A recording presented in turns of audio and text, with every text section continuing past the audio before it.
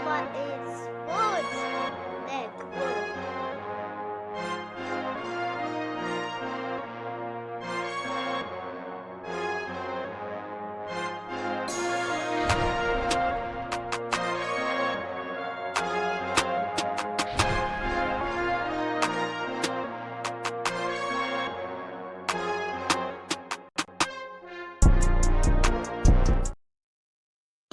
What is good, everybody? Welcome back to Real Fan Sports, the Common Sports Network, uneducated sports stuff, but where to stampede, keeping it real.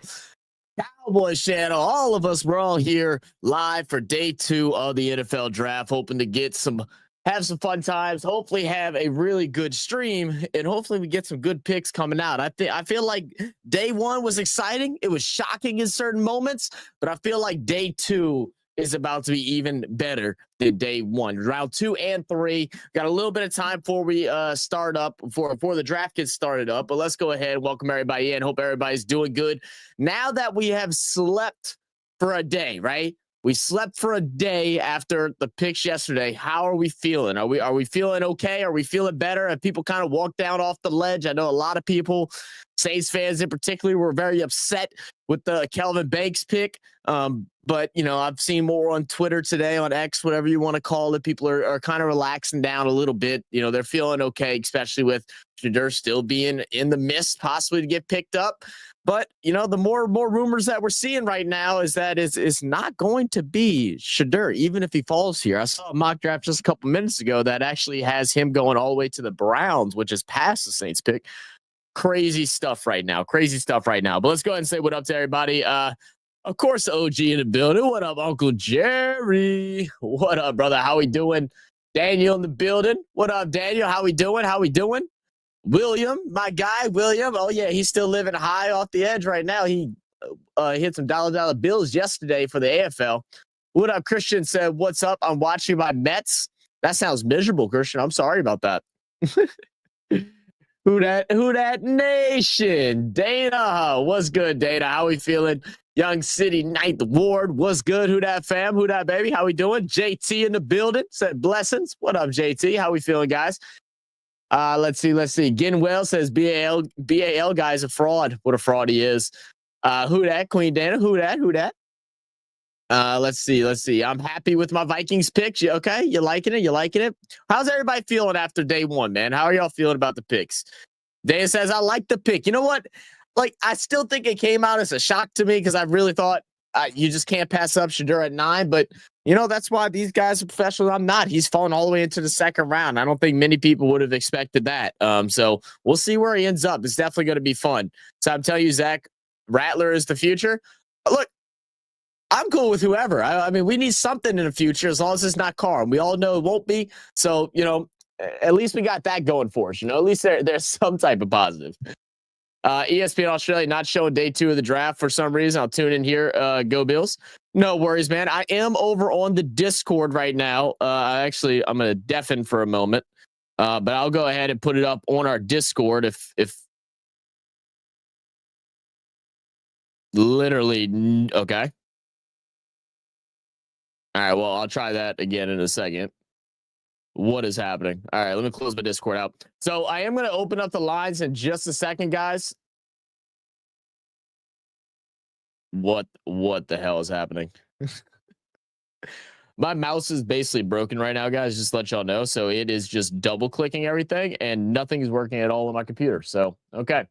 Mate, Mets are on fire. We're 17-8. I still don't care about the damn Mets. It's an okay pick. Yeah, I mean, I think it's an okay pick. I mean, he's a couple people had him as the second best offensive tackle in this year's draft. I know some people were bigger on like Mimbu and Campbell. Obviously, those going before Banks. So, you know, we get Banks. He's solid out there on the edge. SEC school. You know, it's played against a lot of guys that we're going to see on Sunday, as Dolph mentioned earlier today during his live stream. Shout out Dolph, by the way, and Dolph's wife. They're going on their anniversary trip, so congratulations to Dolph and Mrs. Dolph. All right, hope y'all have a great trip and happy anniversary. So the NFL Terrible Fashion Sense Awards are about to begin. Oh, go! Oh, yeah. You sounded like a real hater at the moment, BAL. We can't be having you be like that. That's crazy. That's crazy. I'm really just trying to get my computer to work at the moment because my computer's just not working. I don't know what I can do. I might have to what is it? DoorDash a damn new mouse because this thing is just not working right now.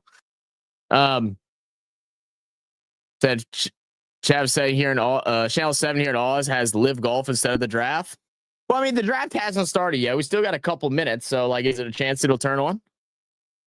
All right, let's see if that change of the batteries works. Once I can get this fixed, I'll go ahead and open up the lines, and everybody can come in and let me know what y'all thoughts are so far. It's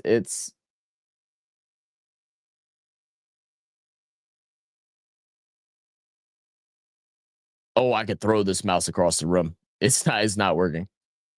Okay, well, all right, well, let me go ahead and get the link, I guess, because I'm not gonna be able to share on Discord. So if anybody wants to come join in and talk, give us your thoughts. That's not even working. All right, guys, give me one moment.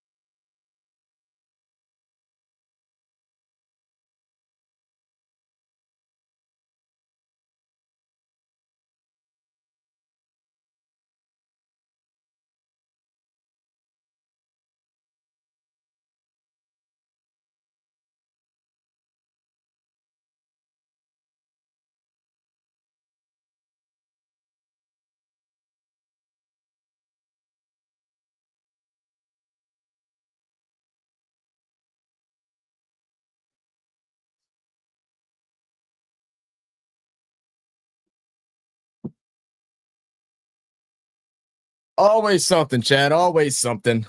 Always freaking something.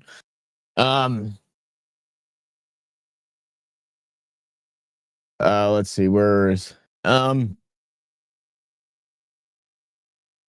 said who would take the bait for Will Johnson, or is that big injury concern so big?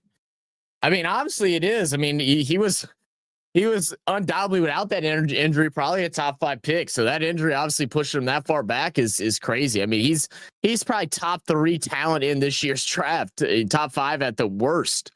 So yeah, that injury's definitely affected him. Oh come on, even a Saints away jersey looks better than a pink spangly suit. BAL. You're talking shit about the Saints. The Saints have been voted the best jerseys in the NFL. So I don't know what you're on about.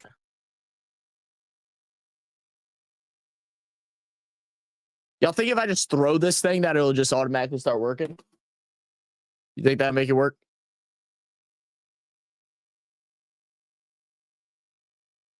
No, I didn't do anything better.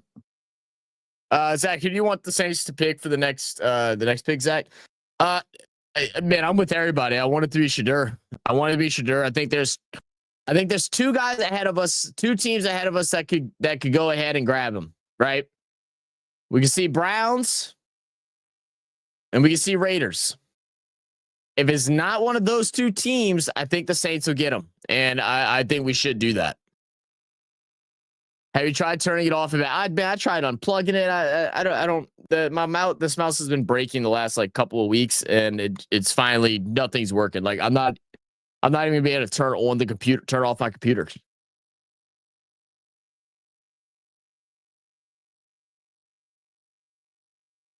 I don't know. I'm over it. Did you catch the end of the OKC game? How Memphis choked that? I did not. I haven't watched any NBA. I've watched 2 games in the playoffs so far. 3 games in the playoffs so far. And like I said, just still, this got me all flustered. I'm still trying to get this opened up so I can get y'all in here to join us. So just give me a moment as I'm trying to figure all this out. I can't, Christian. I'm trying to. I can't. That's what I'm telling you. I can't do anything. Nothing's working for me.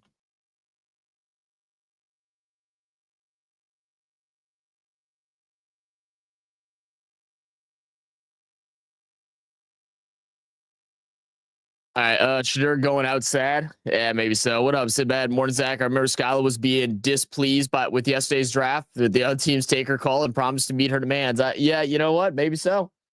Maybe so. All right, I'm gonna try to do something. I'm gonna try restarting my computer and see if that'll work. That's the only other thing I can think of. So give me a moment while I don't even know if I can actually do that. Let me see if I can manage that or not.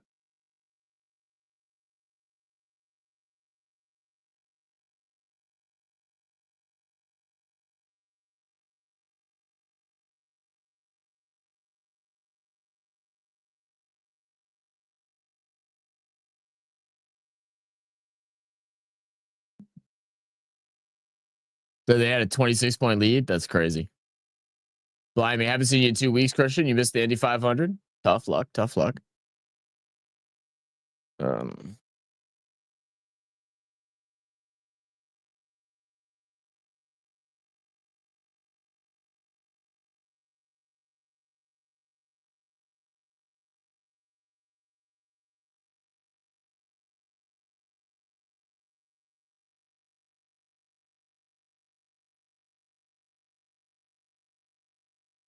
It's not even letting me. It's not even letting me log in on my phone.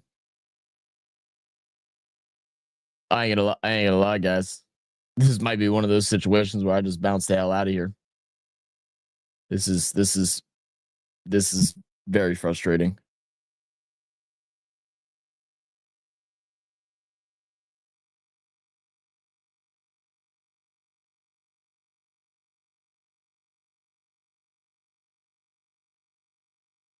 Okay. All right, guys. Give me what up, bro? How we doing, man? What up, everybody? Like I said, give me 1 second. This thing is I'm hoping that a reset on my computer will fix it. So give me just a couple more minutes and hopefully we'll be back good. Okay. Oh, that's loud. All right, I'm gonna try restarting the computer.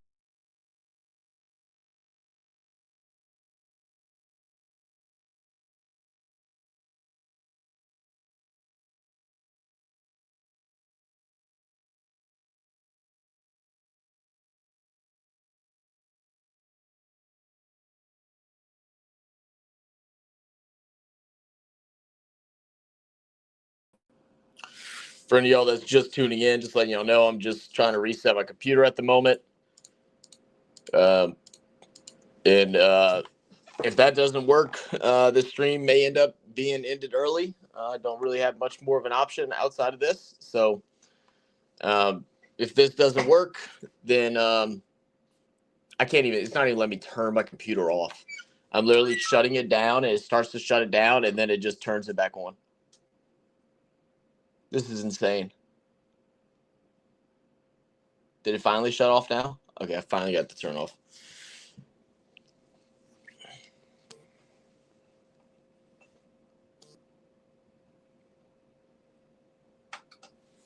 All right, we'll see if this works.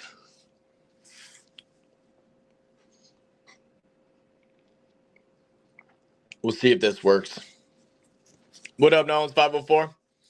Once again, guys, just give me a moment. Those of y'all that just tuned in,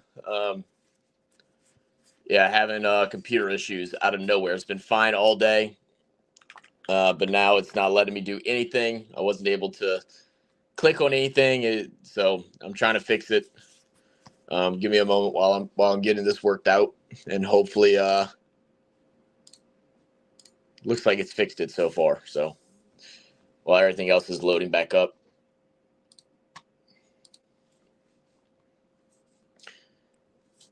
What up, Carlos? How we doing, brother?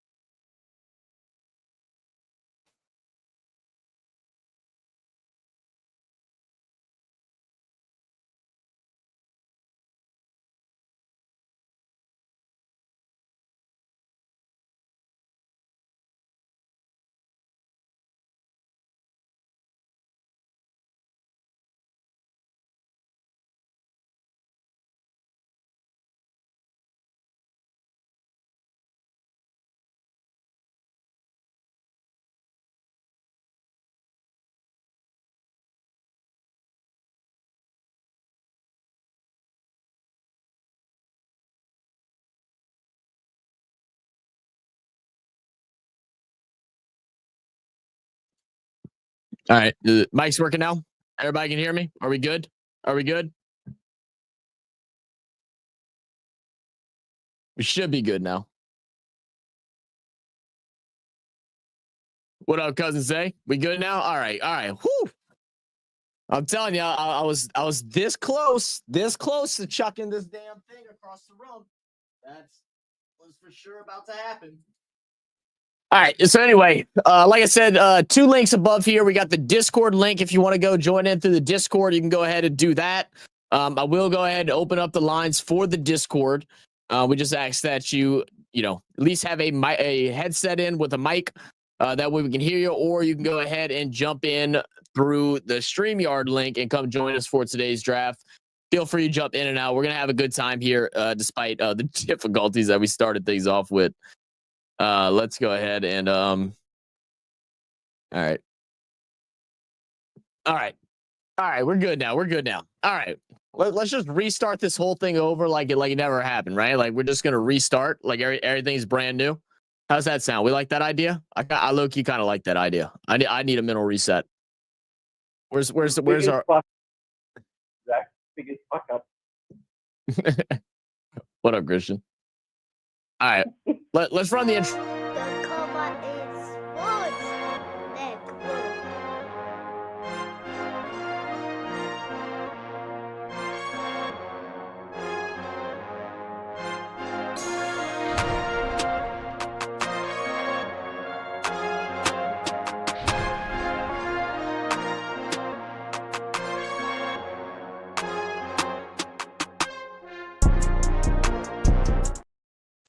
Oh, see, look at that. Welcome, everybody. We're finally here working. All right, day 2 has started. Round 2, round 3. Goodell up there with a bunch of guys getting ready to start things off. Let's go ahead and pull up. Let's go ahead and pull up the draft picks. Let's take a look at who's available, and let's figure out where we're going to go here to start off round 2. So we're obviously going to be starting off with... We're obviously going to have Cleveland Browns to pick first off here in round 2. And they traded back yesterday. They gave Jacksonville like so many picks. They gave Jacksonville gave them so many picks. I thought the Browns. Oh yeah, that's right. Yeah, you're thinking opposite. The number 2 pick, yeah, and they went back. Yeah, that's just the green screen thing. That's a little busted up. Said I'm multitasking again tonight. I bet. I'm sure everybody's live tonight. But once again, welcome everybody. Imran, what's up, man? How we doing? Let's see, Christian, do you have the draft on TV? I should be sharing the draft now, right? Am I sharing the draft on Discord, or did I not share it yet? I hadn't shared it yet. Here, I'll share it real quick. There you go. Channel. All right. Is there currently going on in the West Indies League? I don't care about that at the moment, Imran. Don't care at all. All right, we good, bro. Thanks for showing love to the channel. How you feel about getting Booker at 12? Oh yeah. Man, I'm seeing some weird reports with Booker, man. There was a lot of people that rated that like super high. I think it was NFL draft something. I can't remember his name on Instagram. He gave that a D rating, which I find really interesting. I mean, he's a good run defender. They obviously need to get the run going. I'm sorry, run blocker. They obviously wanting to get the run game back started up in Dallas after having probably one of the worst running seasons outside of the Raiders last year. So I mean, I don't see anything wrong with the pick. And there's still wide receivers out for them to go and get. Browns stay choking on draft day. You think so? I thought the Browns did a good job with moving back, man. They got 2 early picks here. They got to pick the 33rd pick, the first pick tonight, and the 4th pick of round 2. I think they did exactly what they needed to. It's clear that the Minnesota Vikings are doing everything they can to protect our rookie quarterback. In free agent, they did everything. They made sure the offensive line was good. And then in the draft, they get an offensive guard. So they're like, we need to make sure he's got all the protection in the world. Yeah, absolutely. Let's see. He said, facts. I love the pick at 12. Imran, I'm not really talking about cricket today, man. We're talking about the NFL. It's draft weekend, baby. What number Saints pick tonight? Saints pick 8th. So 40th overall, 8th pick of the second.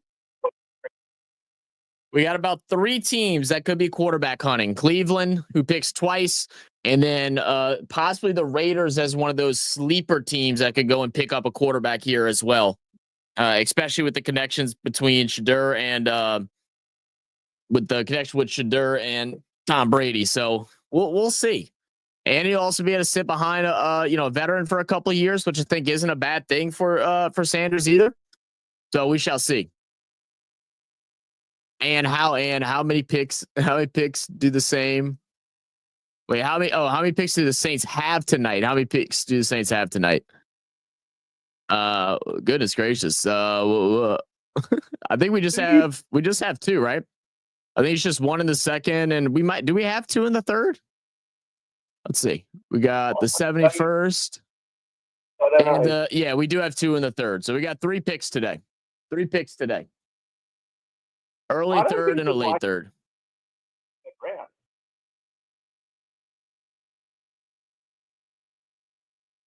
I said Raiders need an O-line. Poor Genty's going to run 400 yards behind that line. I mean, maybe. I mean, I don't know. I think they'll be okay. They're gonna work. There's a lot of big boys in this year's draft, so they're gonna find some more line guys in these later rounds. So I think they'll be okay. We'll see how it all pans out. Yeah, 3.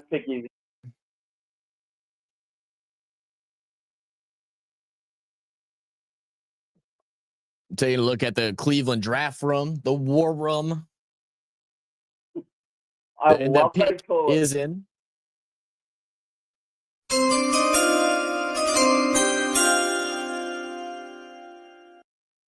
Are in a world of hurt. You could draft Patrick Mahomes and you couldn't win any games there. I mean, that's just been Cleveland for as long as I've been alive for the most part. Totals are made. How many hopefuls nominated? So it's 7 rounds, so 7 times 32. So so 257 picks. They have not won a division title since 1989. That's how long it's been. Yes, sir. Smash that like button. Hit the subscribe button. Yes, sir. The draft starts tonight. All right, JT. I ain't mad at that. I will hit the like button now, Zach. There we go. If Browns don't get Shedeur, then Raiders will draft them. You think so? That's kind of how I feel, cousin. But all right, the Browns will select pick number 33. Carson Schwarzenegger, linebacker from UCLA. Okay, second linebacker off the board. Interesting. Sure I feel like that's a bit of a reach there, huh? Yeah. That feels like a bit of a reach. I think we're just seeing why they're so shit. They can't pick for shit. All right. If you think he's good enough. I mean, it's just like, I was trying to hype him up with all the things they've been doing well so far, but you go and grab a linebacker from UCLA with the first pick of the second round, where there's still so many other guys out there. I mean, they already secured their other tackle in Mason Graham, so that was a great pick. They go defense again with the linebacker. Yeah, I just find it a bit interesting. Did I hear big? Defense, but what about the offensive side of the ball? What up, Ron? Did I hear big boys? Yeah, you ready to get drafted on Ron? Not that kind of big boy. 257 picks. Okay, I didn't use my calculator this time. No worries. Why the F they pass on Sanders again? They have another pick, right? They have another pick coming up, but I thought they would have went offensive line here, and then Shedeur possibly at 4. This kind of makes me feel like they're not going to go. Shedeur Sanders. So we might end up still having a chance at him for 8. Why is he dropping so low? I mean, it's for a lot of silly reasons, and your biggest concerns with Shedeur is the arm strength and that he's not the mobile quarterback like the way the NFL is moving in the direction of. But it doesn't mean he can't move. He always keeps his feet moving in the pocket. He's been able to get out and do some pretty good throws. And has been able to work well. I mean, he has the highest completion percentage in college football, I believe. So it's definitely a strange thing why he's dropped so far. Carlos said, I think Saints get Milroe instead of Sanders. He's more of a Jalen Hurts build for more. Yeah, that's what I've been hearing a lot of people saying. I personally am not big on Milroe, and hopefully I'm wrong. I don't hope bad on any of them, but I've just seen too many. If he can be as half as good as Hurts, he'll be okay. But I don't even think so, because Hurts shows up in big moments. But let's not act like I love Jalen Hurts. I'm a big fan of Jalen Hurts. Everything about him, but he's a reigning not the greatest Super Bowl quarterback. champion, Zach. Yeah, on a team that's stacked. All right, pick is in. Right here.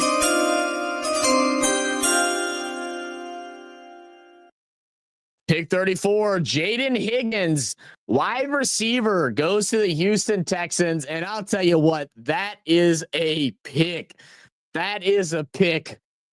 Nico Collins, he gets healthy. They lose Stephon Diggs, hoping to get their other wide receiver back healthy. They go and grab Jaden Higgins, who for a lot of people, man, is one of them top 3 wide receiver guys in this year's draft. That is a great pick. I really like that from Iowa State. Yeah, they do need a good wide receiver. I don't mind that pick at all. Yeah. Darius said, wow, I hope Shedeur goes to the Raiders. Him and Ashton would be 2 great picks. Yeah, you ain't lying. You ain't not lying. But they do also have to go offensive line, though. So I guess it's decide what the Raiders feel like is the best available. Do they think they can go and get offensive line later on? Can they risk skipping an offensive lineman for a quarterback right now when they just signed and extended Geno? Can we tell the Browns that the quarterbacks suck that they have on the roster? They seem to be content, Tater. I have a cunning plan. What up, Smithy? Yeah, Brown's not getting Sanders, unfortunately. Yeah, I don't think so either. I think they're going to go past him. Is he worse than Kenny Pickett? That's all we have. Now y'all got what? Y'all got Joe Flacco. Y'all got Joe Flacco. Browns quarterback never sucks the whole. Yeah, you're right. What up, Cy Williams? Appreciate you subscribing. Welcome. Great pick for it. Yeah, it's a phenomenal pick. It's a phenomenal pick for Jay Niggins. Really like that one.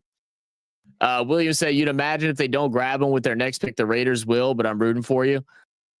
Seattle moved up. Oh, I didn't even see the trade alert yet. Oh yeah, look at that. Pick is in. Seattle. So we got a trade alert.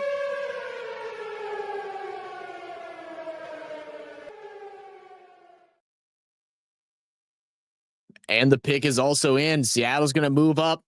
3rd pick of the 2nd round. Let's see who they're going to go up and grab, man. I know Meg is probably super excited right now.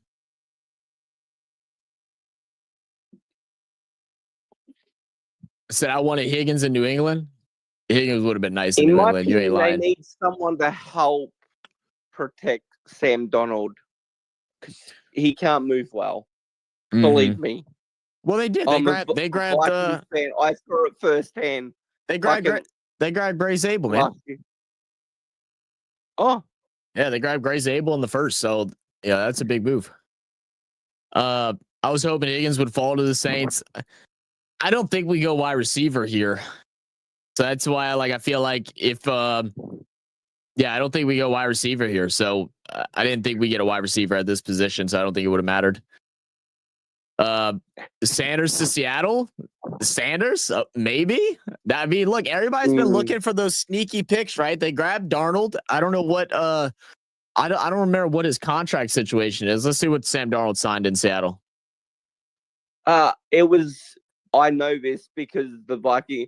It was like $100 million over 3 years, Zach. Yeah, 100.5 for 3 years. So possibly. I mean, I feel like that's what we're all waiting for. We're all hanging off our seats. Who's going to grab Shedeur? And I'll tell you what, the fact that he dropped to the second round, he's going to come out with a mean streak, man. He's going to come out with a mean streak whenever he plays, man. He's going to have a little bit of a chip on his shoulder. You passed me. All of y'all passed me. Let's go. They don't necessarily need a quarterback, but if Darnold doesn't work out, he's had one good year out of his career so far. They signed him for 3 years. And that was with the Minnesota Vikings. Right. He won 14 games last year, which is pretty good. And he wanted $120 million, and the Vikings are like, nah, we're not paying you that. Not when you had McCarty back there. We're ready to go. And for the future, probably how much they trust in Darnold. Yeah, Darnold, yeah. I'm not the biggest fan of Darnold, so I wouldn't be mad at it, but I wouldn't be surprised that you give up draft capital to go up and grab him, though. I'm trying to see if I don't think they said what the trade is. Does anybody have the trade? Anyone know what they traded to get up there? I don't have it right now. Let's see. What up, JB? Said, yo, Zach, another offensive line for the Saints. I like how you feel. You think another O-lineman? Nah, they can't go O-line here. Who's going to be the quarterback, Zach? I mean, right now it's Rattler. Yeah, right now. So, do you think you guys might take a quarterback in like the second or third round, or not? We have to get another quarterback regardless. So at some point we are going to get a quarterback. When is the question? There's a lot of, there hasn't been much talk of us grabbing Sanders recently, but that could also be trying to, have people think that he's going to fall. There's been a lot more connection between Milroe and as of recently been a lot more connections to Tyler Shuck, which I know a lot of Saints fans aren't happy about personally. I'm not mad at it at all. Zach, which quarterback do you want? I want Shedeur. I 100% want Shedeur. Absolutely. Rattler is Mahomes from Temu. That's hilarious.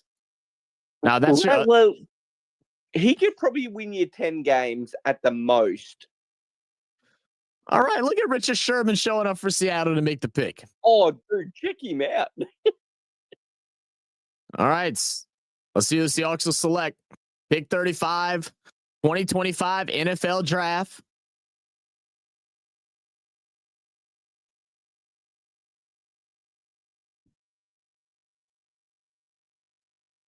So Tennessee Titans traded the 35th pick to the Seahawks.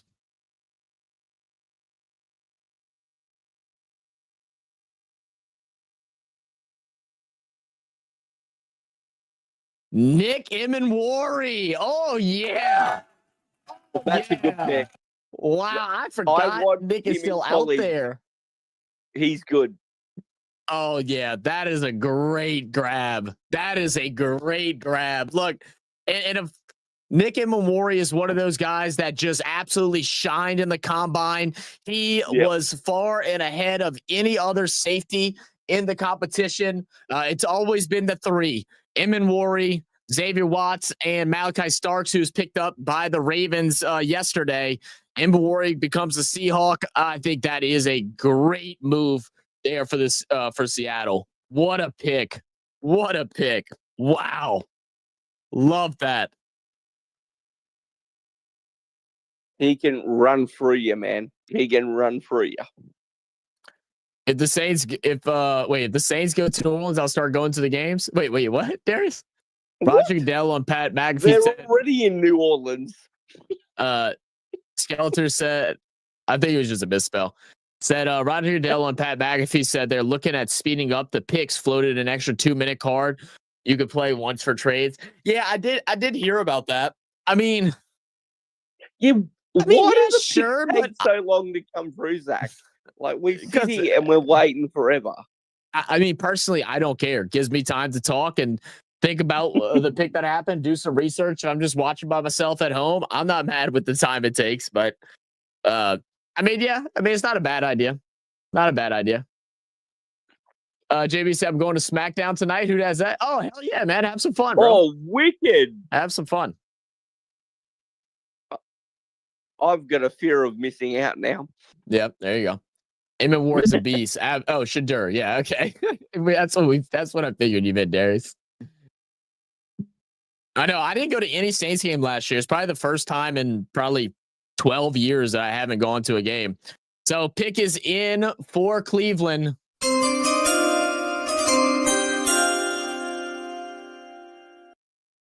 Will select pick 36.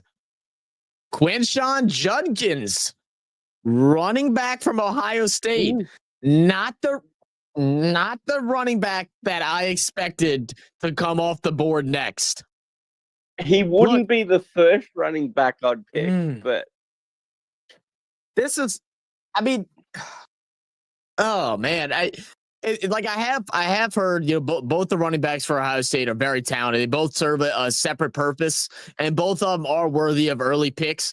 But I think just everybody felt like it was going to be Trevion. So you go with Quinshon instead. You see good little dance work inside the middle, a true north to south runner, good in between the tackles. So Chubb's is going to get a friend over there in that running back game and that run game for Cleveland. I mean, wow. All right. One more guy to go. I question that because he's not a big man. He's not going to be able to run through people. He runs around it, man. Very patient runner. I mean, as you can see just through the highlights, he's very patient as he does his runs. He goes ahead, picks his gaps, very self-aware. He's not trying to run you over. That's not what his goal is. His goal is to slide through the middle, use his quick feet, and use his NFL IQ to be able to pick a hole and get some big gains. But if he gets hit by a linebacker, he could get hurt easily.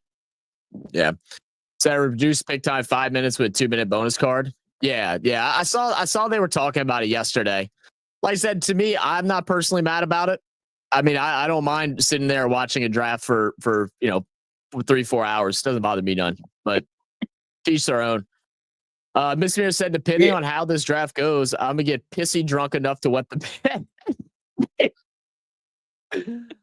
Oh, well, Mr. Meter, I'll be joining you tomorrow. I'm going out to the camp tomorrow, so I'm definitely gonna have some beverages, some adult beverages tomorrow. We're gonna have some fun.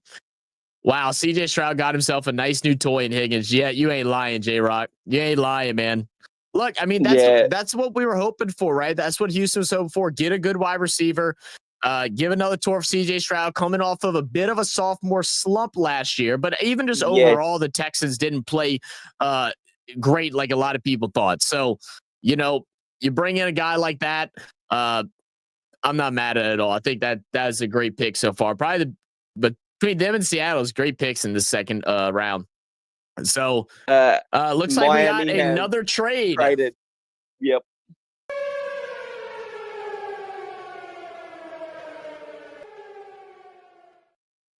All right, we have already had, what's that? Is that 3 trades now so far? 3 trades to start off this second round. Unreal. Miami's going to go ahead and trade with the Raiders to take that 5th pick.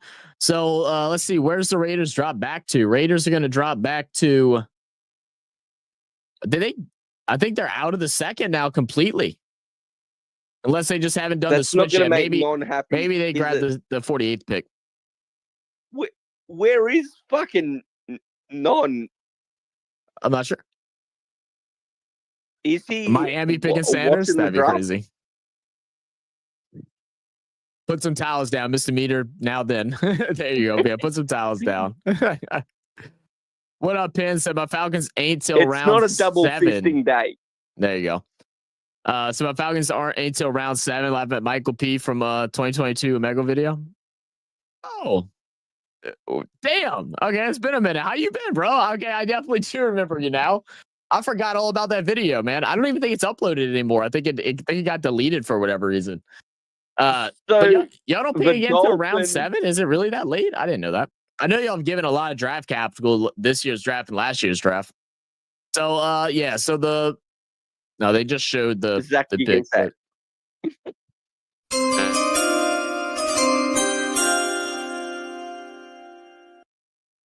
All right, who the Dolphins trade up to go get? Well, we've Tua having his concussion problems.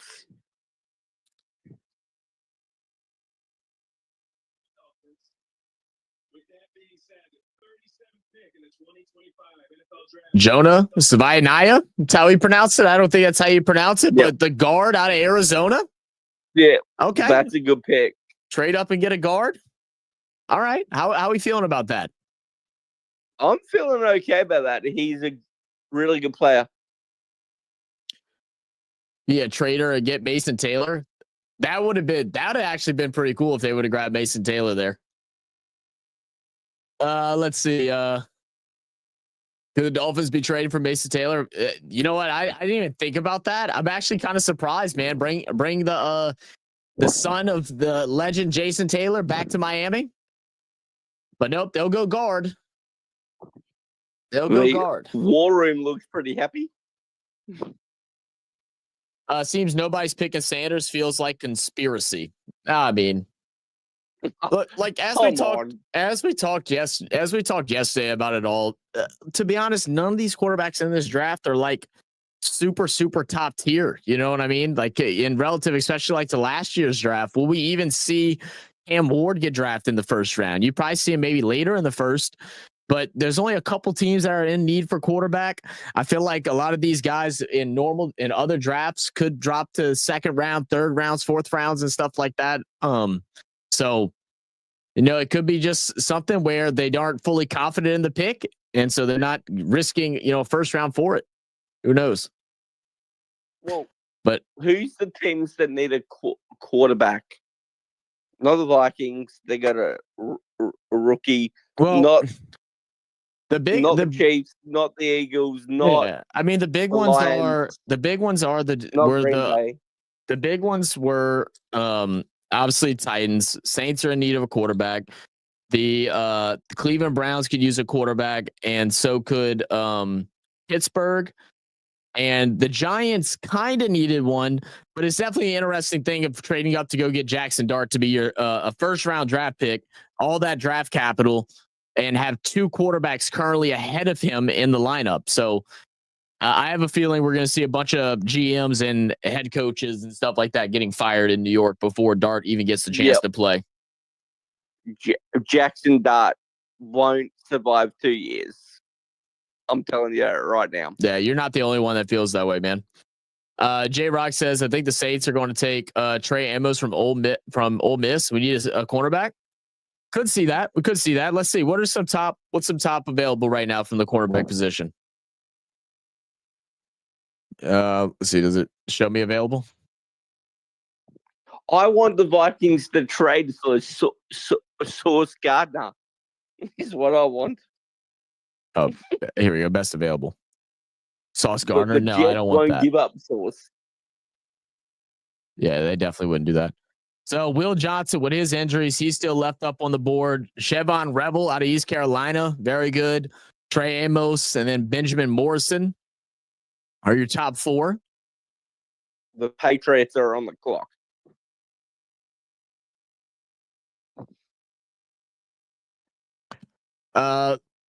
What up, Nonsense? Raiders got 48, 98, and 135 for that trade. Dolphins got 37 and 143. Not bad. Not bad. So what's that? They drop back in the second, and then they also get is that an early fourth round pick?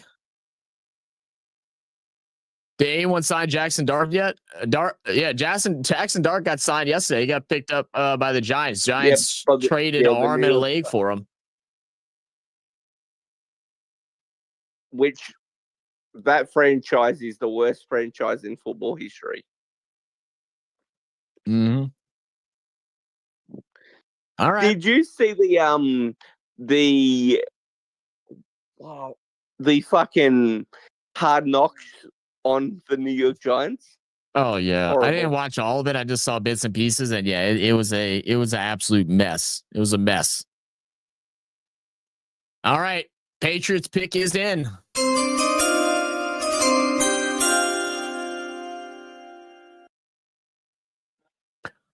I'm thinking you're probably thinking receiver right here. They definitely don't have that true receiver yet for the Patriots. Got to give Drake May. They already went ahead and got someone to help protect Drake May. Now you want to go ahead and set someone up as a receiver, someone they can pass to. Luther Burden, I believe, is one that's still available. Yeah, we got Trey Harris still available. You got Luther Burden, Jalen Knoll, Jack Besh, and Jalen Royals are your top 5 projected. But I feel like you're either looking at Luther Burden or possibly Trey Harris here. I'd probably get Trey Harris over those two.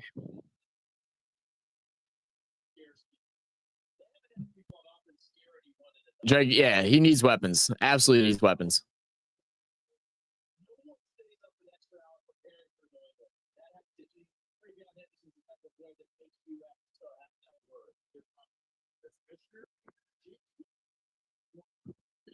Scored the first ever walk-off touchdown in Super Bowl. Here's how big the New England Patriots selection. Oh, he's going to come out late. For those Special Olympic athletes, Xavier Goff and uniform partner Reed Turner.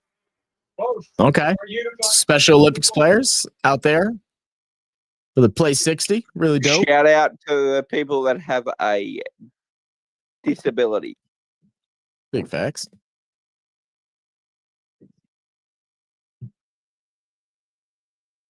All right, Roger. Did I just finish another episode of Zoom Court I told you about? I have a headache now, about to make me some tea and chill in the dark.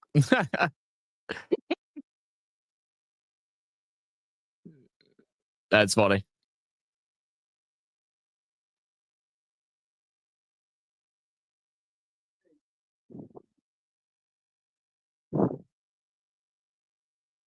All right. In the 2025 NFL Draft, the New England Patriots select Travion Henderson. They go running back. No, wow. Okay. That's a surprise. Well, look, the run game for the Patriots has again. Well, the running game for the Patriots has literally gone to crap over the last couple of years, dealing with a bunch of different injuries. So they go get Travion. He comes probably your starter immediately. He's also good, very good at pass protect, something to help, again, protect Drake May. He'll be some options out in the screen. You can go ahead and set him as a pass game weapon. So not a bad pick, and there'll still be some wide receivers a little bit later on they can go out and grab. So this will be interesting. I like that for New England. Eyes rolling. Is that going to make the Patriots any better? I mean, it's all about building the foundation, man. They're in a full-blown rebuild. So, we all understand. Drake may need someone to throw the football to. Yeah, but you also got to realize who's the head coach over there now. Mike Vrabel, the head coach of the Patriots. He's the guy that, made a career in Tennessee with the great Derrick Henry, the king. So goes ahead and gets a running back that can do a little bit of everything, can pass, can run, can block, and he wants to build from those foundations, that old school football. That it is favorable. Think to build O-line and slam it downhill. Exactly. Yeah. He's known for that.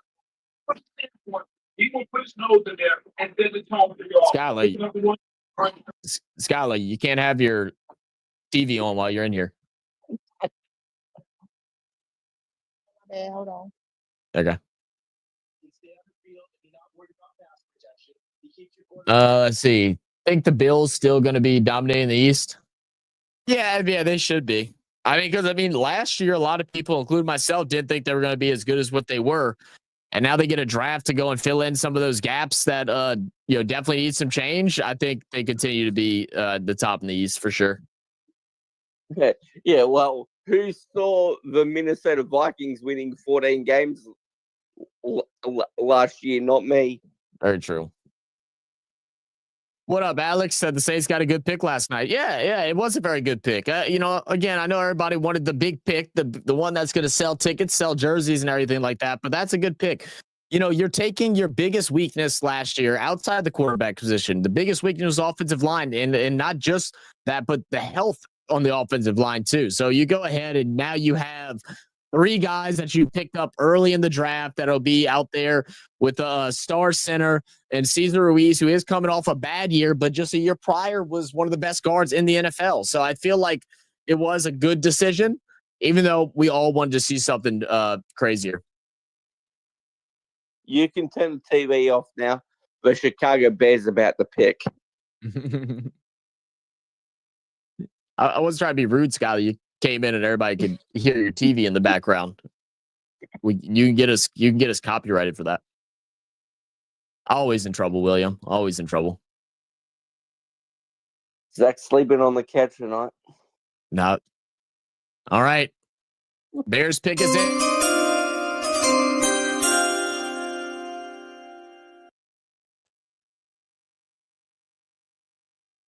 Texans fix their O-line and DBs play, they will be better than the Bills. Think so? Just grin and bear it, Christian. When it comes to the Bears and Green Bay, I can't stand them. Well, we know that. You're a Vikings fan. I mean, look, your big thing with Chicago, they had a big surprise in last year. It seems like everybody in the war room is excited. They like this pick today. Or at least 3 of them are really pumped. So we'll see what they go ahead and grab here for pick 39 of this year's draft. And we'll have the Saints up next. We'll be back on the edge of our seats, hoping to see what kind of splash the Saints can make. Bears need a quarterback. That's hilarious, actually. All right.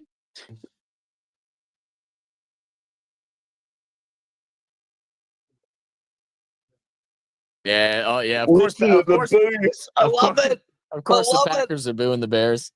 Yeah. Go figure. I don't normally support the Packers, but I support this. That's what I'm talking about. All right.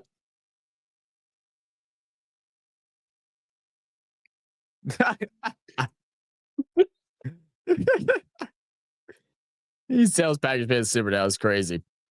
All right, 39th pick, 2025 NFL Draft. The Chicago Bears select Luther Burden. Give him a weapon. Give him another weapon. They absolutely want to see. They absolutely want to see Caleb Williams have an amazing second year. They go ahead, they get him a tight end in Loveland. They go and grab Luther Burden, and they're trying to build that offense up for the Bears. I'm not mad at it. Go big. Big picks. Mate, you're about to move to a shithole. That's so jacked up.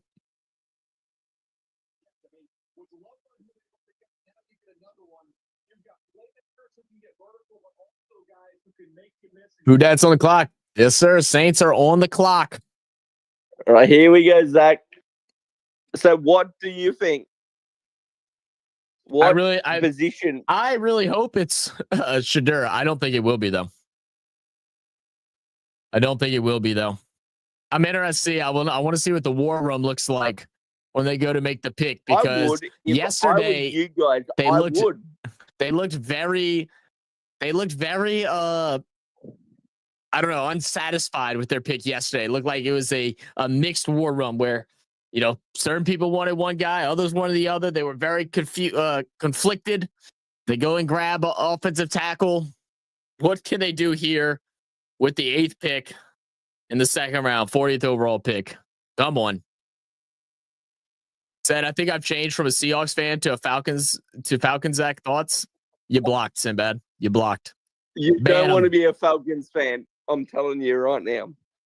So Luther Burden III is no joke. Absolutely not. Absolutely not. So now Roma Dunze, DJ Moore, Luther Burden, and Colson Loveland. So Luther basically comes in and replaces Keenan Allen right away. Signing Kirk Cousins. Yeah.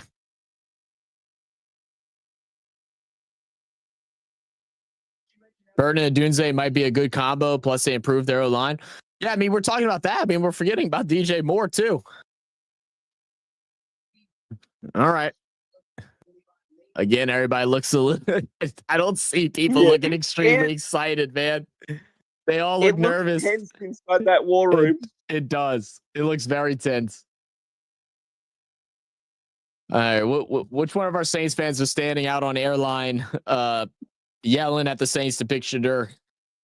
Do we have Chance going out outside of airline by their facility? There are some people in that war room that are like, I don't want to be here.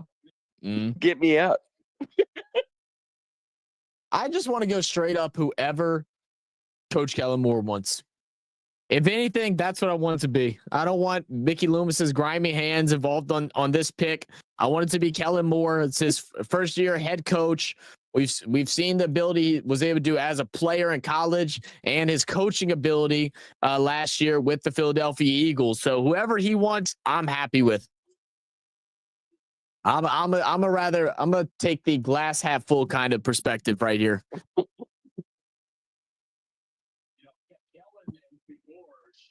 Well, it can't go any worse than 2017, Zach.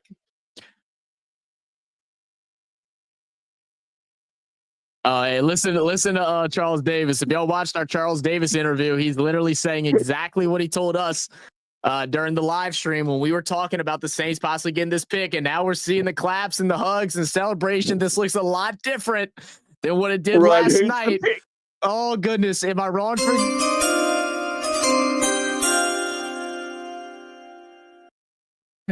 Who do we like? I think it has to be. You don't get that excited off of another lineman. I reckon it might be. It's a quarterback. It's just which one is it? Oh, I'm not ready to load up Twitter after this. I'm not ready to load up Twitter after this. We all know who it's gonna be.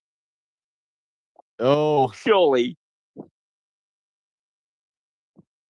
I come on. Wanted to be for your sake, Zach. I actually want it to be who we think it's gonna be.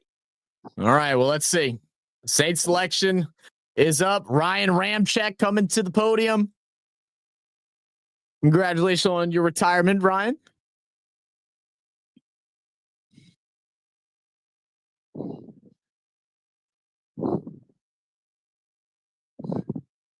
Tyler Shuck.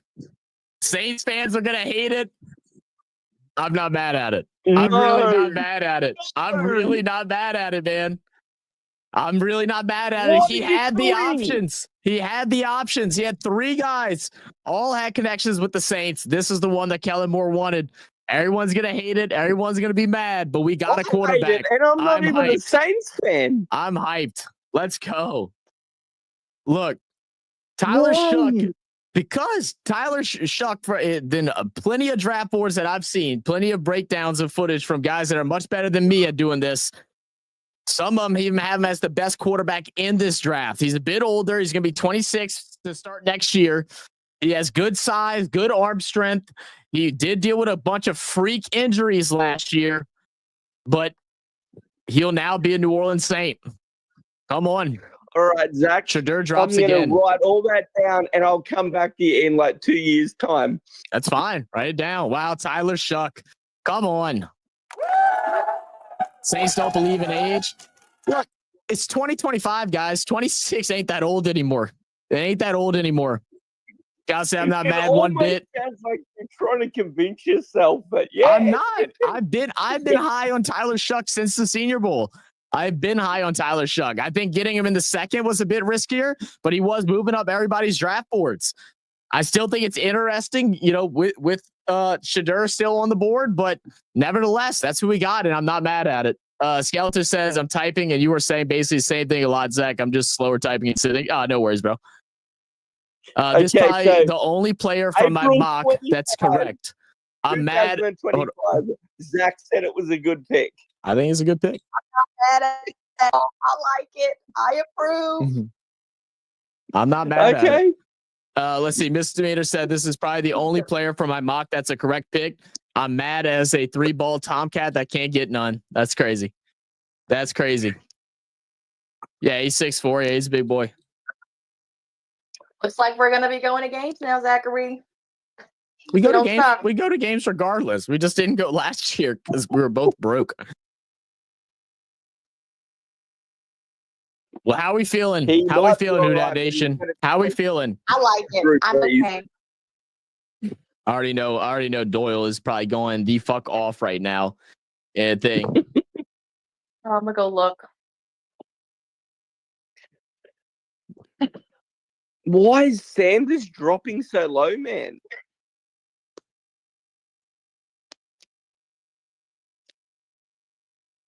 Bro, There's he's making mad, gonna be a Zachary. reason why no one's picking him.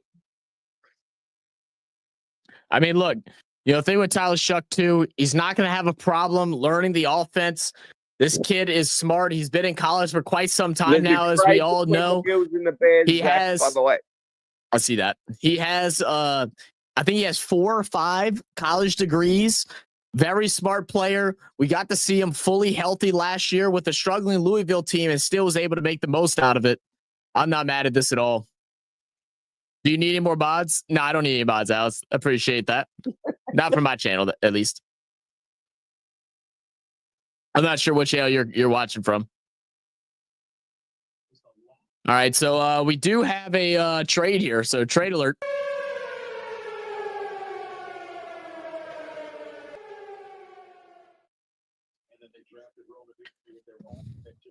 All right. So Buffalo Bills are going to trade up. They're going to jump to the 9th overall pick in the second. Pick 41. Who's the guy that they like?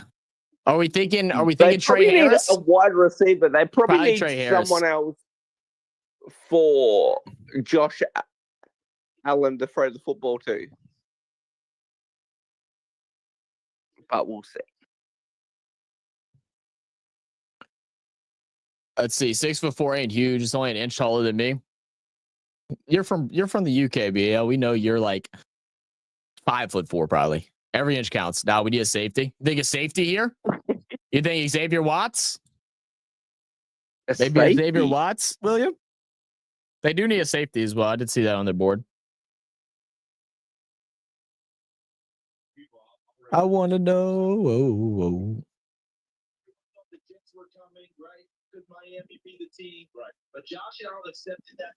I know Dolph's gonna be excited. I'm waiting for Dolph to come pop in here and start yelling and screaming, at least typing in chat. I already know Twitter is about to be insane right now. I'm scared. I'm scared to load it in. If I'm being completely honest, across a man that hates the Minnesota Vikings more than him.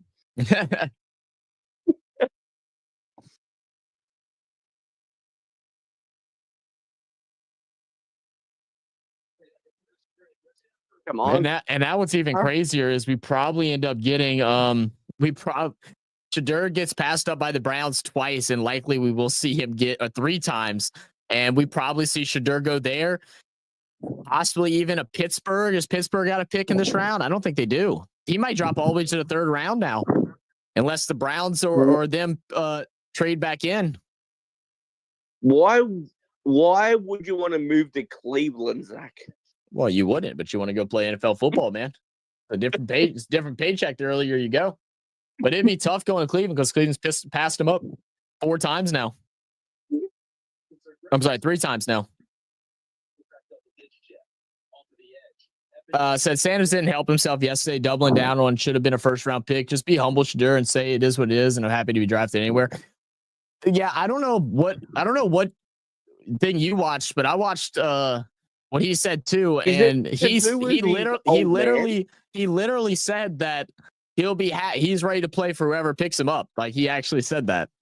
I don't know if it was a clip taken out of context or what. Here we get the Buffalo Bills about pick. All right, Bills pick.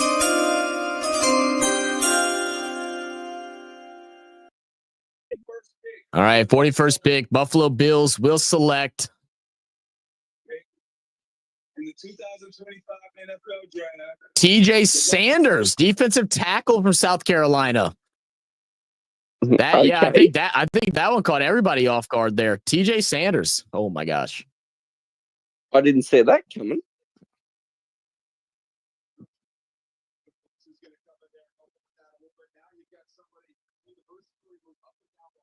I feel like everybody got quiet here. Don't mind it. You're not mad at it? I mean, look, you can never go wrong with defensive tackles.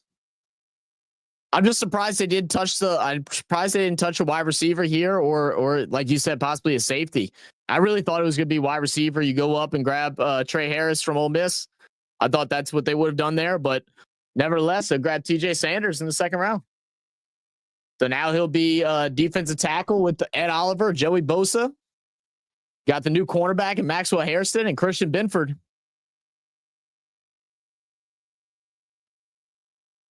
I swear, every time the Saints pick, I get like 50 million calls. Just come hop on stream, guys.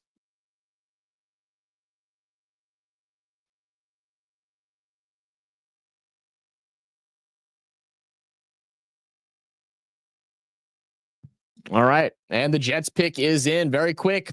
Jets knew exactly who they want here.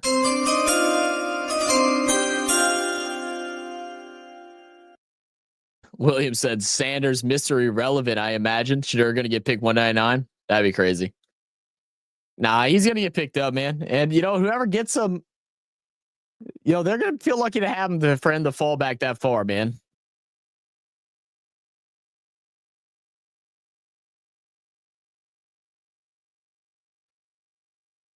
Sanders to the Jets? Sanders to the Jets? Could be. Could be.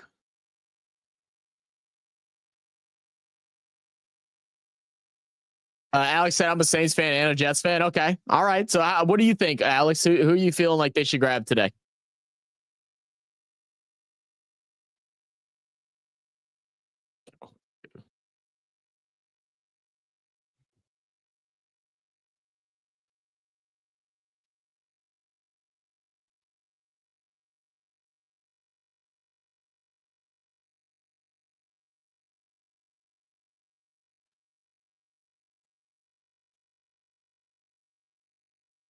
Sage Jets, my condolences. Yeah, that is kind of a tough one. Yeah, guys, smash that like button, guys. Appreciate y'all for being here. Make sure y'all subscribe, all that good stuff. Y'all know how it goes. Y'all know how it goes. I hope they get a good player. Yeah, I mean, I know there has been. I'm trying to see. I know there has been some rumors of the Jets getting rid of shopping Breece Hall right now, which I find really interesting. I don't think there's another running back that you would trade up for right now. No, there's definitely not. Next best one is Caleb Johnson. So you're not going to see that happen. I mean, I don't know. If I was the Vikings, I'd make that phone call. Oh, hell yeah. They didn't use Breece Hall the correct way. It was it didn't make sense. He would go out there, have a 220-yard game, and then next game they'd only rush him 5 times, and he'd only get 15 yards. Like it made no sense at all. Alex just said, I hope they get a good player. They're fair enough. Cal said, oh, I see. It was a clip after the draft, just as they finished broadcast Fox here in Australia. So they may have cut it short. Yeah, they definitely cut it short because he did mention how, he thought he'd go in the first. Anyone that shows up on day one or gets the invite to day one, I know he stayed home. You're expecting to go there. So yeah, of course you feel like you're supposed to be in the first round. But he said he's more than happy. He said whoever he plays for, he's gonna ball out. Draft and not getting drafted.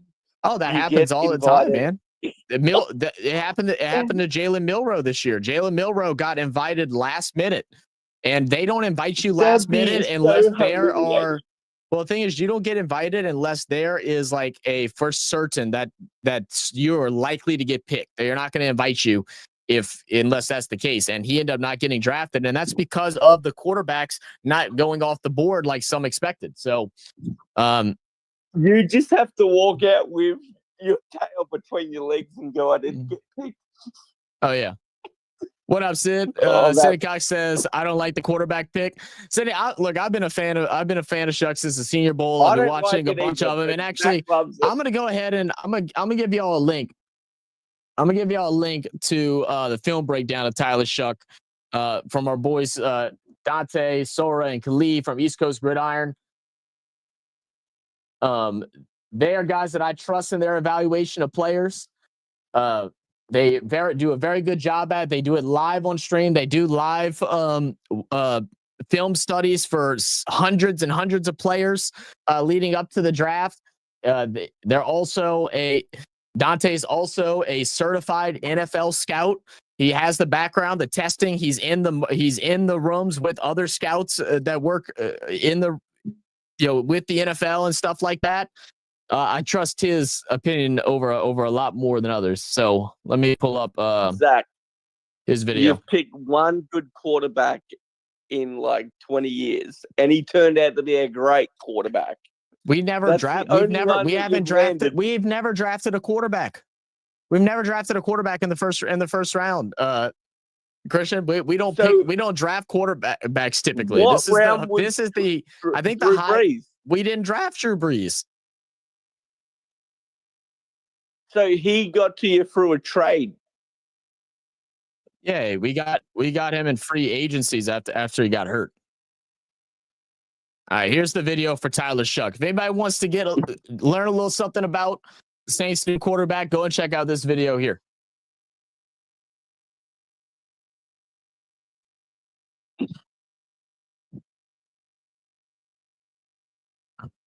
I didn't mean to post it the first time, but yeah, so y'all got it twice. I was hearing all his feedback. I was like, what the hell's going on? Jets grabbed Mason Taylor. I'm sorry, we were like so worried about that. Hey, look, Mason Taylor, not mad at that. They said they wanted to replace Conklin. Mason Taylor, the son of the great Jason Taylor. To me, he was one of the most consistent tight ends. He's so fluid. We got to see a bunch with him. He's also knows what it's like to be a pro, being raised in a household with Jason Taylor. So again, very, very good pick for the Jets, I think. So, Jets got stolen with LSU? Yep. Who gave up Drew Brees? I've got to look into this now. It's the Chargers. Really? He got injured. You never seen his injury? His shoulder completely got twisted and like almost 360 degrees. And they didn't keep him. They drafted Phillip Rivers, I think the year prior or something like that. They got rid of Brees. Brees was supposed to go to Miami, but he didn't pass the physical. All right, Niners pick up.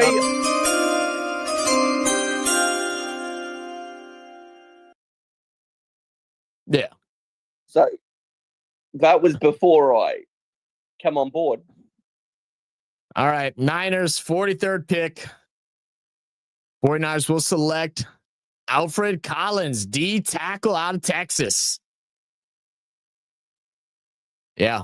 San Fran going straight defense again. If I see him in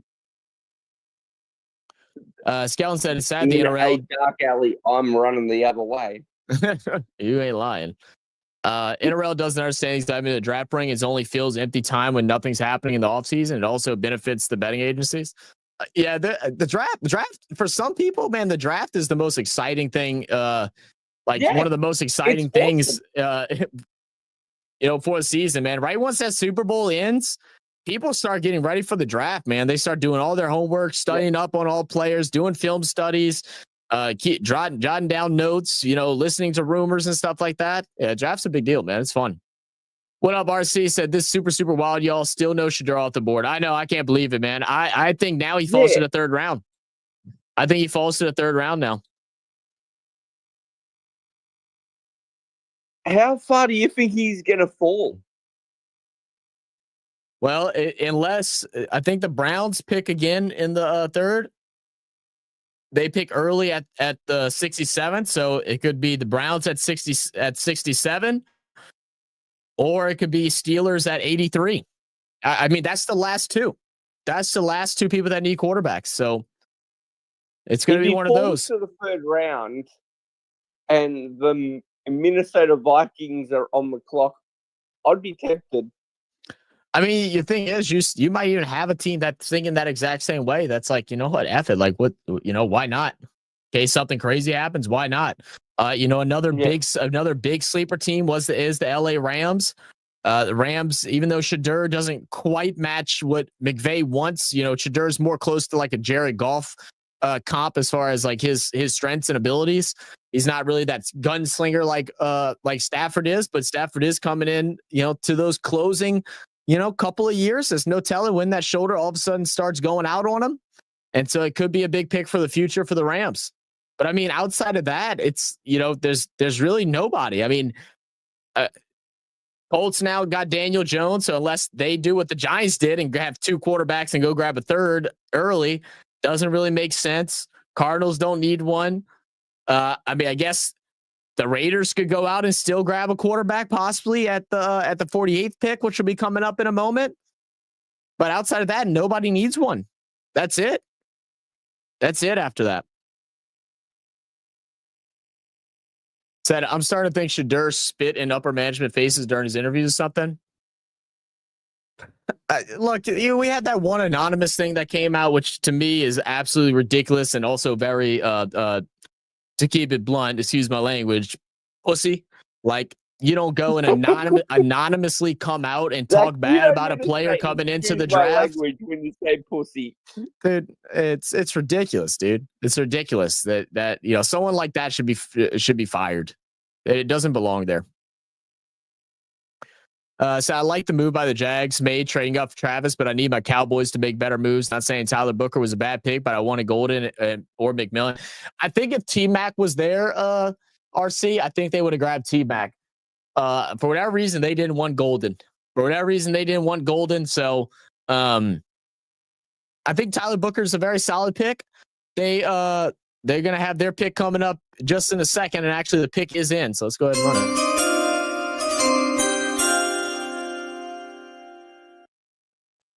So best wide receiver available right now, I believe, is Trey. I think it's Trey Harris, right?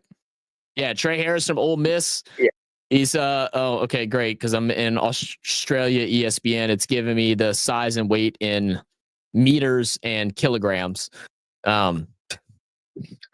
I can't get it. I cannot get it off my screen, bro. That's how we fucking measure things, Zach, in meters. I can't stand that it does that, and I can't get it off. I'm always on ESPN.com.Australia. I try to get rid of the .Australia, and it still puts me in it.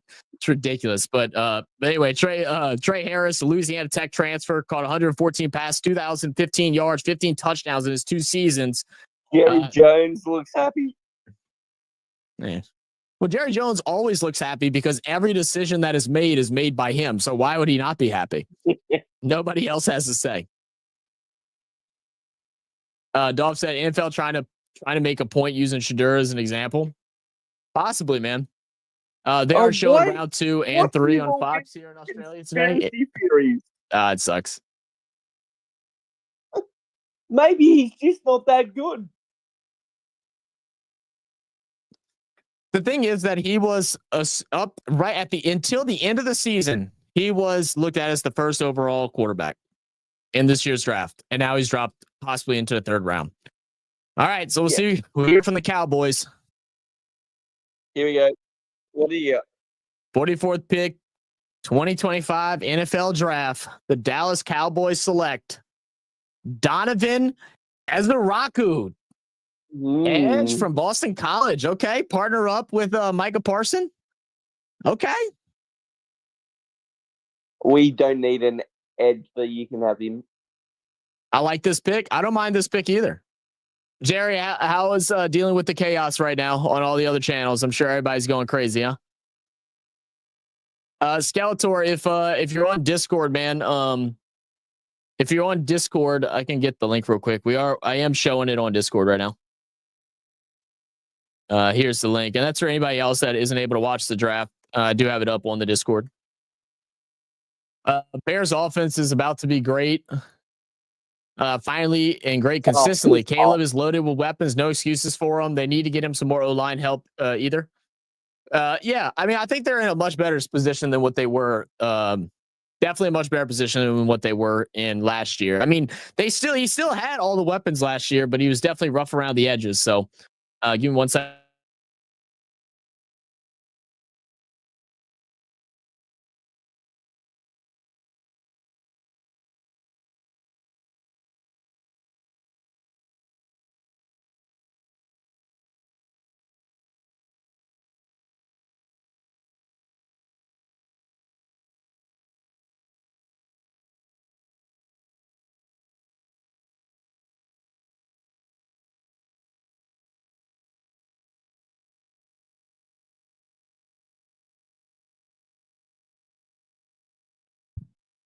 Okay. Dude is 27, man. He's not 27, dude. He's 25. He's about to be 26. Look, I understand. I really do understand the frustration with it. I see what people see. You know, the film study that I've watched, I actually really enjoyed it. I think he's a good player. A lot of people think he's very NFL ready. Very smart guy. He's going to be able to learn a playbook quickly. Has arm talent, has the size. You know, we'll see. I mean, we'll see. Maybe it does end up turning out to be a bust, but obviously the Saints aren't the only ones that aren't saying the same thing about the Sanders. You know, I don't know. Zach, I hope you're right. I hope he does work out. I really do.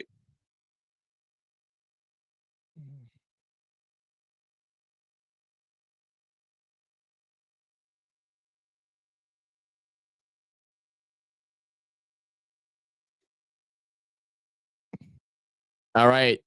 The Colts have select JT Tuimoloau. Yeah. Edge rusher. Look again, we're back on the meat and potatoes, man. Everybody in this draft, everybody's getting an edge rusher. Everybody's getting some type of offensive lineman. It's just happening. It's just, this is what this draft is built for here. I really thought we were going to start seeing a lot more offense come out, especially the way that this thing started today, but we're getting back to the meat and potatoes. D tackles, edges. You know, we'll have some offensive linemen coming off soon again too. I will bet $1,000 the Bears won't make the playoffs. Mm-hmm. I didn't even see what SS said.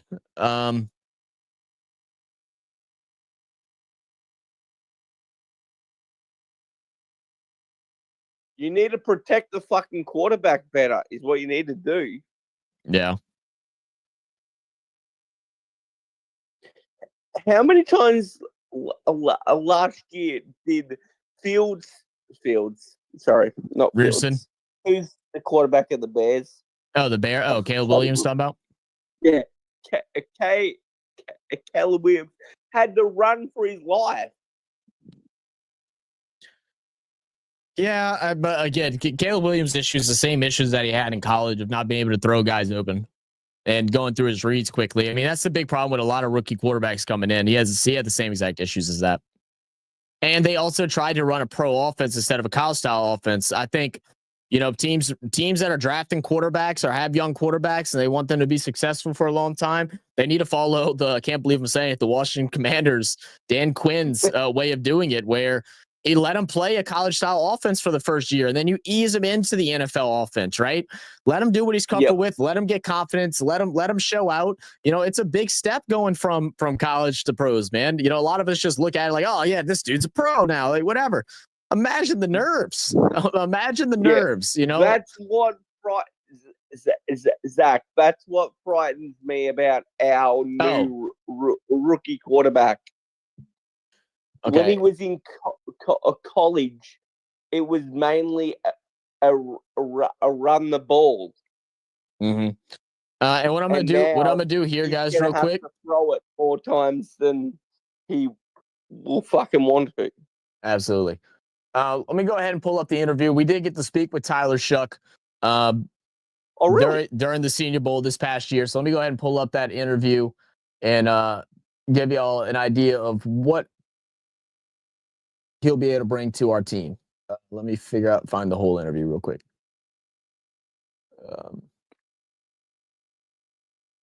I reckon he's a bust waiting to happen, but I could be wrong.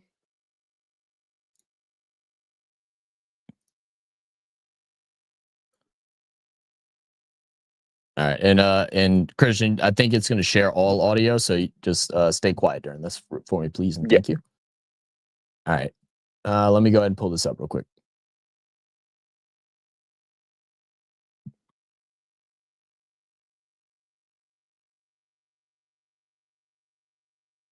How you doing? Come on in. I'm Dolph Jackson. Come on in, Sports Network. And we're live here with quarterback Tyler Shough first of all, congratulations on a great game, a great week here. Yes, sir. Thank you. When you first received your invitation here, man, what was your feeling, man? Man, I was just blessed, dude. I was so excited just because, this is an incredible opportunity. And, my whole story, man, it was just awesome. So it was what a great week and what a great finish. So. Man, and what a way, man. Almost like a Hallmark movie, the way to end this game, yeah, man. I was training with Jack in Dallas. I've been training with Jack in Dallas. That's my boy, man. It's been great to know him through this whole process. I know how much this means to him. So for him to play like that, I mean, that's God. That's the only thing I can describe. Yeah, and this week, man, you just completed the biggest job interview of your life, the first step.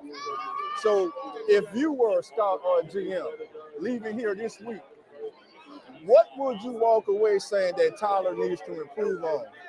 I think for improvement-wise, I think just shorten up some of the footwork and stuff. That's why my plan was to come in here with the new drops and everything. But that's something I did at Louisville. So I think for me, I'm the complete player. And I don't think, right now I'm going to keep working and keep getting better. I think every offense is different. So you have to improve with that. So I hope scouts, saw what I could do. And final question, my brother. We know what type of football player you are. Any organization getting you would be lucky to have you. But most importantly, what type of human being would it be getting? Man, I think you're going to get somebody who's going to grind, man. You're going to be a grinder who's going to be a leader that just loves ball and loves people. I think this has been football heaven for me, just being around all these guys. So I got a huge passion for it. Hey, Tyler, congratulations. Yes, thank you. Yes, Tyler Shuck coming to a team near you. Yes, sir. All right. Well, there we have it. Tyler Shuck, drafted by the Saints. Very well spoken, guys. Really cool. Sorry for the shaky camera. I was getting bumped and ran into the whole entire time we were filming that. But that's what we got, man. All right, let's see if we missed any picks. We got the Rams selection now coming up, so let's see what's going to happen here. Who are they going to pick? Is that Aaron Donald? No.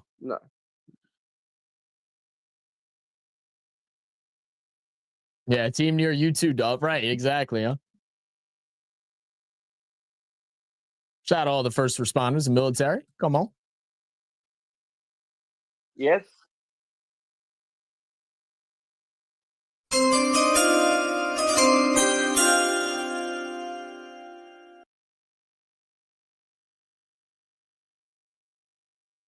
All right, 46th pick of the 2025 NFL Draft. The Los Angeles Rams select Terrence Ferguson, tight end from Oregon.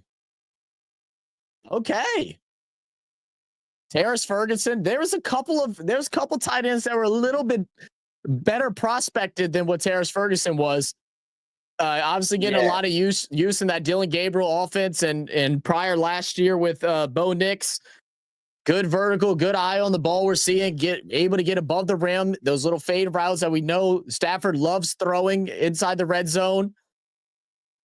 Also saw him to get a good bit of work in during the Senior Bowl this past year, or just a couple months ago. So now we're looking at Puka Nacua, Devontae Adams, Kyron Williams, Matthew Stafford, and the new starting tight end, Terrence Ferguson. That's a good lineup. That frightens me. What up? TT said, hey, checking in from Texas. Go Steelers. Oh, yeah, no second round pick. Yeah, I know, man. That's all right. The third round will be around the corner.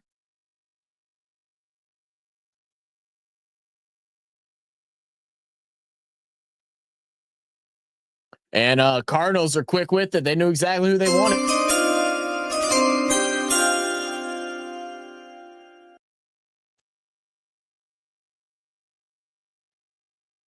Once again, guys, appreciate you all for being here. Hope y'all are enjoying. Yeah, I think they're going to go a wide receiver.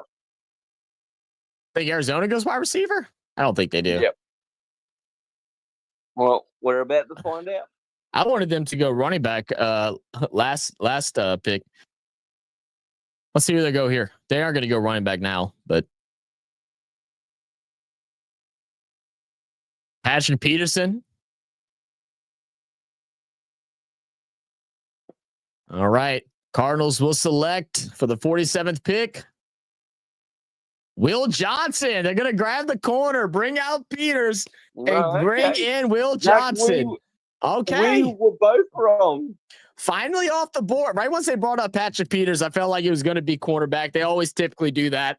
But go bring in Will Johnson, a guy that if it's receiver, and they went corner. Well, I didn't think they would go running back here. I just wanted a running back in the first round. But, Will Johnson, without that injury, is probably a top 5 pick this year. That injury, obviously, something that people are concerned about. That's why he's dropped so far down here. But Cardinals are going to go ahead and take a risk on him. And hopefully he can play. And if he does, instant game changer. Instant game changer.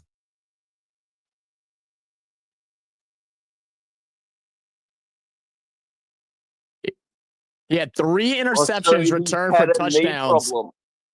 Yeah. Look at that. Injuries worry me. That may be just the coach coming out of me, but injuries worry me. Oh, of course they do. That's why he's dropped as far down as he did. Oh, we got another trade. Texans are back on the clock. All right, here we go.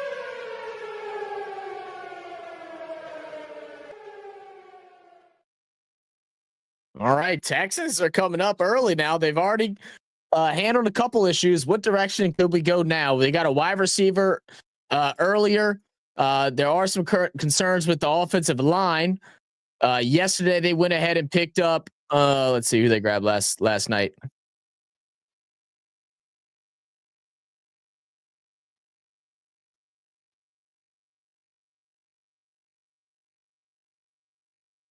Oh, wow. This is the Raiders moving back again. I didn't even catch that. Wow.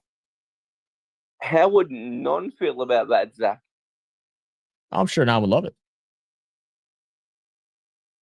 I don't think anybody would hate getting Shadur Sanders, especially at this point. Well, he keeps falling lower and lower. That happens. There's always one that it happens to, man. It doesn't really, and the thing is, it doesn't matter who picks you. It doesn't matter where you go. What happens, what you do when you get there. So, yeah. This time we'll have the pick in now. The perfect example is Brock Purdy. Yeah, for sure.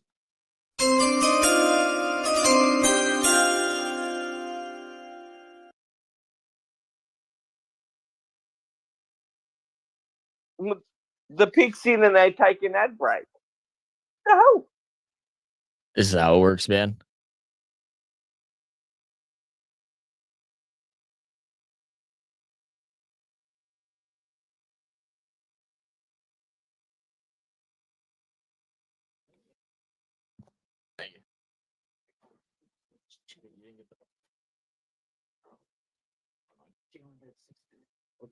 Well, no. It's fine. Thank you. All right. Oh.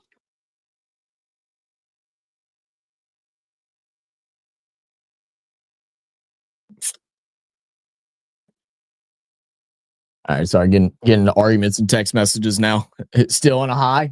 He's still on a high. I mean, they just keep going back and back. I mean, obviously, it makes you wonder like what they're trying to do here. If the reason why they're going back in my eyes is because they have somebody they want and they don't feel like he's going to get picked. So they think they can keep dropping back, get some more picks, get some more investments, and then still get the guy they want. Said I might have to become a Niners fan. They got somebody from Texas. That's funny. You can't change the loyalty like that. I feel like he's going to keep dropping down. Why not just go back and take as many picks as you can get? Like, if he's going to keep dropping down the board, you might as well just keep trading back.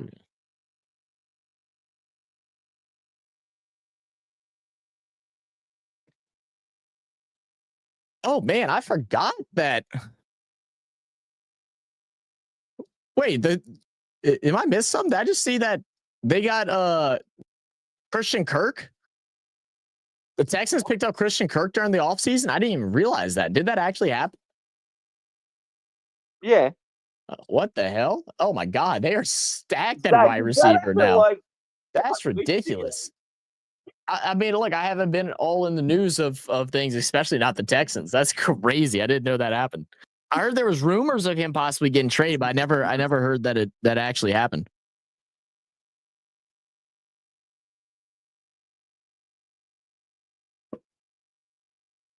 You do know that Kirk Cousins has been released by the Falcons. Well, no, I know that. I didn't say Kirk. I said Christian Kirk.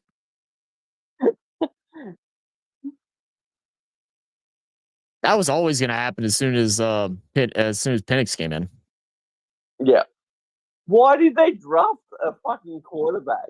Look, they pay all this money. I thought it was smart, for being honest. Cousins, and then they draft the quarterback. What up, Swarm? Said, dude is older than Michael Penix. I'm not worried about the age, man. I'm really not. He's 26. He's not 30 years old. Quarterbacks are very well playing into their mid 30s nowadays. It's not. That's trying to convince himself. I'm not trying to convince myself. I've told you I've liked the Shuck pick. Actually, I need to go. I'm gonna have to go mess with ECG in a little bit because I'm gonna have to tell them that they have to be Saints fans now because they were also high on them. Like I said, I still would have preferred Shadur Sanders, but all right, Texans pick is in.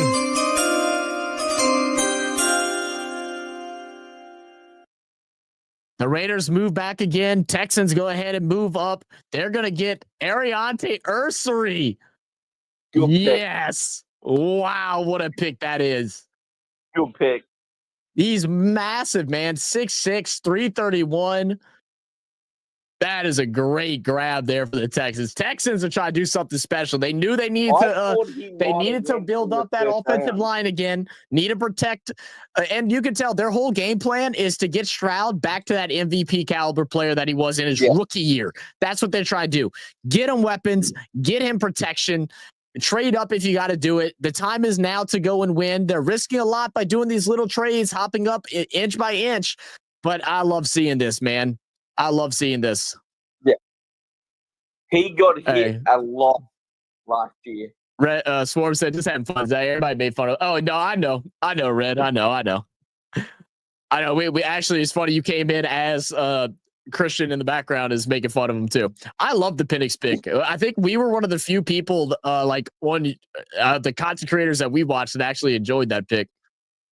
Today's quarterbacks are burnt out. Their 30s, just like running backs think they are. That is just not true even remotely. Zach, stand up for us old folks. I got you, Sinbad. Don't worry. I still like it too. How do you feel about it, Jerry? I don't know if I actually. How do you feel about grabbing Shuck? I know a lot of people were off on him, but I'm not mad at a former quarterback, new head coach who ran a great offense on another team that won a Super Bowl, getting the quarterback that he wanted. He had the options between Shuck, Shadur, and Milroe, and he wanted Shuck. So you just got to believe it. You got to trust in it. If anybody knows it more than us, it's him. And the Cincinnati Bengals pick is in.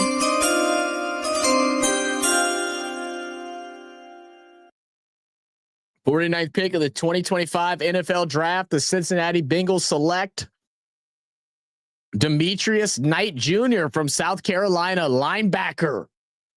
Not bad. You know what? This was the thing, and this is the first thing that pops up on the screen, is a leader. We talked yesterday with the Bengals. What do they need on defense? They need a leader. We thought it might have been safety, and we thought they might have went with like an M. Warrior or something like that. But a linebacker, another guy that sees the whole field, that really dictates and operates how the defense works when the coach doesn't have the play call in. You go and get that in Demetrius Knight. He had 2 sacks, 8 tackles for a loss in 2024. And again, that leadership ability, I'm not bad. I don't know much about him, but not bad. Their defense was horrible last year. It was horrible. Red Swarm said, I agree, brother. You have to be happy with your front office pulling the ticket on a quarterback, right? Guessing you're like me, Zach. Like to see how they go for being sure they'll be Buster break. I mean, look, this is how I am now. Next year it's going to be different. This year I didn't do a bunch of studying on college players. Next year it's going to be a lot different. I'm planning on doing more film study. Hopefully, getting together with my boys over at East Coast Gridiron, learning how to evaluate players, learning little different things that I don't understand. Zach, yeah, as you know, I don't sleep that much. I'm up watching all the college games. Right, and I'm the same way. I didn't watch a lot of college football last year like I would like to. This year is going to be a big difference, even if I have to watch them late. Anything that way I can get better evaluations. But I trust the guys that are in the room, even though they haven't gave us Mickey Loomis hasn't given us much reason to trust them in recent years. But we'll see. So we can blame GMs all you want, but they can only choose from the talent. Davis, he's all over it, mate. Yeah, and Charles Davis, he co-signed the Tyler Shuck pick when we talked about him during our interview the other day. So, he thinks that any team that gets him is going to be lucky to have him. That he has the talent. Those freak injuries is what set him back, but when he's healthy, he's good. He's dangerous. So we do have the pick is in now for Seattle.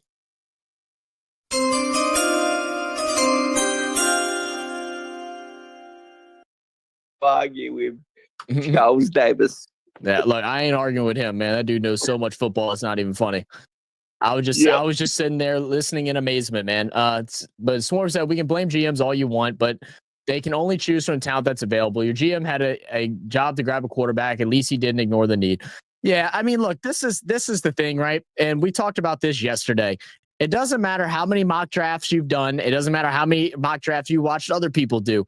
It doesn't matter how much film study that you've done or in how you evaluate the players. Everybody has a different opinion on different players. Just as we saw, some people thought Shedeur was super high. Some of them had him really low. Some people had Cam Ward guaranteed #1 pick. Some people think that he isn't worthy of that. Everybody has different opinions. You go with your gut. You go with the guy you think fits the system that you're trying to build. And Kellen Moore's situation with the Saints where we don't have a direction.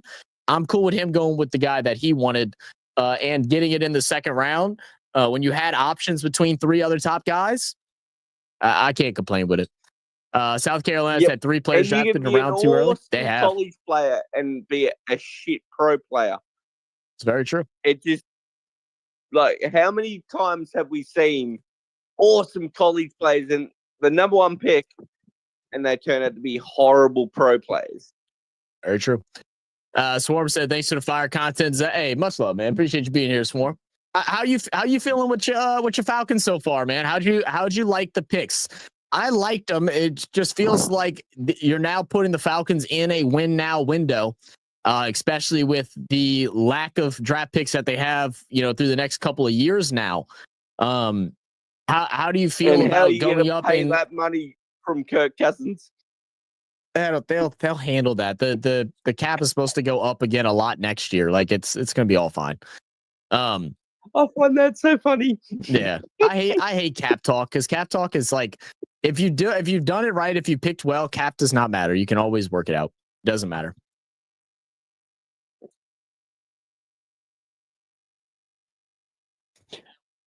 He wanted 140 million, and the Vikings said, "Nah, we're good. No thanks." And the Falcons were willing to pay that money. And he didn't even last a year. Very true. Sea Squatch is a crazy name. Looks like old Greg.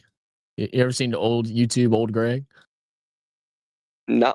Oh man, you have to go down YouTube memory lane. All right, so we had the Seahawks come up for their selection. Got former MVP Sean Alexander. Oh my God, dude! I used to tear people up on Madden with Sean Alexander. Look at the size of the man. There with all of his kids.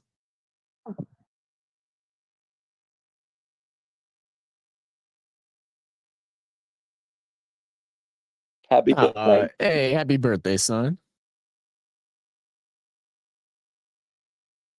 All right, 50th pick, 2025 NFL Draft. The Seattle Seahawks select Elijah Arroyo from Miami, tight end.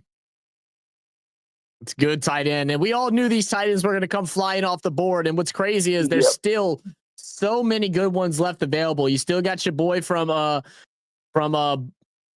what's his name? Harold Fannin from Bowling Green. You still have Thomas Fedone the second from Nebraska, Jackson Hawes, Mitchell Evans, and Gunnar Helm. Still a lot of great tight ends out in this draft. Zach, you've done your fucking research, man. Barely. The tight ends are just, man, they're just sweet this year, man. There's a good chunk of tight ends this year that are going to have some long careers here in the NFL, man. So it's definitely exciting. Seattle goes ahead, gets a weapon for Sam Darnold.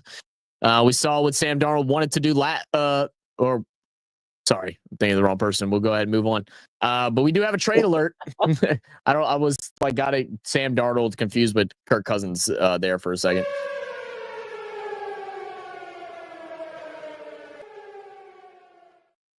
True. The Panthers. Yeah, Carolina's going to hop back into the second round. So they're going to come in, pick at 51. Let's see. I saw Swarm saying something. I'm never a fan of trading future assets. That being said, Kerry F is in the situation that he must produce a winner this season. He had to be aggressive. Hey, I'm not mad at it because I think y'all are right now. Y'all have locks at wide receivers. Y'all have locks at tight ends. You have locks at quarterback. You have a lock at running back. You go and grab 2 edge rushers, something that y'all desperately need. Being able to get to the quarterback, and I feel like that puts y'all in the right spot right now. I'm so intrigued when no one's picking Sanders. All right, there's got to be something. It's not going to happen till at the end of this. Maybe the Raiders or the next round. Be missing something. All right, Nick Gordon, another edge rusher for the Panthers. Oh, also, by the way, I posted it on our Discord earlier, but for those that didn't see, after Derek Hampton was drafted last night, his mom has been battling in hospice. He went right after being drafted, drove over to the hospital to go see her, tell her that he has been drafted, and she sadly passed away shortly after. So prayers out to Derek Harmon, his family, and to his mother. It's always crazy how those stories kind of happen, where it's like she was waiting for that moment. She wanted to hear it. She wanted to see her son get drafted and then decide to move on. Yeah, very touching, sad story, man. That sucks. Yeah. Oh, yeah. I love a good Corona, man. I don't feel like there's much that can beat it. Lil Brad could have at least smiled when everyone cheered his birthday. He's probably nervous. BAL, you know how many people are out there standing in that crowd? So Zach can do research. We'll have to remember that. No, not for AFL. Not for AFL, Simbad. I got you for that. A Victorian trying to give Zach shit. Yeah, always, Skeleton, always. That's terrible. Yeah.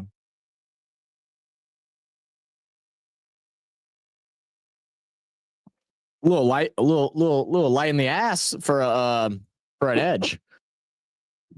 All right.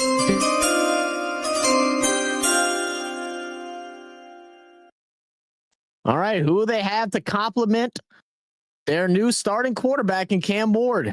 Do they give him a weapon? They need wide receivers. Do they give him protection? Yeah, they need that too. Wide receiver, surely wide receiver. I mean, typically you're either going wide receiver or you're going line. Protection or weapons, it's one of the two. And they probably need both.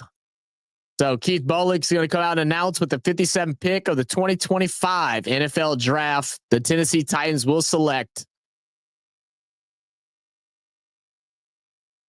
Oluwafemi Alandejo out of UCLA, edge rusher. So they go defense there.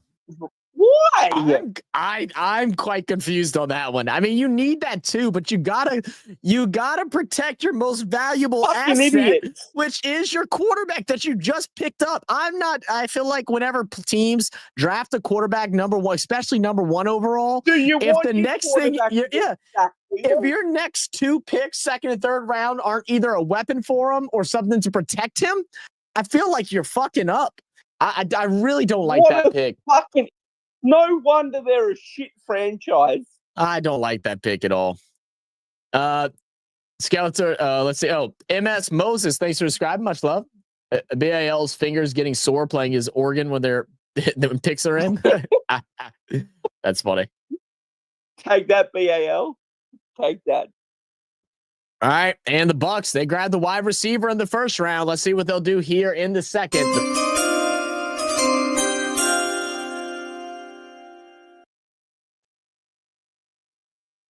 Let's see what they do here. What do you got, Tampa Bay?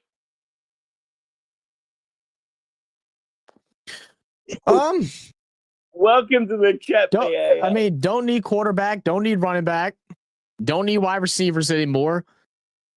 I mean, you're probably thinking somewhere on the defense. Yeah. What is their biggest need?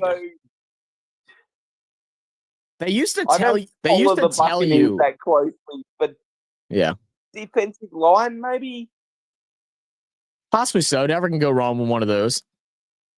Awful lot of edging going on here. If that's crazy, that's a mouthful of a name. Hey, that's why if y'all were listening to the actual coverage, the person that came out and said it, he like took a deep breath and looked at everybody before he tried to read. He did a good job. He read that thing perfectly. He read that name perfectly. Can I say it now? Another year of NFL teams making dumbass picks. Yeah. It never fails, Denver. Never fails. I mean, so far, I don't think there's been a bunch of huge misses. Definitely more in the second round than the first round. The first round, I think every team is pretty happy with that. I think I saw a couple people giving a couple teams some D grades, but like overall, I think it's been good. This round, a little bit, there's been a few that have been a little concerning, but nevertheless, special teams time to shine. That's where a lot of the guys are going to end up being on special teams. I'm just kidding. It's messed up.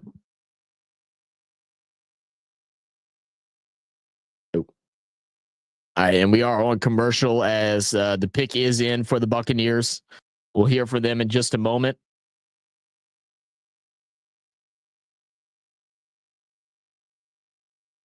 I just saw Jono go live, and he had conniption over the Saints taking Chuck. A conniption. Yeah, I'm sure he went crazy. I know. I had Putty Jube texting me, yelling at me. I got a couple other people yelling at me on my Instagram. Some of my buddies. Yeah, whatever. Zach, I'm yelling at you. They were like going at me crazy because I was like, I'm not mad at the big, and they're like, oh, you're okay. Well, look, hopefully they prove me right and prove the haters wrong. I mean, I don't know. Like I said, I'm not gonna act like I know better than all these guys. Again, I would have preferred Shedeur. I've said it a million times. I would have preferred Shedeur too. There are risks. He's a quarterback that's had injuries. That's why he's been in college so long. That's why he's older. But nevertheless, he fits the mold of a starting quarterback in the NFL. He has the arm strength. He has the size. He has the smarts. I feel like if injuries put to the side, if he stays healthy, that it's going to be a good fight between him and Rattler. I agree. You need a quarterback. I just think you picked the wrong one. Yeah, I mean that's fair. That's fair. NFL teams trying to find the Jordan Maillotas of Philadelphia Eagles with the greatest picks in the modern era in the NFL draft. Oh, Jordan Maillotta. They've always have been, Polynesians, Samoans, and different stuff like that have been picked up in drafts on the offensive and defensive line. That's always been a trend. That's been a trend since like the early 90s, probably even into the 80s. It's normally either your like O-line is normally either your like polys or your you corn, were born in the 80s. How would you know? Or your corn-fed white boys in the Midwest, and then your D-line guys are normally your more athletic freak. Those. All right, Buck selection. Let's see who they're gonna get. I feel like it's defense here. I don't think you necessarily need anything on running. I'm gonna defensive tackle. It's a DN, Simeon Rice, former Super Bowl winner. Tampa Bay Buccaneers will select Benjamin Morrison, cornerback from Notre Dame. Cornerback. Yeah. I thought I was about to say cornerback. I thought they might have went with Chevelle Revel. Was from East Coast Carolina or something like that. I thought they would have went there. Instead, they go to Notre Dame's Benjamin Morrison, 6 foot. Good production. I don't hate it. Bursts close. I don't hate it. Mm-hmm. Oh, it's a pretty good pick. That I'm not mad about them not taking sure, but it's what they could have got with the pick, and a couple of picks later, Mason Taylor went off the board to the Jets. Yeah, but we were never going tight end there, I don't think. And there's still a couple tight ends left on the board that they can grab. We do have 2 picks in the third, so we'll see. But I definitely get what you're saying, Rock. I definitely get what you're saying. Yeah, but you don't need a tight end. Yes, we do. We don't have a tight end. That. Well, we know that, but we also need a tight end too. So we don't know what the answer of quarterback's is going to be. So, and especially the way quarterbacks have been dropping, there's no telling. If Shuck probably still there in the third round, like it's definitely a risk to grab him at the second because likely he ends up staying there through the third, and we didn't have to waste a high pick. When the Saints pick again, they pick again in the third round. That exact pick, let me give you an answer for that. Their next pick is 71. Their next pick is 71. And we're at pick 54, so we still got a little bit of time. Yeah. I don't even think the Vikings have a pick in the third round. All right, here we go. Packers are up, and the pick is in. Oh, fuck.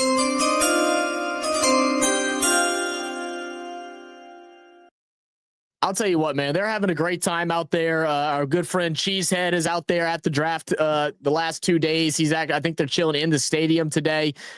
They said that people were chanting Golden's name throughout the night in the hotel rooms all over the place in Green Bay. So very cool. Now we'll go ahead and see what they're going to do with this second round pick. Green Bay. Great Jordy Nelson. Green Bay's the scum of the earth.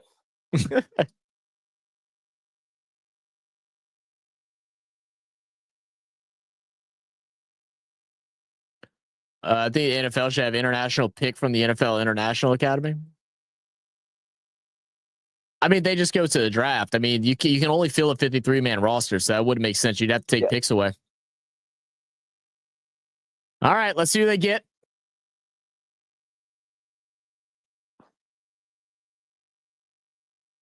Man, my boy's got a good announcing voice. I ain't gonna lie. All right, Green Bay selects tackle Anthony Belton from North Carolina State.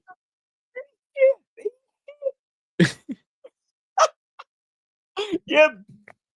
Good job, Packers. Good job.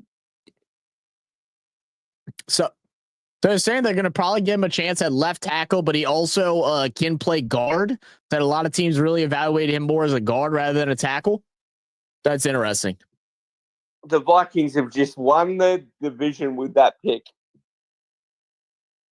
That's what it is, huh?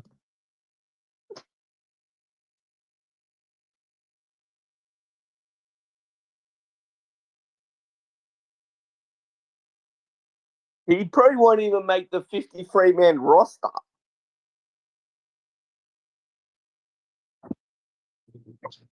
How y'all doing? What's up, man? So, who the Saints picked in the draft so far? I've been missing. No worries, man. So the Saints have grabbed we grabbed Kelvin Banks, and then we grabbed Tyler Shuck. I've been watching you and Dolph them, man, and all of y'all on y'all podcast.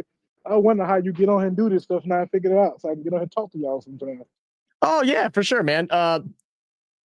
So normally when I do have the lines open, I can send you the invite if you want to get on camera and stuff like that, or you can sit here and everybody can hear you. So your voice is live on the channel right now. Yeah, I'm thinking I'm just gonna stick with this right now. Cause we're doing the camera right now, but I'm gonna just stick with this right now. All right, hey, that sounds good to me, man. How have you been feeling about the pick so far? Los Angeles. I understand the first pick, the offensive tackle. I understand that because we trying to protect the quarterbacks and stuff, and open the hole for the running back. Mm-hmm. But I'm trying to understand what's going on with Shador. Why he could follow so am I. We all are, man. And real quick, we do have the pick for the Chargers.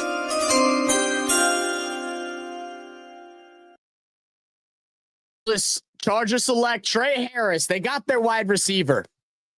That's what they needed. That's a great pick. I love that. They need somebody else. They got to get rid of Mr. Quentin No Hands. They go ahead, grab Trey Harris from Ole Miss. He'll be on the outside. You keep goodness. I'm forgetting his name now. Who's there? Why I always forget the damn name from Ohio State. Not from Ohio. I'm sorry, from Georgia. From Georgia. BAL. Where's Dolph? Well, I have no idea. Okay. Dolph is actually away today. Dolph is they're out for his anniversary. Him and his wife are out for their anniversary. They went for a little weekend trip. Yeah. Big shout out Dolph and his wife, man. His missus. Yeah, his big shout half. out. I always tell this story about Dolph. A lot of people don't know it about him. McConkey, thank you, Skeletor. I always forget his damn name, McConkey. But I always say this about Dolph, and I don't think a lot of people know. So whenever I first met Dolph was through Hoodie Jube's channel. Me and him would join Hoodie Jube quite frequently a couple years back. And he was talking with his wife, and his wife was like, Dolph, why don't you just make your own channel? You like doing this. You love doing it. He's like, we'll handle things. You can go ahead and do it. I don't care. I know you're passionate about it. I know you want to start your own channel. So shout out to Dolph's better half, man, because if it wasn't for her, we might not even have a Keeping It Real Who Dat Sports podcast or a Come On In Sports Network. So big shout out to her. Hey, Zach, I don't know if you follow wrestling or not, the WWE. Yeah. But Dolph wife is the final boss. John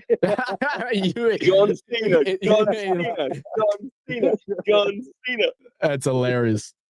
All right. And the Chicago Bears pick is in as well.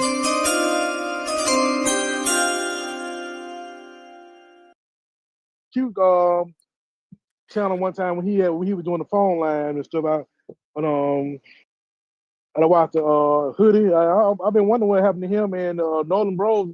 I've been wondering what happened to everybody. So I haven't talked to Nolan Bros in a while. Hoodie's just been working a lot. He has started back up. I think he wanted to go live yesterday for the draft, but I think work held him up.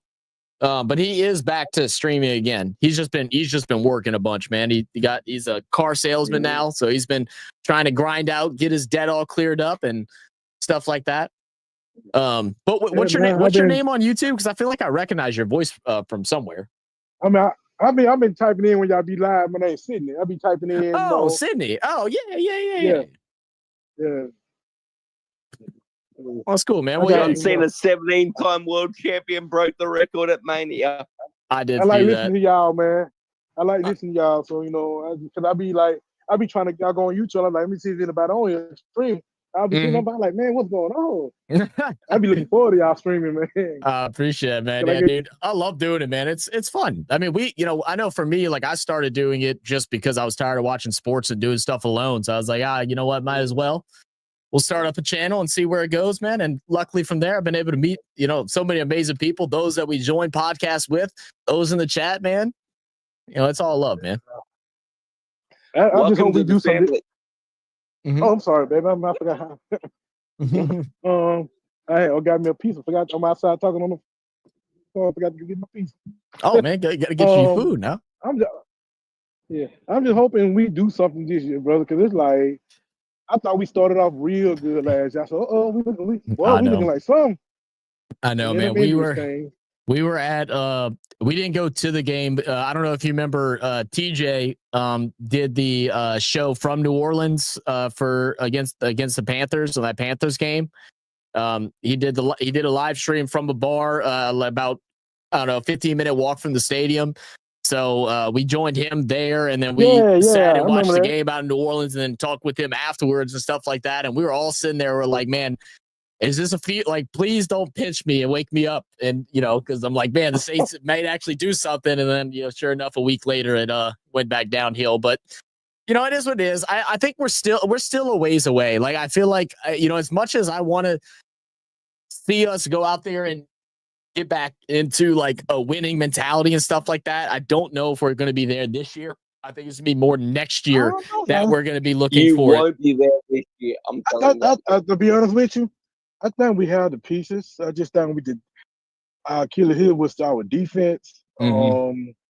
We know last year we were basically hurt on offensive line and we couldn't really do nothing. We had receivers off the street trying to catch passes and stuff like that. So yeah, I think we got the receiver. I thought we can get one more receiver. I think we'd be good. We just need to add another tight end and just after that just focus on the defense. I want to get Ty Felton. If we can get Ty Felton in the 5th round, I would be super excited. We got to meet Ty Felton and his agent at the Senior Bowl, and we exchanged numbers with this agent and stuff like that. I'd love to bring him, man. He's just a good person, man. Real funny. You can tell he brings good energy to a locker room. Damn good football player. Also, he seems to be that type of wide receiver that the Saints love. That those yak yard guys like your J-HITZ. I think it'd be really fun to watch that. But as we're talking about wrestling, look who we got coming up making the Bears selection. Hey, y'all remember y'all remember Nick Fowler? Nick who? Nick Fowler. I don't. Zach doesn't follow wrestling these days, do you, Zach? So you won't get it. Remember he played with Auburn, then he went to Detroit, then he came played with the Saints. Nick Fowler had the heart condition. I don't. Defensive tackle. The defensive tackle. That's the one. And I know what the W in WWE stands the for. name sounds familiar, but I feel like he didn't do anything for us because I don't remember anything about him. Stand for BAL? Yeah, he signed with us, but the year he signed with us, he had a heart issue. Good old Aussie word. That's what it was. That's what it was. That's why I barely remember. All right. Let's see what the Bears are going to select here. Seth Rollins doing his thing, talking way too damn much, trying to hype up everybody. Freaking Rollins. Look, I need Green Bay to get louder and start booing this man so he shuts up and gets to the pick. All right. Look, he's making the pick for the Bears right now. Oh, wow. I'm a visionary. He's going into a wrestling promo. He is. I mean, it makes sense too. You bring in a heel in Green Bay to make a Bears pick. It makes sense. All right. 56th pick of the 2025 NFL draft. The Chicago Bears select. All right, Seth, calm down. Y'all haven't made playoffs since 2020. Ozzy to pillow tackle. All right, finally some protection for Caleb. That's what they need. Protection for Caleb. Not mad at it. Bears having another really good draft this year, man. It's just whether or not they do anything with it. I love Seth Rollins. I hate the fucking Bears. There's a lot of offensive tackle, a lot of offensive linemen going off the board. There, yeah. Oh, well, yeah. It's a full-blown meat and potatoes draft, and like, you know, the crazy thing is, there's still a lot of offensive linemen that are going to get picked up in like the 5th, 6th round and stuff like that that have potential to be starters in the league, or at least long-term backups, man. One of the guys that we absolutely love is Carson Vincent out of I think it's Alabama State. It's NBCU school. Or HBCU school. I'm sorry. And we loved him, man. He was awesome, real fun to talk to. We talked to him for like 5 minutes. And the Bears took so long to make their pick that the Lions got their pick in.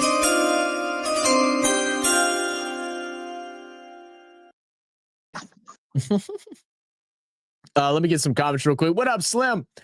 And look, guys, if anybody else wants to jump in, feel free. Stop swearing, Christian. Oh, shut up, BAL. You can feel free to jump in there, or it may even be better to join in through our Discord, just because. Don't make me reach for the mute button. I'll see you for the next IndyCar race, mate, in Alabama. Yeah, if you don't fall asleep during it. Oh, here we go. Skeletor says our 2 BC guys are gone now. New England wanted Trupillo and Izuruku. That's tough, Skeletor. In Aussie, laugh out bad. I would like to do that. Yeah, we're relying on Stephon Diggs a lot this year in the O-line, plus good coaching. There you go.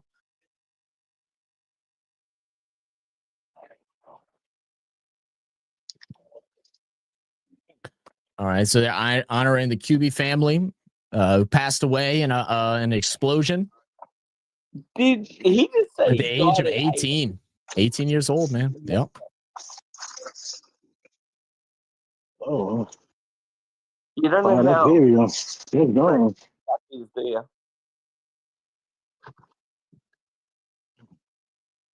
I love how the Bears come out and act stupid to get the Green Bay crowd all pissed off. The Lions come out and give a heartwarming and then Lions do a heartwarming story that you can't boo.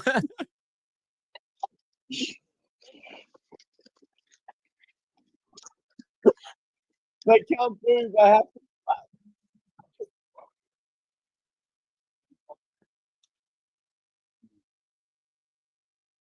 Hey, we got some USA chants in the background. When Saints pick again? We don't pick to the 71st, so we still got a little ways. You got 14 picks left. Oh, wow. A little ways, a long ways. Like. I mean, things are, besides these long monologues, things have been going quick. It's just these monologues that are killing it right now. All right, 57th pick of the 2025 NFL Draft. The Lions will select Tate Ratledge, Georgia guard. Can't go wrong with that. Okay. Can't go wrong with anybody from Georgia. Just can't do it. Well, they didn't win the national championship. Not this year, just the 3 years prior. Yeah. Ohio State won it.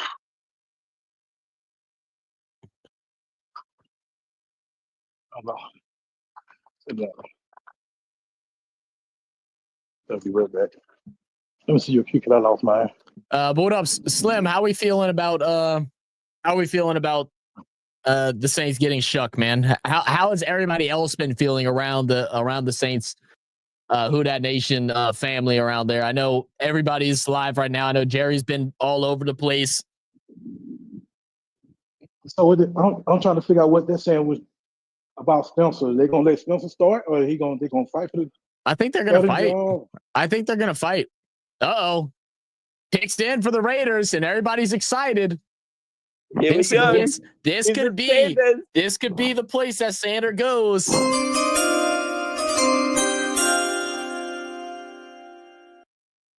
And they're not wasting no time. Already at the podium. I reckon it might be Zach. Here we go.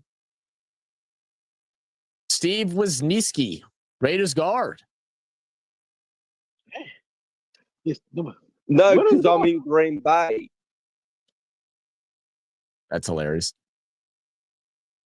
Wow. Shador, what you done did, buddy? Let's see.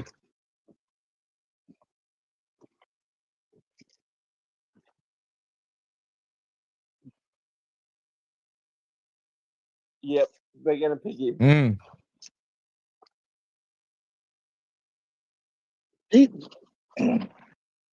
For him to drop that late in the draft, he had to say somebody did something. Yeah. I feel the same. I mean, I don't know. It's a mess. Oh, get on with it, mate. I know. But I just don't see nobody. Blah, blah, blah, blah, blah, blah. If they don't get them, then it's Browns or Steelers. That's the only other options, right? And that's in round 3. It could be set up for the Steelers to get him in the 3rd round. If they get him in the 3rd round, that's a steal. Shadur's going to turn him into a contender. All right. Las Vegas select. No, Jack Bash. No. Wow. Jack Bash. I didn't think Jack Bash would go in the 2nd round. Sorry, let me get this straight. All that build up for that. I did not know Jack Bash was going to get all that for that. Do you know who Jack Bash is? Dude, Jack Bash from TCU. His his brother, who also played on TCU, passed away during the terrorist attack that happened on New Year's Eve in New Orleans. He showed up at the Senior Bowl, won the MVP, won the MVP of the Senior Bowl. He was electric all week. The one thing that impressed me most about Jack Bech is his ability, his control in the air. When he goes up for the ball, it's just like he floats up there. He has unbelievable body control as he leaves the ground, always able to make those tough contested catches. And the Raiders needed a wide receiver. I'm still surprised it's not Shadur, but this goes ahead and gives them a second wide receiver for the Raiders. And the offense for the Raiders now are looking stacked. Ashton Genty, Brock Bowers, Jack Bech. You know what this reminds me of? The movie Draft Day when Callahan kept dropping. I was starting watching that movie last night. I've never seen it. You know what though? You've never seen Draft Day? No, because I heard it's terrible.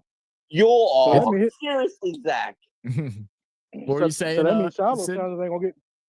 I said, is it bad for Shador now? So that means Shiloh Sanders definitely ain't gonna get drafted.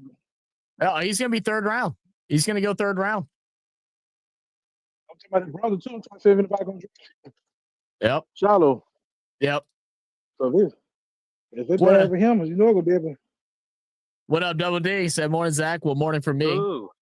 How's it going? That's doing all right. That quarter's going to make all the difference. It will. There's something wrong with Sanders. No one wants to pick him. Something's up here. I think it's either. I think Pittsburgh gonna get him in the third round. Good at taking Speckys. Yeah, still no Sanders. Sanders must have really made a bad impression in those interviews. It's possible, man. Yeah, maybe. That old guy was just telling me he was too cocky in his interviews.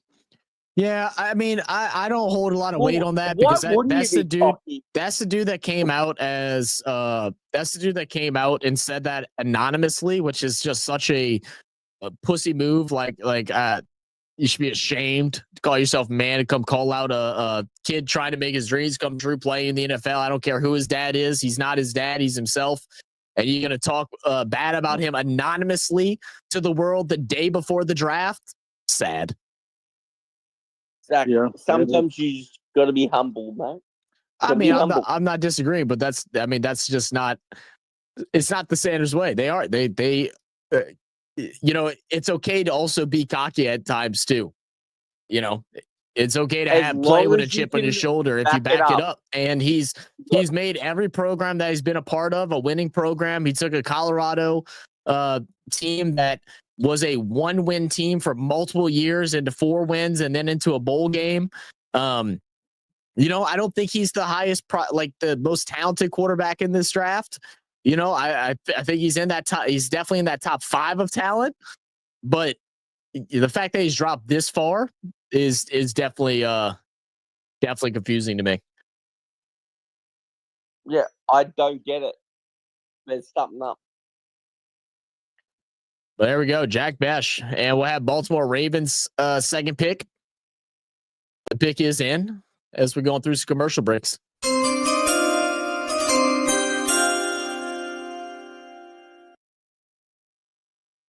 What's with all the commercial breaks, Zach? It's always commercial breaks, man. America. Oh, y'all stop. Y'all's commercials are just as bad. Maybe No, they're going to try and do a Mr. Irrelevant. When he gave out any commercial, that's 3 hours.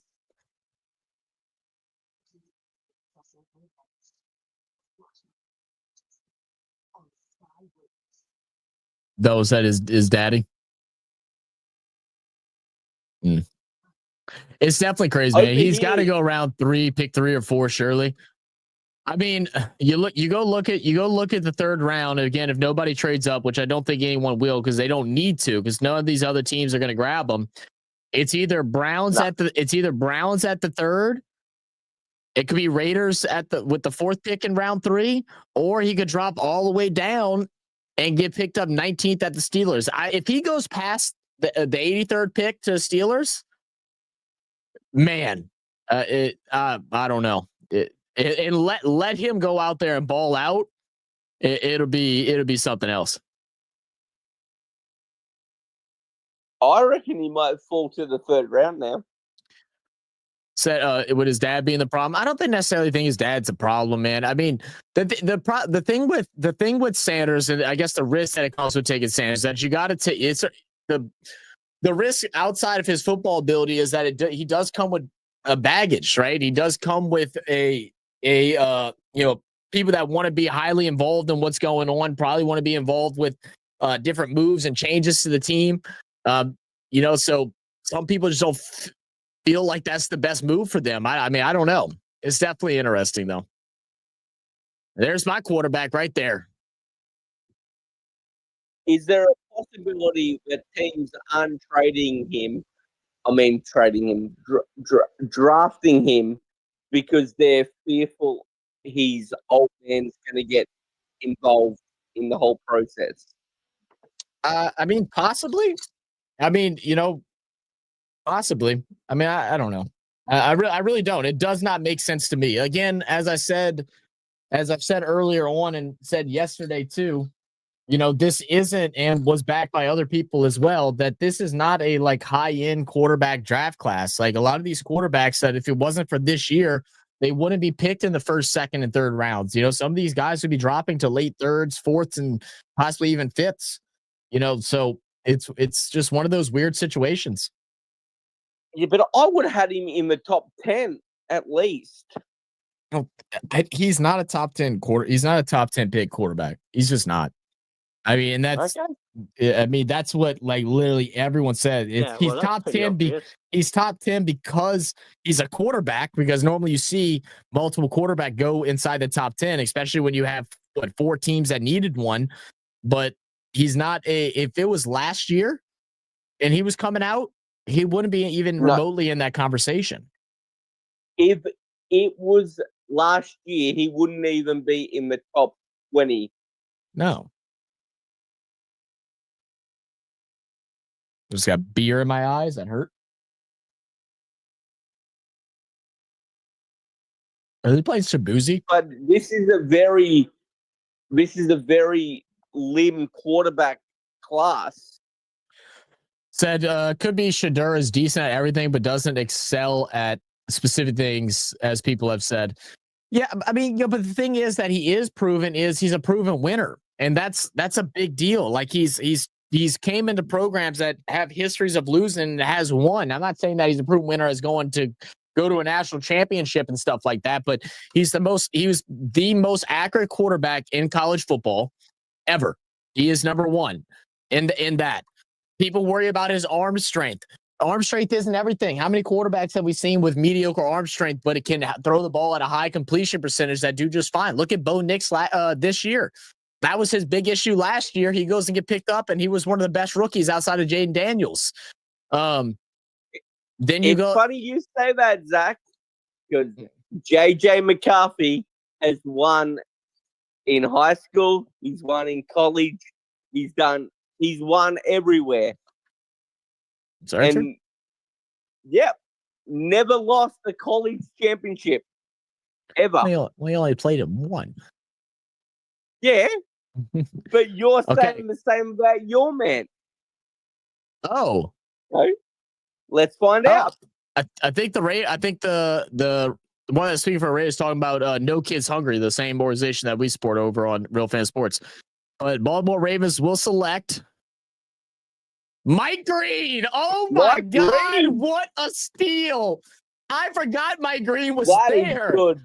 And look at the emotion. Look at the emotion coming out of Mike Green. He's going to a team that is known for their defense. They stacked up their safeties. Now they go grab a beast on the edge. Mike Green from Marshall. Wow. That is a steal. I mean, I forgot he was still there. Wow. 2 dogs. The Ravens have got 2 dogs. Look at this. Look at this film. Just rams through, swims around, gets to the quarterback. Look at him at the Senior Bowl. Watch him run through. I actually have that video on my phone. Look at that. Tackled over him. The whole stadium erupted during that moment. Raiders aren't in our division. Wow. That's how did he fall all the way down to the Ravens? How did he fall all the way to the Ravens? My God. And like they needed to get any better also. Yeah. Double said BAL said he's accurate, he's tough, he stands in the pocket and takes hits. Yeah, he's a true pocket quarterback, but that's also became one of the complaints about him because he's not mobile in that transition that the NFL is trying to do now, where quarterbacks have the ability to run and stuff like that. He's not that type of guy, which personally I like. I don't necessarily want a hyper mobile quarterback. I like a guy that stands in a pocket and makes things happen and targets your weapons. But again, that's just me. Said might be trying to do a Brock Purdy come Mr. Alvin. I don't think anyone wants to try to do that, BAL, but that could end up being what happens. He won't be the last pick, though. Yeah. But the Broncos selection is in.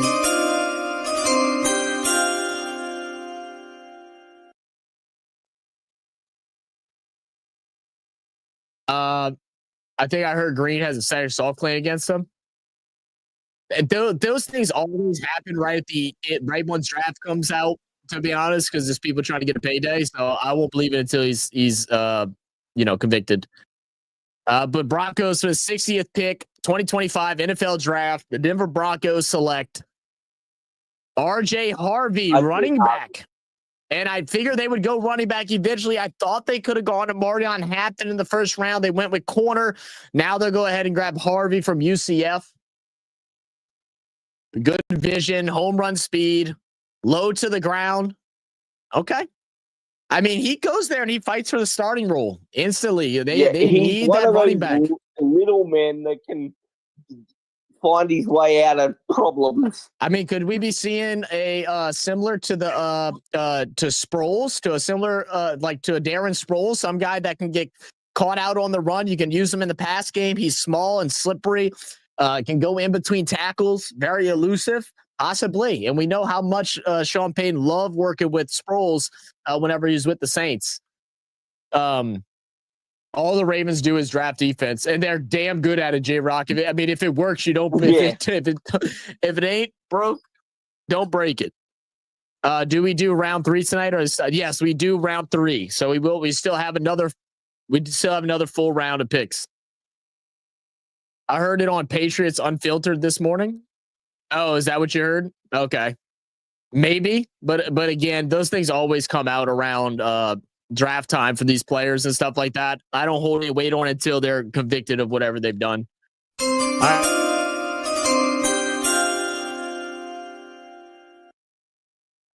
What will the Commanders do with the 61st pick, 2025 NFL draft?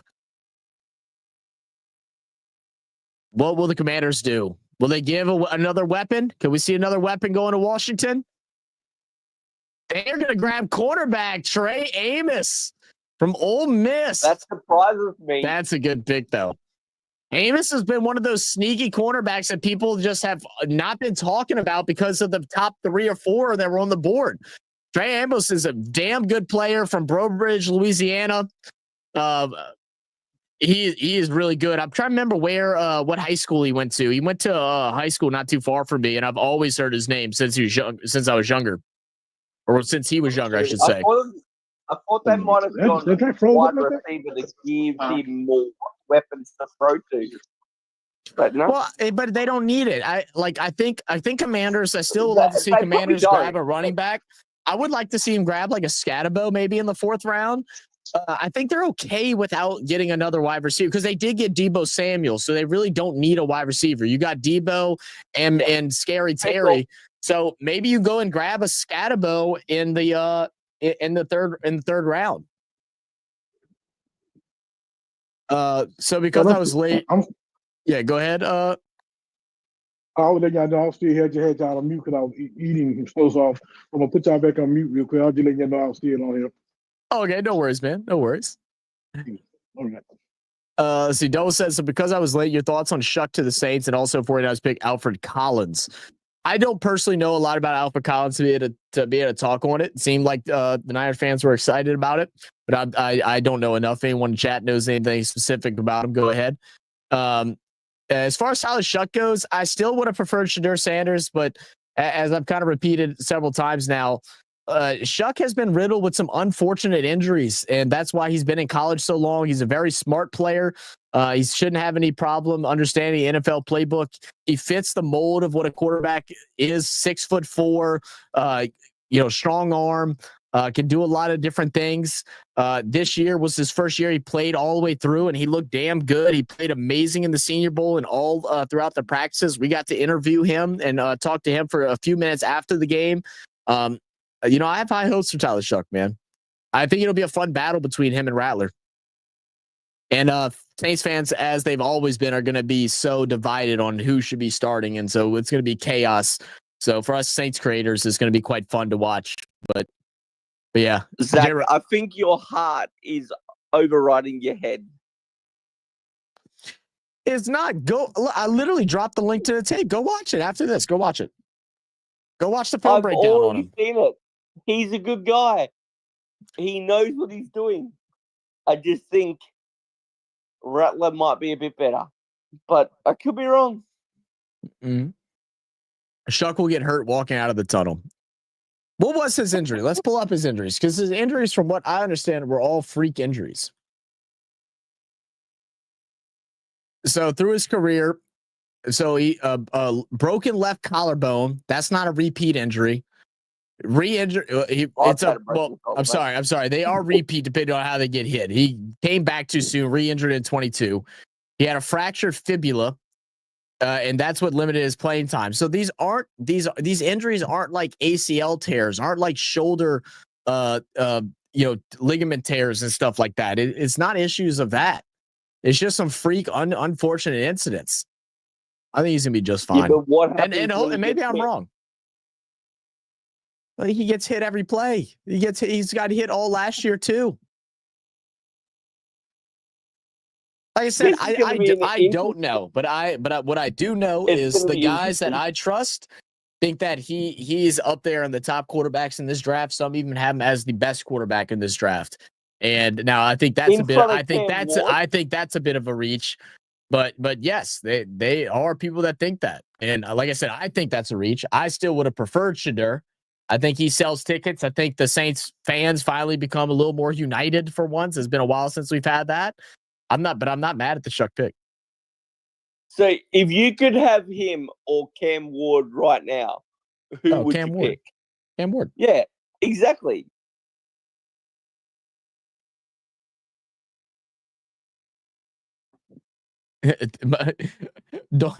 The dude was arguing straight up left our group because he got butthurt that we liked the pick. So goofy. All right, so pick is in for the Bears.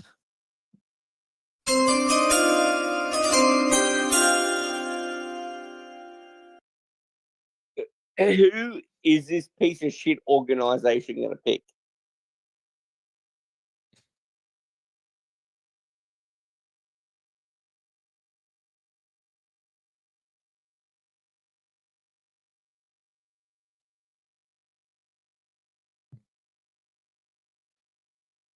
Thanks for describing Cure. All right. So they've been building up the offense. O-line, wide receiver, tight end. Where we go now? Y'all still booing, huh? Yeah, of course they're booing. They're Packer fans.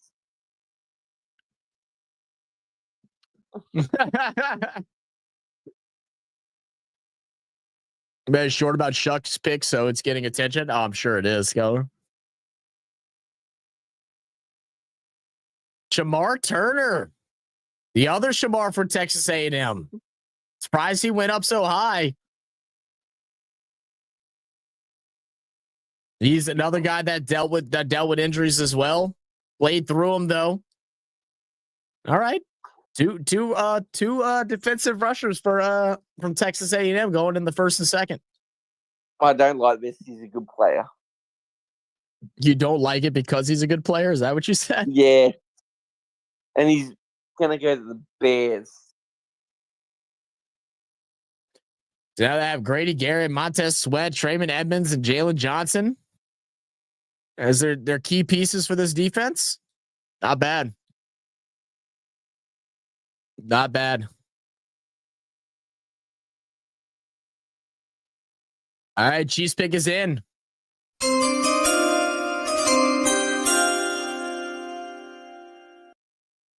Division. All right, final 2 picks here for round 2.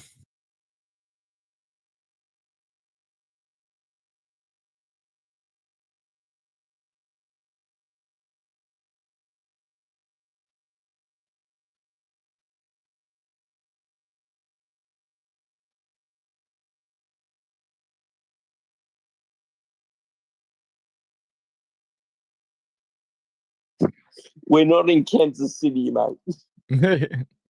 All right, Dante Hall to make the 63rd pick of the 2025 NFL Draft. The Chiefs will select Omar Norman Lott from Tennessee, D tackle.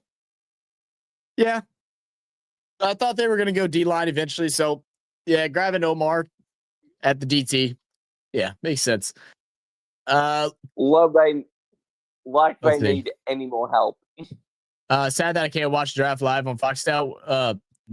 That does suck, man. I do see you. Okay, I do see you in the Discord now. You can watch it on the Zone. If you have the Zone, you can watch it on the Zone. There you go. Chrome says, I think Sanders is going to the Raiders when it's all said and done. I mean, it's their last 3 options, right? He goes in round 3. It's just whether he falls to the Steelers or will the Browns or Raiders pick him up.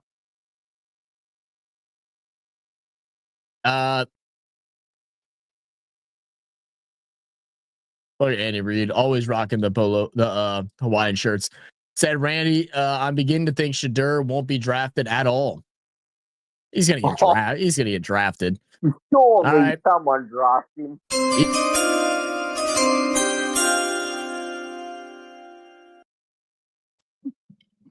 He's gonna be Mr. Irrelevant, I'm telling you. Maybe. You could be right, BAL. What is Always. every time they go a picks in and then they take an ad break?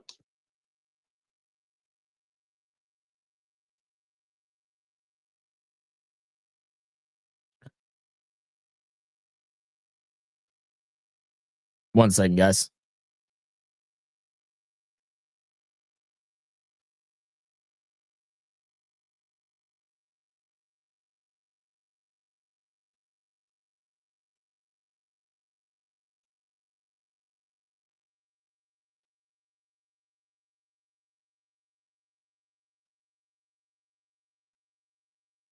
Okay. All right. Sorry about that.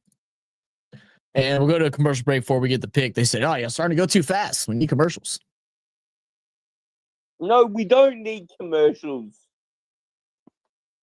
Get on with it. Hurry up. If you want to pay your players, you do. I'm not responsible for that shit.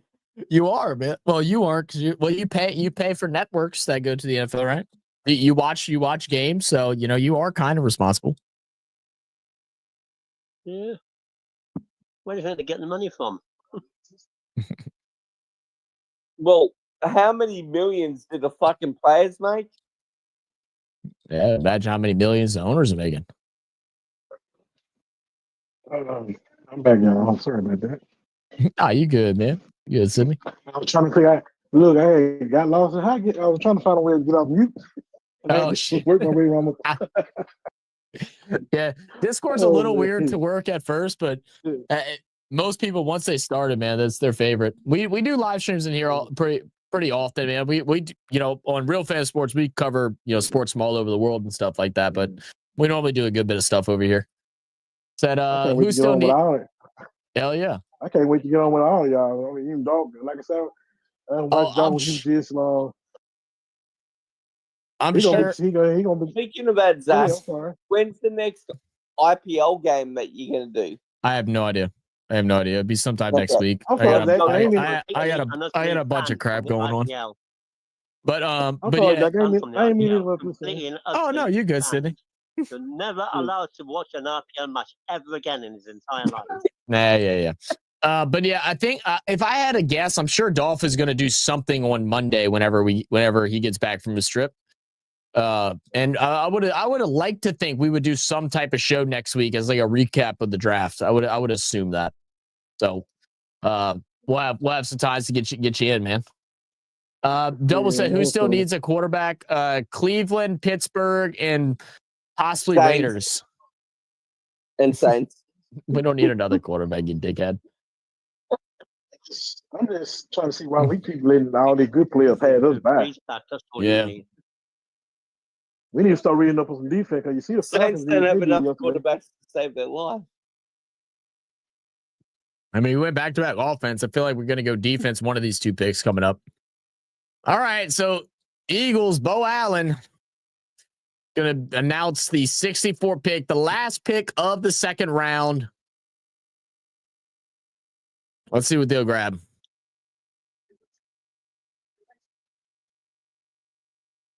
That guy needs to get his haircut. Andrew Makuba, safety from Texas. I haven't heard much about him. I'm That's surprised. a cute name. You go Maguba, but you don't go Xavier Watts. Andrew Xavier Watts is still on the board, right? Why is Xavier Watts dropping down? That's actually incredible. Sanders yet. He's dropped to the third round. Am I missing something? Did Xavier Watts get picked up? No, he hasn't. I'm so surprised Xavier Watts is still there. Wow. I wouldn't mind to say who. Well, we just signed another safety, but man, Xavier Watts, he's elite. Big old hats. Said also, did you enjoy the Anzac Day? Yeah, man, we had a good time. Double. It was fun, man. Shout out to Sinbad. Thanks for joining me. It was definitely a good time. It was a competitive game for about 3 of the quarters, and then the Pies were able to run away with it. Is it possible for the Sanders to drop to the 6th round? I can't imagine so. I think we see him somewhere. I think we see him somewhere soon. But we do have the Chiefs will be up soon again. I didn't realize they got a second pick in the 3rd. Tom Brady ran the 7th round some years ago. Then when he was in there. Look, it's like what they said. You know, it is. There's always going to be a narrative or whatever, but it doesn't matter where you get drafted at. For the players, it does because I mean it's a little bit more of a paycheck. But if you're good enough, you're going to make plenty of millions of dollars. So it doesn't. It doesn't really matter. It's just what team you go to and how you perform. It doesn't matter when. It doesn't matter when you go. 1st round, 7th round does not matter. Hey, I'm feeling like I think Philadelphia need to give us half of that championship because when the season first started, they was 0-2. Then they made their run when they beat us all the way up to the Super Bowl, and then they won in New Orleans. So I think they need to get up part of that championship.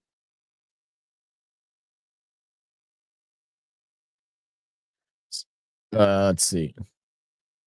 The guy name ain't he a Philly fan? Wait, who's that? The other guy was on here. What his name was? Oh, I don't think we. TJ. You talking about TJ? Ain't he a Philly fan? Yeah, TJ's yeah, I don't think he has anything against Sanders. No, I'm saying I feel like Philly should give up part of that championship. Oh, remember when they was 0-2? They was 0-2, and then when they came in week 3, they beat us, and they went on the run since then. You know what? You're right. They actually do owe us a part. I agree. Maybe he didn't interview well, Watts. I mean, maybe so. I don't know, man. He was the top 3 safety for Charles Davis when we talked with him. It was between Emery Watts and Xavier Watts. I think he had Watts as the 3rd best safety. Eyes are I said the hot team right now for Essen to be in it for 3 quarters. Good sign for them. Yeah, I feel that. Yeah, Skeletor. Don't worry about it. Unless it's a gunshot wound. You're so stupid. All right, so start off the 3rd round. The Giants will be back up on the clock. They got a 3rd quarterback in the 1st round. 3rd quarterback that's gonna or 3rd string quarterback that they trade up and gave a whole bunch of draft capital to go and get. let's see what they do here. I'll be surprised if we don't see a bunch of GMs and coaches from the Giants being fired within the next 365 days, but let's see what they can do. I mean, they need a little bit of everything. He was injured. So yeah. I thought we were crazy when we traded Marshawn Lattimore. I'm like, no, what was wrong with y'all? What is wrong? Yeah. No. We all need to put in a petition. Making Loomis got to go. Should be renamed with bad time. Okay. All right. Giants select Darius. Big Darius going in round 3. Oh my God. Let's go, Darius. Hold up. Let me pull up this interview with Big Darius. I'm gonna mute everybody in here because I gotta share my system audio, but give me a moment. Or actually I lie. I think y'all might be okay. Hold on, give me a second. All right, let's take a look at Big Darius, man. This dude is mean. He's powerful. Comes from a small school, and he's definitely ready to go out there and perform. Let me go find our interview with him. Let's see. Oh.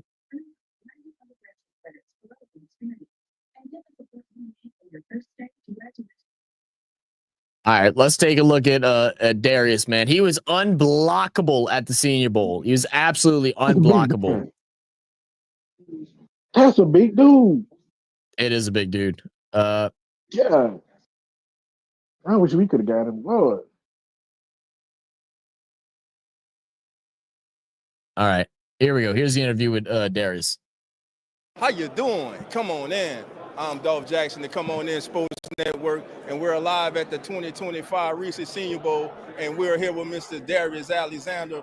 Darius, first of all, congratulations on making it here to the Senior Bowl. Yes, sir. When you received that invitation, He reminded me of that or defensive email, talk about what was your what his name was? He had a your funny joy, looking your name, happiness? What was the feeling that came over you? I was excited. I was We stoked about traded it. him. You know, this is something. I mean, I want to be a pro player, and just to get this invite, just to come out here so that I can compete against these guys. Some of these guys are going to be great players when they get to the league too. So just to get this invite, I appreciate Jim Nagy so much because I work hard on my game, and I think I deserve to be here. So where did the love of football first begin for you? Really, football wasn't my first love. Baseball was actually. So I'm a big baseball fan. I'm a big baseball guy. But that came around when I was just the same age as baseball, 5, 6, or 7. But like I love football just because I like to be physical. I like to going against guys. I like roughhousing and things like that. So that's where came for the love of football came from for sure. Right now, you're having the biggest job interview of your life. Let's reverse things. If you were a GM or a scout and you were evaluating Darius, what would be the one thing that you would want to see from him this week? One thing I would want to see from him, just see how he runs around the field, see if he runs to the ball, see if he's active, is he running around, if he's using his hands, if he's keeping his feet moving in the run game, and when he's out there passing, is he staying active and using his hands? That's what I would be looking at. Is there anyone playing today that you model your game after? I wouldn't say I model my game after anyone, but I say one guy that I watch a lot because I like the way he plays, Chris Jones. Awesome. Final question. We know whichever organization brings you in, they're going to get a hell of a football player.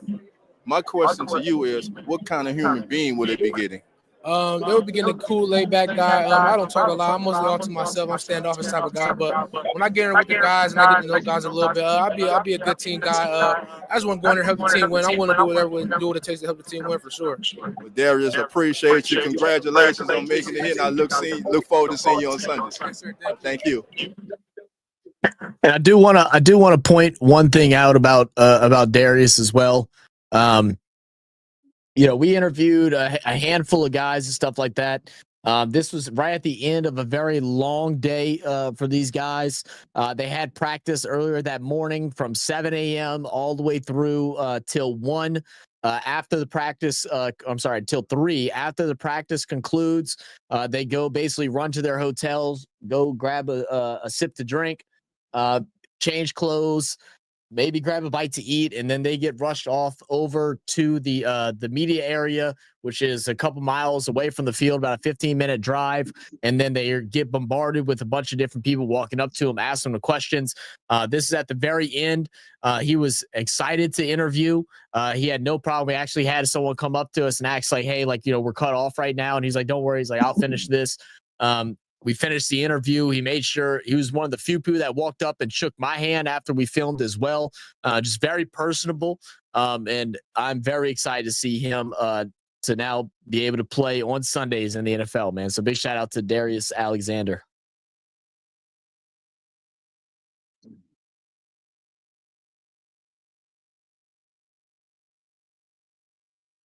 Oh, so yeah, I know it was paused.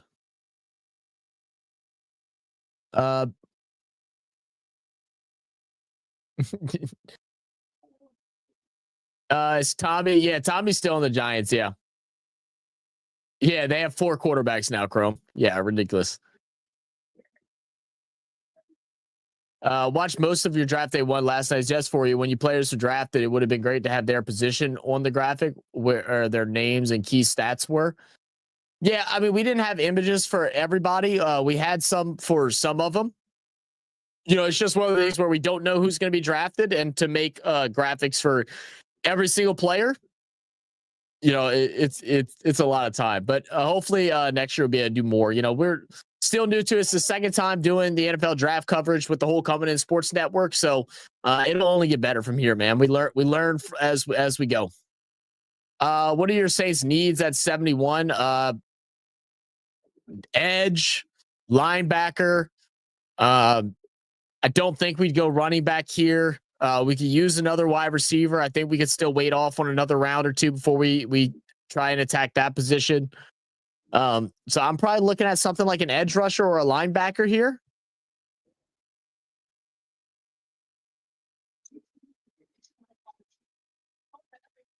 Surprise it. Yeah, I know. Same, Alex. Someone give BL some cheese for that pommy wine. There you go.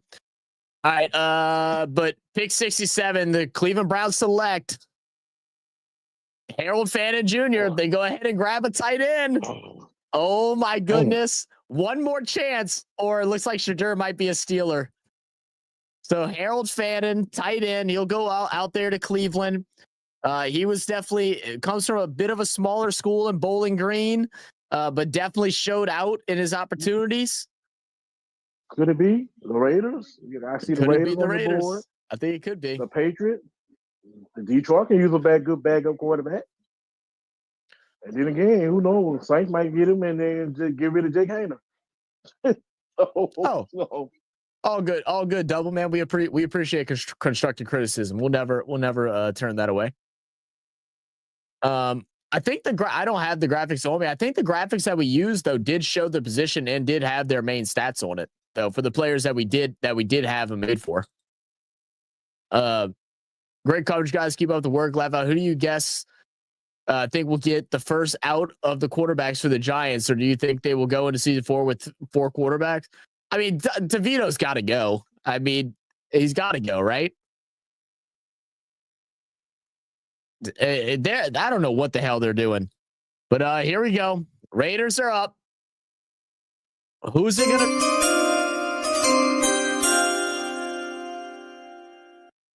Shadur. You got to have somebody. They got to have somebody back up Geno. We got another long talker here. He already talked for like a minute or two last time he came up. What more could he have to say?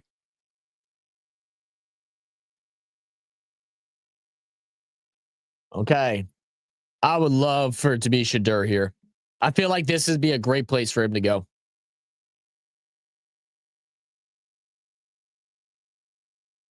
CJ gone?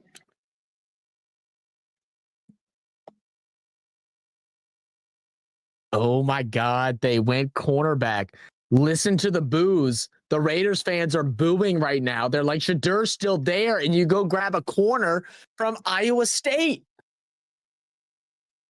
What is happening? What is happening? Yes, that was the crowd booing. Yes, it was. Oh my God. Got the Jets at the bottom, 73 pick. Yeah, Jets are still a dark horse for a quarterback too. Yeah, Jets are still a dark horse for a quarterback. Wow, this is unreal. This is crazy. You know, they had the party. He had his party on YouTube yesterday. I was trying to see if he had his little party on YouTube. Oh yeah. They still were celebrating and stuff like that. Probably not as big, but they still were celebrating. I mean, what are you gonna do, man? You still have to. You know, whatever. It is what it is. Now you just take this, maybe allow it to humble you, play with a little more of a chip on your shoulder, because you're going to get an opportunity on a team. You know, you're going to. I agree. It's getting a little fishy now. It is getting weird, Skeletor. It's getting weird, man. All right.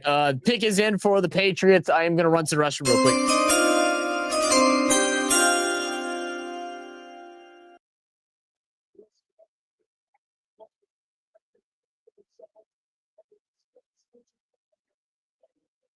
Man.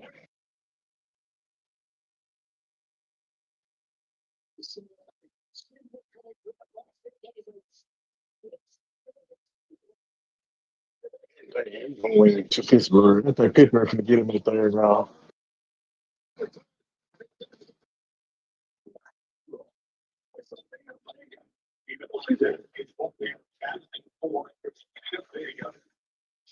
Did they have John Cena announcing the pick?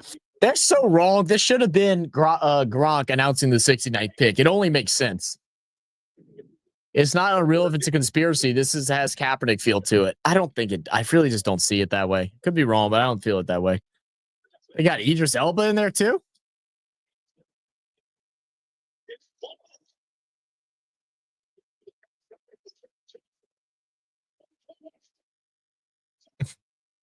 Come on, Pats. Another killer, please.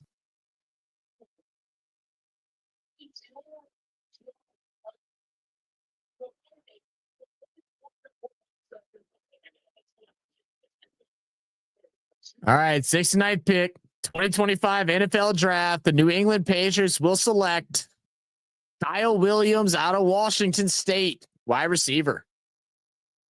They need a weapon. They need more weapons. Said what, fourth in the FPS, 14 reception touchdowns 2024, 70 receptions, 1,198 yards. World champion. How many countries take part then? Oh, shut up, BAL. You haven't gotten a shut up yet today. Here you go. You got one. Shut up, Brent. Should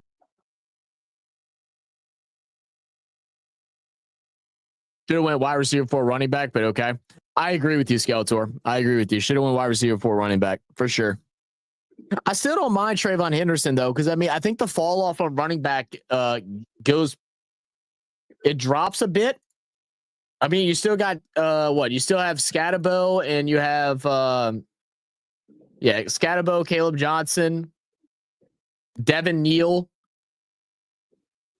Michelle Tudor, which I mean, he's not a guy that you want starting. You want him to be as a complimentary to somebody else. So I mean, I don't know. I'm not mad at that. I just don't necessarily like that wide receiver pick. I think I would have preferred like a Jalen Noel or even Royals. But nevertheless, Williams had a great year last year. It had a career high and fourth in FBS on touchdowns. So there we go. But the pick is in for the Lions.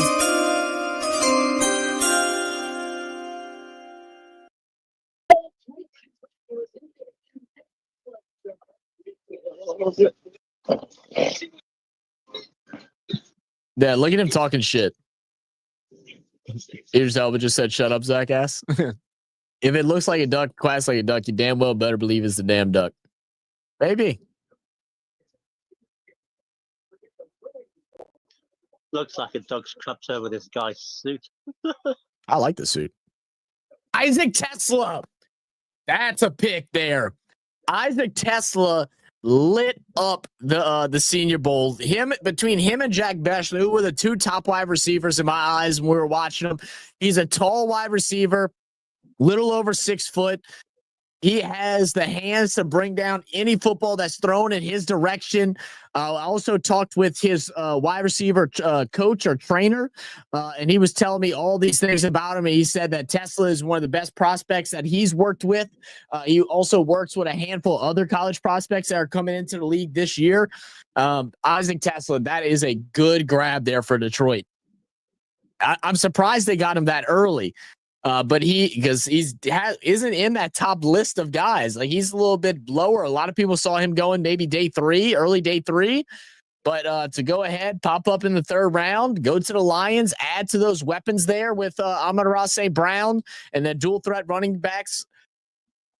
It's a great work there. So Birch here for you, Zach. Birch. So if I'm looking at, let's look at what's best available. We could go corner. We can go corner and Siobhan Revel. I'm not necessarily big on getting a corner just because we already have so much youth at cornerback. I really want us to grab the guy from the Chargers, but doesn't seem like that's happening. Out of these guys for cornerback, I'd probably want to go Siobhan Revel. I think we can hold off on getting the wide receiver that I want, which is Ty Felton. We also need linebacker. Chris Ball, I think he's a later. I think you could wait a while for him. And I don't think he changes anything crazy. Don't need to worry about line no more. You could also look at edge rusher. Landon Jackson was the edge rusher that really showed out. Savion Jones from LSU. We typically don't go LSU players, but again, I think these guys can go a little bit later. I think we might go Revel here. I think we go with a corner. I think a lot of teams been copping off of this because how we've been going, getting Ohio State players, and everybody seeing how good we've been, successful with Ohio State players. Everybody started to go that way off. So y'all have to notice that. Mm-hmm. That's true too. And then another guy I really like Xavier Watts. I don't think we necessarily need a safety at the moment, but I mean, Xavier Watts, I think he's a guy that can be there for a long time as well. So it'll be interesting. Revel, my order would probably be Revel, Xavier Watts. Those are probably my top 2. This will be our second pick or the 3rd pick in the second? This is our second pick of the 3rd round. We still have one more pick left to go. We have total 9, right? I think so. I think you're right. Birch is the best. I don't know much about Birch. That's why I wasn't able to comment on him. I don't know much about Birch. Or maybe we finally get the Snow Bunny from Baptist Christian Church. Yeah, you're right, Double. You did watch yesterday's thing. Yeah, that should have you dying laughing. Is the Packers Stadium the tallest structure in Green Bay? Probably, bro. So you just got to take the best player regardless of position. Yeah, and overall, the best player right now of need is Revel from what at least this says. And we do need a corner, so we could see that. Well, if we grab Revel, I think Saints fans will at least be happy about that, and maybe we'll be able to hear him be a little quiet for a little while. All right, pick us in.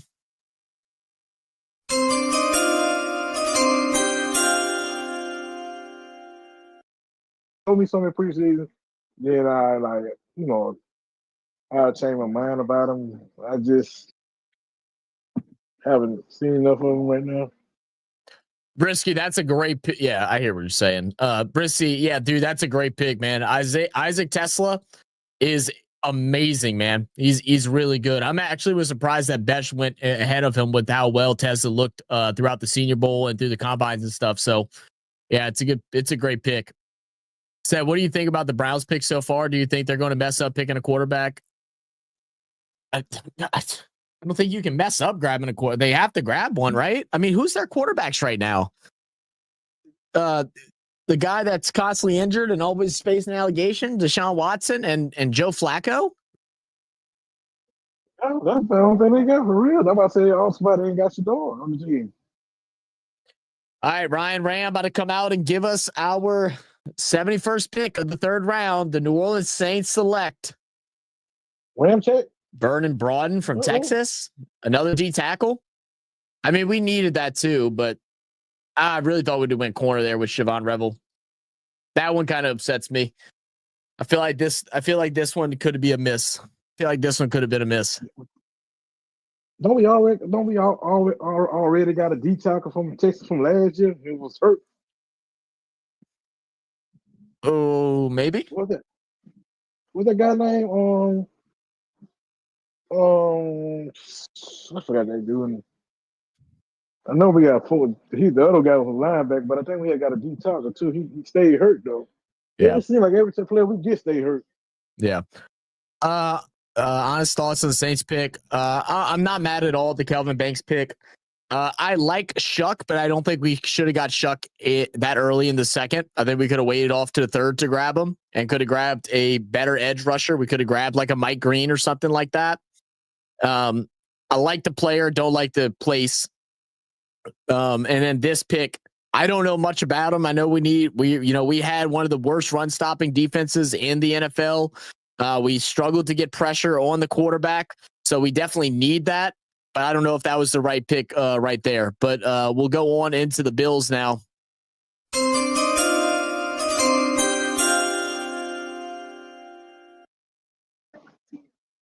All right, pick 72. Yeah. What's that quarterback from Texas, Quentin Ear? We could have got him. He's ass. That'll do it. I think he was his ass. Landon Jackson, edge rusher. There he goes. Oh, wow. Why would you throw the name right there? I know, right? I spoke it and they got it right after us. I mean, I still think Landon Jackson is a reach here in the third, but he's disruptive. He was able to get good pressure. He was alongside your guys like Mike Green and such. I think he had 2 sacks during 2 half sacks during the Senior Bowl. Yeah, he had the fumble on Jackson Dart. He played really good at the Senior Bowl. I believe he's a little undersized, but we'll see what happens.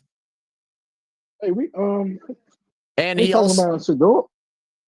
I'm sorry, Zach. No, go ahead. I said we talking about Sedor dropping. Jalen Miller also dropping to the third round. Yeah, very true. Sad. I must admit, I think the Jets didn't jet in this draft so far. Who are the Jets picked so far? Let's look. The pick is in for the Jets, by the way. We're starting to move a little bit now.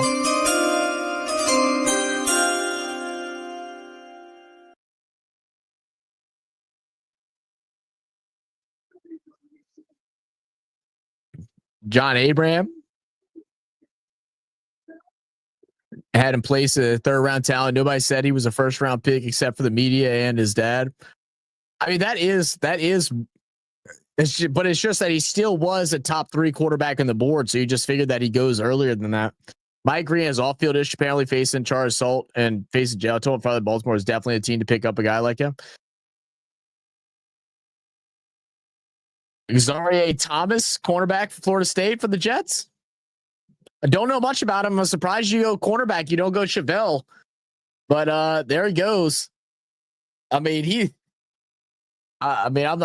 one to judge of size, but he does not look. He looks like a bit shorter. He's 5'11", looks a little light.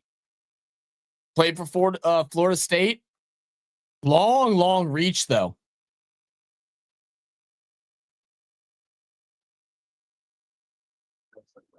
Yeah, and I heard about the Mike. Someone was telling me about the Mike Green issues too, but I'm also some of that stuff I don't take into light until something actually happens, especially this time of the year, because everybody tries to call out people like that. I think the Jets jetted with the tight end pick, to be honest. That was wild. I didn't get that pick. Who the Jets pick for the tight end? Can I click on like just the Jets? What tight end did the Jets get? What they got? Fannin? No, they got Mason Taylor. You don't like Mason Taylor at tight end, Brisky? Yeah, you're out your box on that one. Never mind. I thought you might have been talking about Fannin, which again you'd have been out your box. But you think Mason Taylor was a reach at tight end?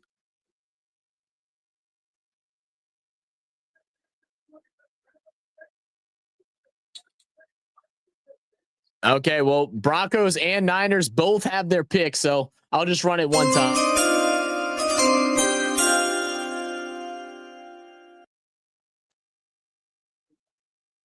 So the next 4 picks are, I think the next 4 picks are already ready, which is crazy. So hopefully we get a little fast action picks real quick after we get back from this commercial break.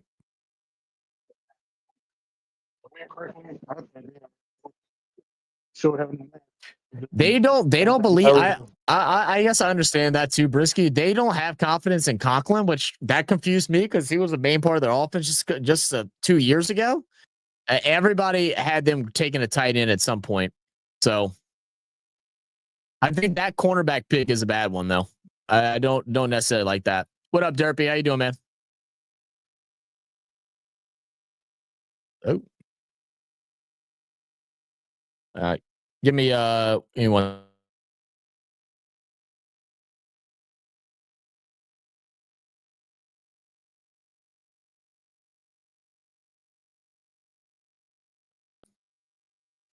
No idea what the Niners will do. I want O-line protection. Lions just exercise 5th-year option on both Jamo and oh wow, they did 50. Oh, so no trade's gonna happen. I mean, I guess it still could, but that's interesting, Brisky. I think it's a good play by him, man. I think Jamo is a really good receiver. Waiting on if my Steelers take Sanders at 83. I feel like that's where he has to go, right? That's the last chance. Broncos need a running back. They just grabbed the running back, didn't they? Am I tripping? Didn't Broncos just grab a running back in the second?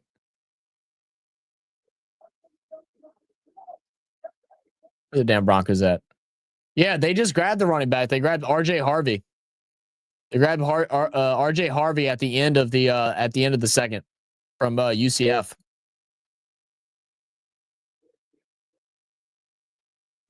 Trenches need improving. Yeah, fast action at a draft. Hee.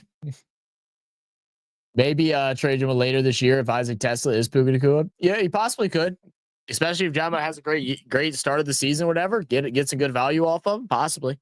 I mean, look at the threats now. Jameson Williams, Amon-Ra, and then Isaac Tesla. That's scary, man. That's really scary. And you got y'all still have the other edge rusher though, right? Weren't y'all looking at going the opposite end? I know y'all went Y'all went like interior defensive lineman. Y'all didn't go edge. More like a 3rd round pick. That's what I've been hearing rumors from the GMs. Oh, it was double talking about. So what you think about our pick so far? What grade you give us? First pick is A minus, something like that. Shuck, I think is probably D plus D minus. Just where we got him, because no one's picking quarterback. So like you probably get him in the 3rd round, then you could have went with a defensive edge or a top cornerback or top safety, or because I think we still had Emin Warrior, I think was still available at that time. But yeah, it's not a great draft so far. And then I don't really understand the Vernon Broughton pick. I don't know much about him, so that also comes into play. So I'll have to do some studying up on him. I guess he's trying to build. I guess he's trying to follow the blueprint with the Eagles, with the big offensive line and dominant defensive line. So I guess he's trying to go that route because as you see, it works. So. I like the offensive line thing. I mean, now I feel like you have your starting 5, right? I feel like we have that now, which is really good to see. All right, Broncos make their pick. Everybody thought they're gonna get rid of Penning, but I don't think so. They're not getting rid of Penning. He could be a depth piece. Maybe not. He won't get rid of him this year. They may get rid of him next year. It depends on how he plays, but they won't get rid of him this year. If he plays good as guard, then he'll be perfect. Oh, Pat Bryant. Yeah, there we go. That's that sneaky Sean Payton pick right there. Wide receiver in a slightly bit later round. Pat Bryant. 4 things up. I actually got some coverage of Pat Bryant. Let me see if I can find it on my drive. I think this was on Thursday's practice. Man, he did this one move on a drill that just torched the CB. Let's see if I can find it.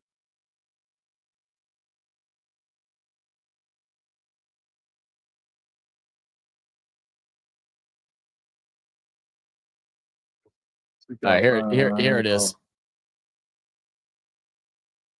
Quality isn't great because it's filmed on my iPhone, but this is a look at Pat Bryant during this year's Senior Bowl during some one-on-one drills.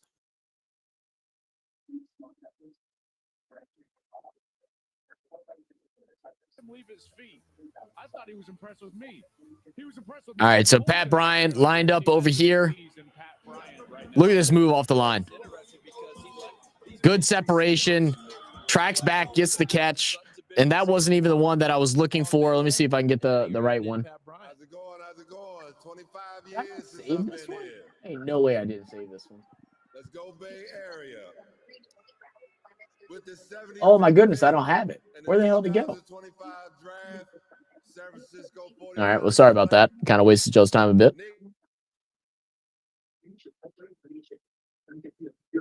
All right, so they grabbed Nick Martin, linebacker from Oklahoma State. Let me see if I can still try and find this video.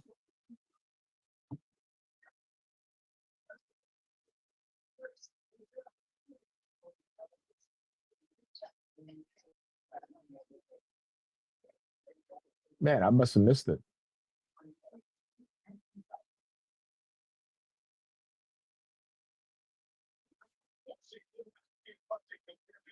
Yeah, I can't find it.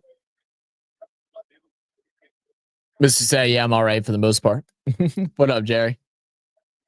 Fair, I'm a long way away, and in Australia, we don't get a lot of college coverage. Yeah, it's fair enough. Do you think Shiloh will end up on the same team as Shadur?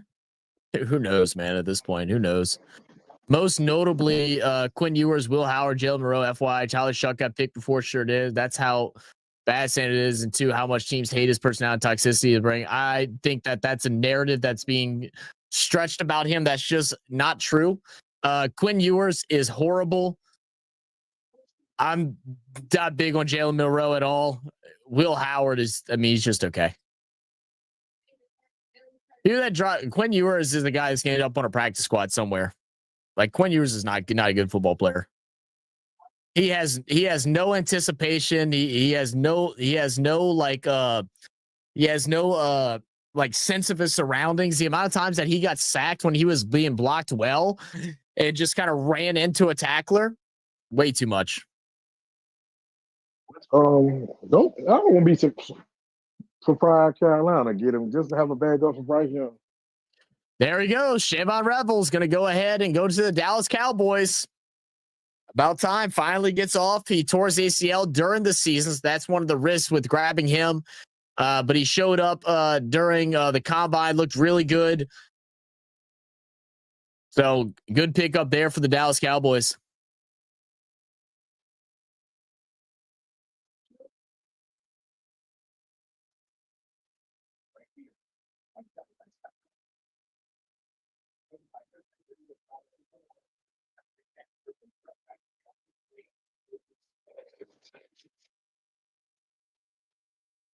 Dallas having a pretty good draft so far, man. Booker, Izaraku, and Rebel. Still don't have that wide receiver,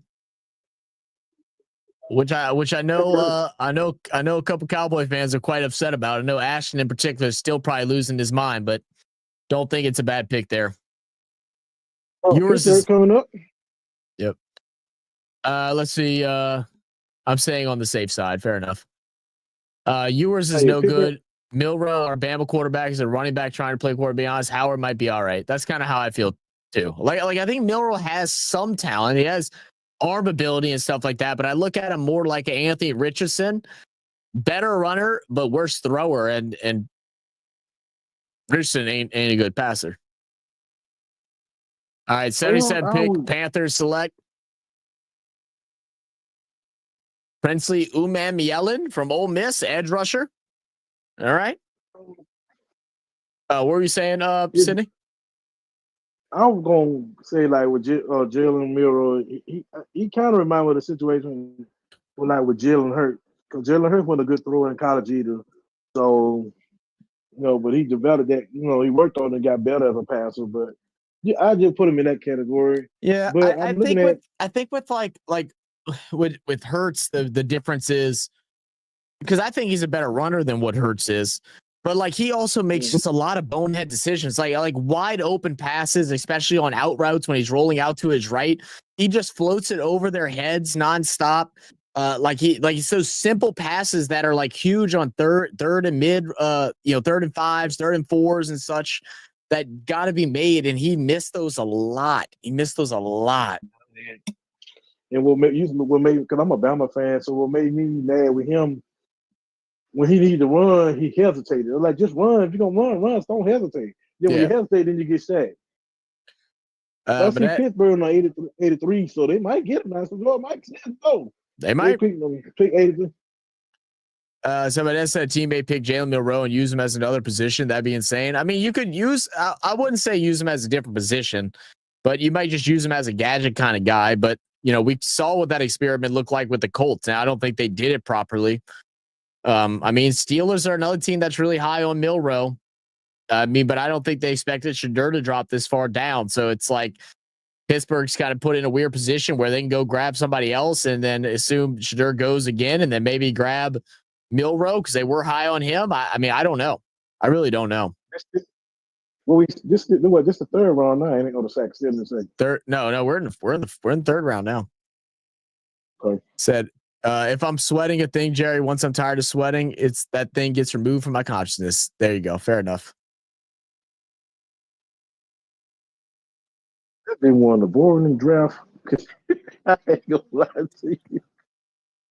Wait, what did you say? Last year's draft was better than this. I said they won the boring draft. I feel like day one was really exciting. The start of day two was really good because we had a lot of trades and stuff like that. I think everybody's just waiting for the big moment, man. Are Steelers still into Aaron Rodgers and afraid to get a quarterback? I don't think that really makes a difference because Milroe, if they go Milroe or Shedeur, you still can have him sit a year. It's not a problem. So Aaron Rodgers, not like he's going to go play for another 5 years. He's going to play a contract and then move on to another team or retire. I don't think you hold out on your future based off of what Aaron Rodgers has to decide. I think that's silly. Teams that are waiting on Aaron Rodgers' decision, I think is just the most ridiculous thing in football right now. Pittsburgh can hear me. Once y'all ask Saint, can y'all trade for get trade for Derek Carr? You'll give us a draft pick for next year. Right.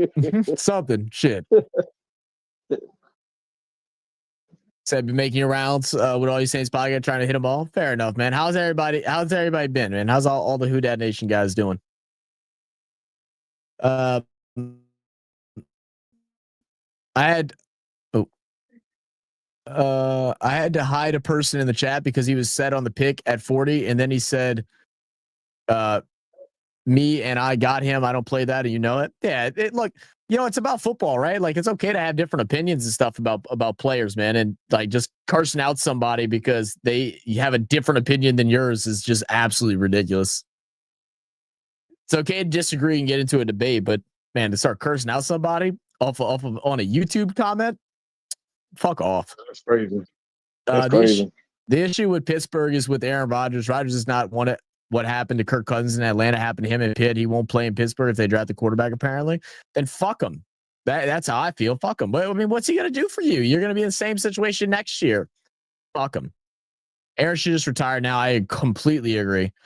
I was said that the pick is Shuck, even though I had him in my mock. Yeah. Rodgers does not train quarterbacks either. He hates that. Seems like, yeah, well, because, it's funny that Roger hates that considering that he was literally he was in the other person's shoes with Brett Favre. So again, I'm so just so ticked off with Rodgers. I think he's a great quarterback, great talent. He's top 10 all time, undoubtedly top 10. But goodness gracious, bro. Good night, all. Going to watch draft on my TV. Good night, Alex. Have a good one, brother. All right, Cardinals pick is in. 78th pick, round 3. Patrick Peterson back out there for the Cardinals. Jordan Burch, the edge. Okay. And they're lining up that line too. They get Josh Sweat from Philadelphia. Now bring in a young buck from Oregon and Jordan Burch, 6'4" and 1/8. 279, pretty quick as well. I think, was that a 4.57 that he ran for a big boy like that? That's incredible. Rodgers would never be a quarterback on my roster, but I agree, Double. I agree.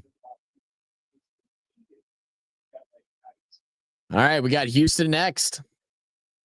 All right, Houston already stacked up the offense. Let's see what they'll go here.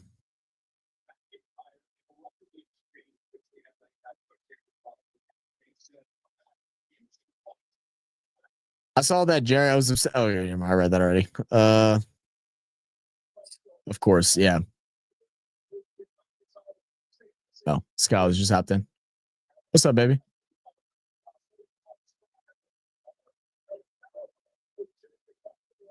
Are you gonna unmute so you can talk to us? There she goes. Is it over? Is it over yet? No, it's no. We're just getting started, and well, I say we're about halfway through the this third round. All right, 79th pick. The Texans will select Jalen Knoll from Iowa, wide receiver. They're going 2 wide receivers in one draft. Okay. Wow. They're just going full-blown weapons. So they obviously believe that the only reason why they weren't at the top of the league, top of the AFC, is because of their lack of weapons. Very interesting.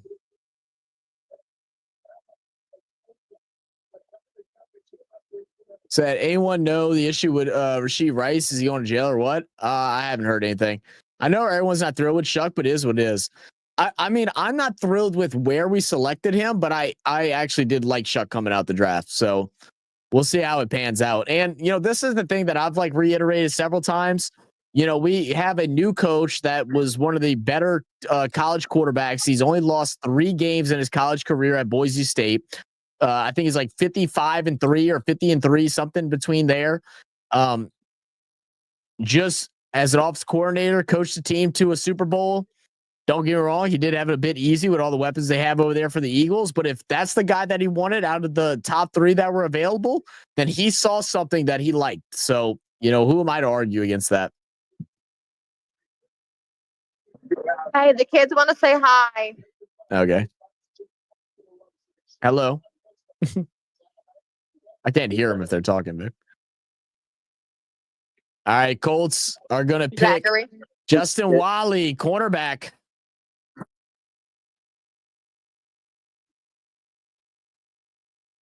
So I want to do he likes Spencer Rattler though. I mean, I think it's going to bring good quarterback competition. I know at the beginning when he first signed, he said he didn't think the starting quarterback was on the team. Now, does that change? Because, I mean, even the sample size that we got from Rattler wasn't great because the O-line was beat up his first 4 games. Then the wide receivers were beat up the next few games. You know, and he came in on games that were, you know, basically already at a loss. So it'll be an interesting battle this year during training camp. Yeah, go ahead. They not like about the moment wasn't too big for him though. That's why, because you know most young quarterbacks get rattled, and you know you start making a lot of mistakes, but he didn't make too many of them. I think what the thing is though, like we say he didn't make mistakes, but he still lost games, still didn't win games, right? And I know there was other factors to that. My biggest concern with Rattler is we get amazed by the amazing throws that he makes, but then there's other throws that aren't as good. We also saw, you know, the hospital balls that we hated about Derek Carr. He threw several of them, and it was excused because he's a rookie, which is a fair excuse. But he threw those too. You know, so I don't know. It's good. Like I said, it's gonna be a fun battle this year. I think it'll be interesting who ends up starting week 1, or who finished starting at the end of the season. I said, do teams look ahead to the future groups when selecting this year's players? No wide receivers next year. To an extent, yeah. There's just a lot of good wide receivers this year. It's not bad. Dylan Fairchild. All right, a guard. A little bit of protection here for Joe Burrow. Definitely need that. Shuck is comparable to Poe Nix in the aspect that Shuck is the most NFL ready coming out, which should be given when he's 25 years old. Right. Yeah, exactly. I mean, you know, it's the issues of his injuries that people were worried about. He broke a collarbone, came back too early, broke the collarbone again in 2022, and then had a broken fibula in his third year. And then he got a full year this past season and played quite well. I think he threw somewhere around 68% completions. I can't remember what his exact touchdowns to interception ratio was, but it was a good ratio. So we'll see. Look at Fairchild doing some wrestling.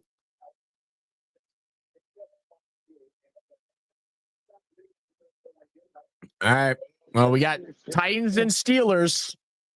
The pick is in for the Titans.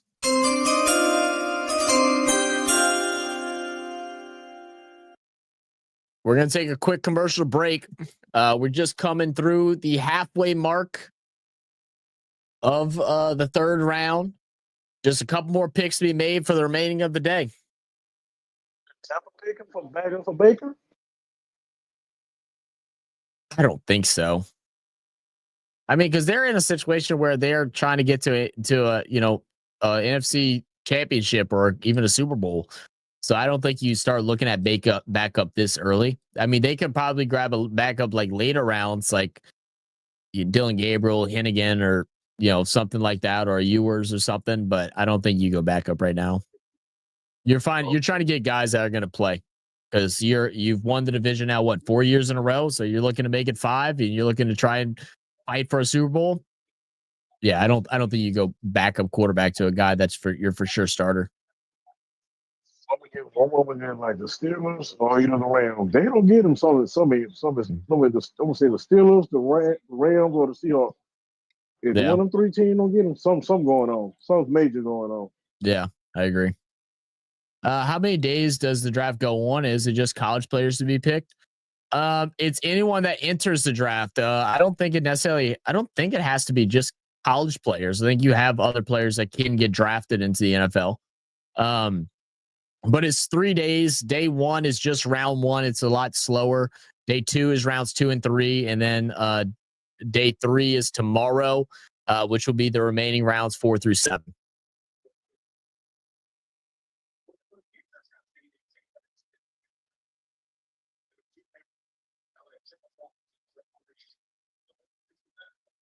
Oh, and also, guys, just to let y'all know, I will be joining our good friends over at Big Blue in the Bronx tomorrow at 1:30. I'm going to go ahead and share the link for their channel right now. Go and give them a look, man. Go show them some love. I think they're doing draft coverage right now. But I will be joining them tomorrow to talk about the Saints picks so far. So make sure you go check out their channel. Give them a subscription. Go ahead and subscribe to their channel, and make sure y'all come show up in some waves, man. Me and Dolph had the pleasure of meeting them too. We had the pleasure of meeting them too at the Senior Bowl, and we're able to cut it up. So we're excited to join them tomorrow.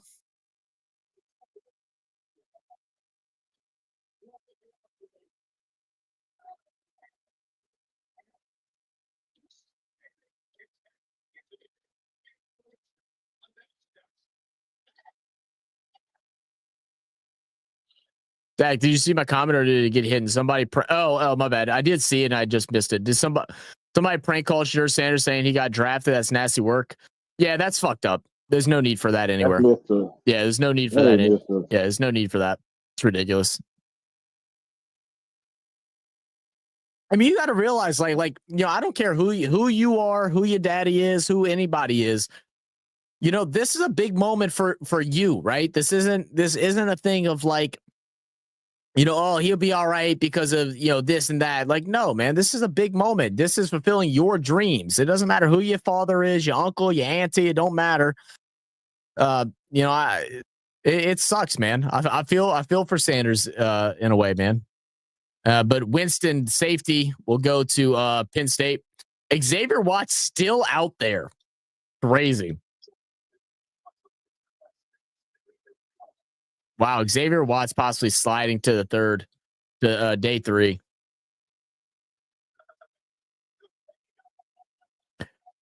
This is rejection piled on rejection. It will hurt. Yeah, absolutely, man. Absolutely.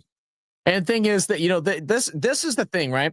The people that are celebrating Shedeur not being picked is the most disgusting thing I've ever seen. Preying on another young man's downfall is just the craziest shit I've ever experienced, man. It's just disrespectful. It's okay to believe that he isn't a first round talent, isn't a second round, or isn't a third round or whatever. That's okay. But being happy that he hasn't gotten drafted yet is disgusting. We'll learn from the experience and mature. My father says no. I don't think it's a matter of maturing, man. I don't think it's a matter of maturing. Again, I think that's narrative driven. All right, so I had the Steelers come up to make their pick. Let's see where they go. Could they go quarterback?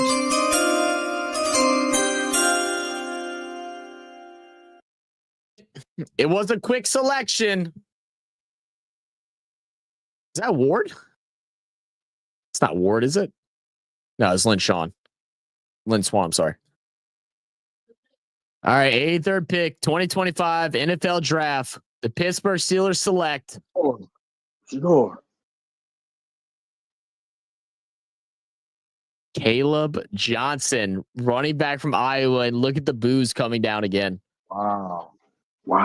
They need a running back. They do, but man, and look at them rings, man. My boy's blinged out. So they can grab Caleb Johnson from Iowa. 6'1", 224. Downhill runner. We all know they lost Najee Harris this year. He's now playing over in Los Angeles with the Chargers. This is crazy, man. No, I don't think this dude gonna get drafted, bro. This is crazy. This is crazy. I don't think he's gonna get drafted, bro. It's like I really just want to know like what everybody sees, man. Like I want to go through and watch some film study, because even the guys that I've watched film study of that are critical of Shedeur didn't think it was this bad, right? Didn't have him going this far down. Oh man, we got 93. We're a long way from one. Yeah, long way. Crazy, man. All right, 84th pick. The Bucks are ready to select their.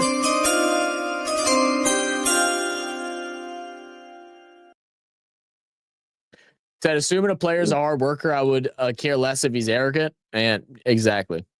There's no evidence I'm aware that says Hannah is a hard worker. I agree, double. Simeon Rice, back at it. 84th pick, 2025 NFL Draft. The Tampa Bay Buccaneers select Jacob Parrish. Oh, so I wanted to interview Jacob Parrish at the Senior Bowl. I just missed him. He was literally walking off the field. I was trying to search for him. I didn't want to stop him and be rude. Jacob Parrish to me is just, he's a quarterback, but he also can play. He fits more in a zone style defense. He's got real good anticipation of the ball. Always just kind of has an eye on where that ball is going to go and has a quick release off his drop back and then into an attacking position. I really like this pickup of Jacob Parrish. What was at the Senior Bowl this year, wasn't it? Mm-hmm. Really like that pick. I stay in Mobile. Oh, do you really? Oh man, you gotta come. You gotta come next year, bro. I'm gonna have to. The practices are free, man. You can just show up to their practices. They don't cost nothing. I sure know where the stadium is. They just recently built that thing a couple of years ago. Yeah, dude, it's beautiful, man. It's beautiful. Yeah, look, you have to. Well, you have me here on Discord now. Whenever we get back to it, yeah, let us know. Me and Dolph. Unless something crazy happens, I mean, me and Dolph will be out there again, and we're hoping to get Carlos out there too. We'll definitely be there. Yeah, we'll have to link up. We have some fun, man. It's really cool. But the Chiefs are ready to go.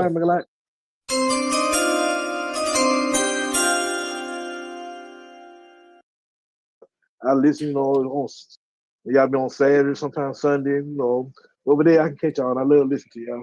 Oh yeah, man. All right, so Chiefs gonna select cornerback Noel Williams from Cal. All right. Okay. I'm watching on YouTube, but you got the thing scrolled up on Green Bay, so I couldn't see the. Oh, my bad. Let's see. Said I don't understand how people don't get that Shedeur is the third round talent at best. No, I think everyone for the most part understands that in a normal draft he's third round talent. I think everyone understands that because a lot of people even had Jackson Dart should never win in the first round. Let's just be completely honest. He never should have won the first round. He is by far from polished. Cam Ward probably be the only first round draft pick in as a quarterback in other drafts, and it would be later on in the first. Shedeur is probably more like a third. Jackson Dart's probably a third or a fourth. Shuck is probably still around a fourth, fifth. So like it's just weird. It's just weird that people have passed up on him. And I know you mean no slight, but he's not that good. I wouldn't say that he's not that good. I think he's just missing the pieces things that people want right now. Like, they're concerned about him holding on to the ball too long. They're concerned about him, his arm strength and not being a mobile quarterback. I think there's also a stereotype when it comes to that with being a black quarterback and not being great on with your feet. That takes away from what the stereotype that people want from that, which is just it's shameful, man. He's a great true pocket quarterback. I say great. He's a good true pocket quarterback. So yeah, D, good scoring on a wet day. Yeah. Damn, you're way back, Sinbad. All right, I do have to go take a restroom break. The pick is in for the Chargers as we go ahead to a commercial break. I'll be back in a moment.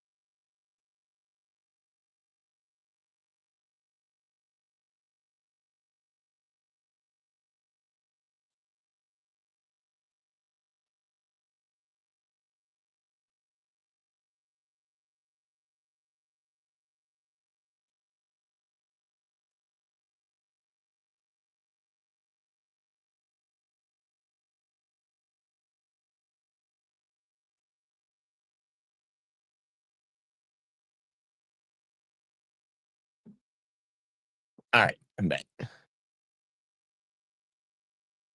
Injuries always suck teams. Every year usually have a good run. Yeah. Dart was projected to be picked ahead of Shedeur and at number 3 to the Giants. Yeah, that's also people that don't watch ball. First, if the Giants wasted a first round, they did waste first round pick of next year to go grab Dart when they already have 3 quarterbacks right now, 2 ahead of Dart. Did not make sense. Dart is not that good either.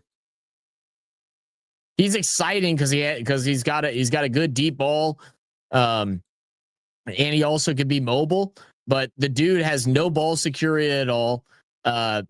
Every time he gets touched, when he gets sacked, he loses the ball damn near. He doesn't play action at all. I think he played like somewhere around 90% of his snaps from shotgun, which doesn't fit an NFL style offense. There's a lot of bad things about Jackson Dart.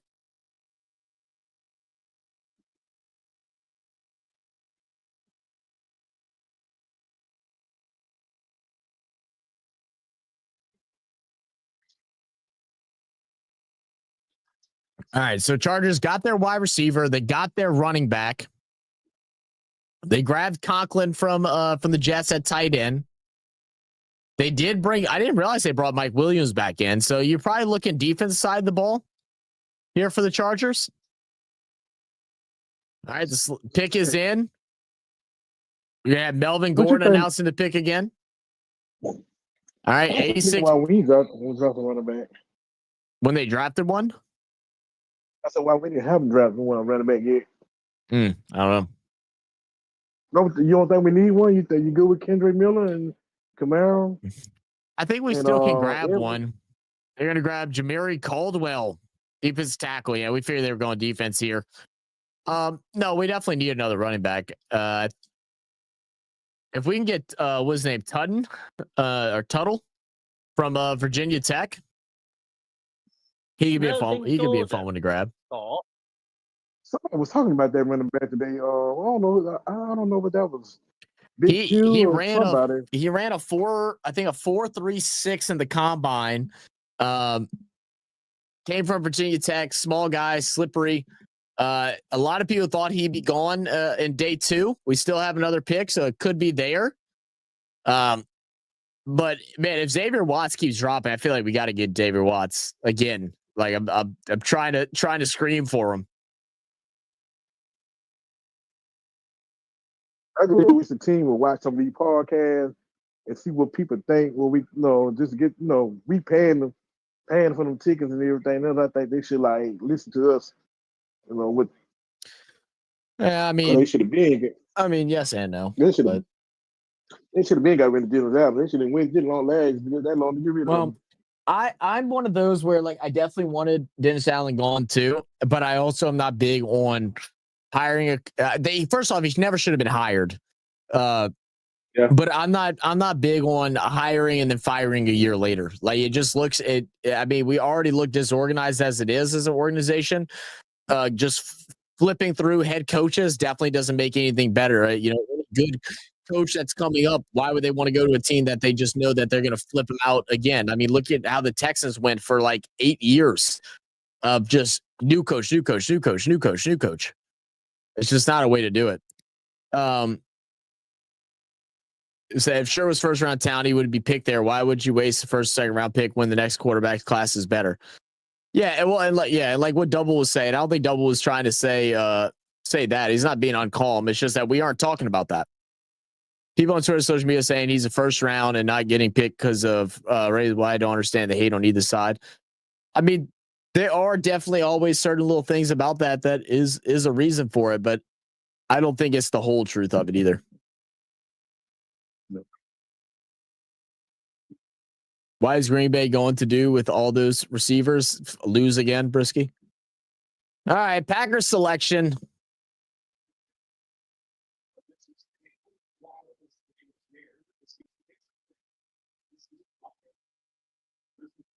Look at the gold coats, man. I still like our receiving core. I thought we got one of the baddest receiving core. All right, in the league Green Bay's going to grab Savion Williams. So I watched a film study of Savion Williams the other day, and I am not going to lie. There was not a single thing, and that was only one game that we did a watch along for of a film breakdown of his. There was not a single thing about him while watching that tape that I enjoyed. He gives up on plays early. He doesn't play through the routes. He also, when he gets beat, when a cornerback gets the best of him, he's all about pushing and shoving and doing all kind of ridiculousness instead of just trying to get open afterwards. Instead, he tries to start the fights. Lazy blocker. I really don't like this pick for Savion Mitchell. I'm sorry, Savion Williams. Don't really like this pick. Yeah, another one is crazy. I mean, again, the Green Bay's just sitting there trying to find wide receivers. They go and grab a good guy in Golden, but Golden is a small receiver. Is very much like Reed. So now you got Watson, Reed, Dobbs, Williams, and Golden. That just doesn't make sense to me. Just doesn't make sense to me. Yeah, another wide receiver. So silly. I guess all the see you get to watch their quarterback get sacked. I guess so, Double. That's dumb.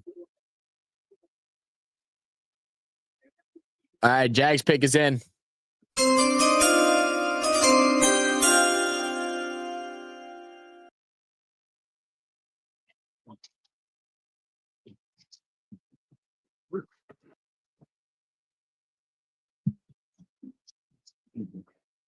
The Duval chant is so funny to me.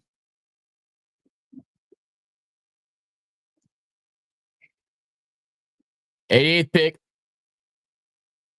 To grab Caleb Ramsaw. Okay. All right, look. I got my beef with Caleb. I love him. Tulane kid out in New Orleans. Love him for that reason, but I'll tell you what, he made me so angry at the draft. We were lucky enough to interview Caleb Ranshaw, even though he did not want us talking with him. He wanted to leave. We also did get to talk to his parents, which was really cool. Very nice family. Talked to his mom and dad, or I'm sorry, his mom. I believe his mom is either uncle or grandpa, and then his brothers. Really nice people. Let me go ahead and pull up the interview from Caleb Ranshaw.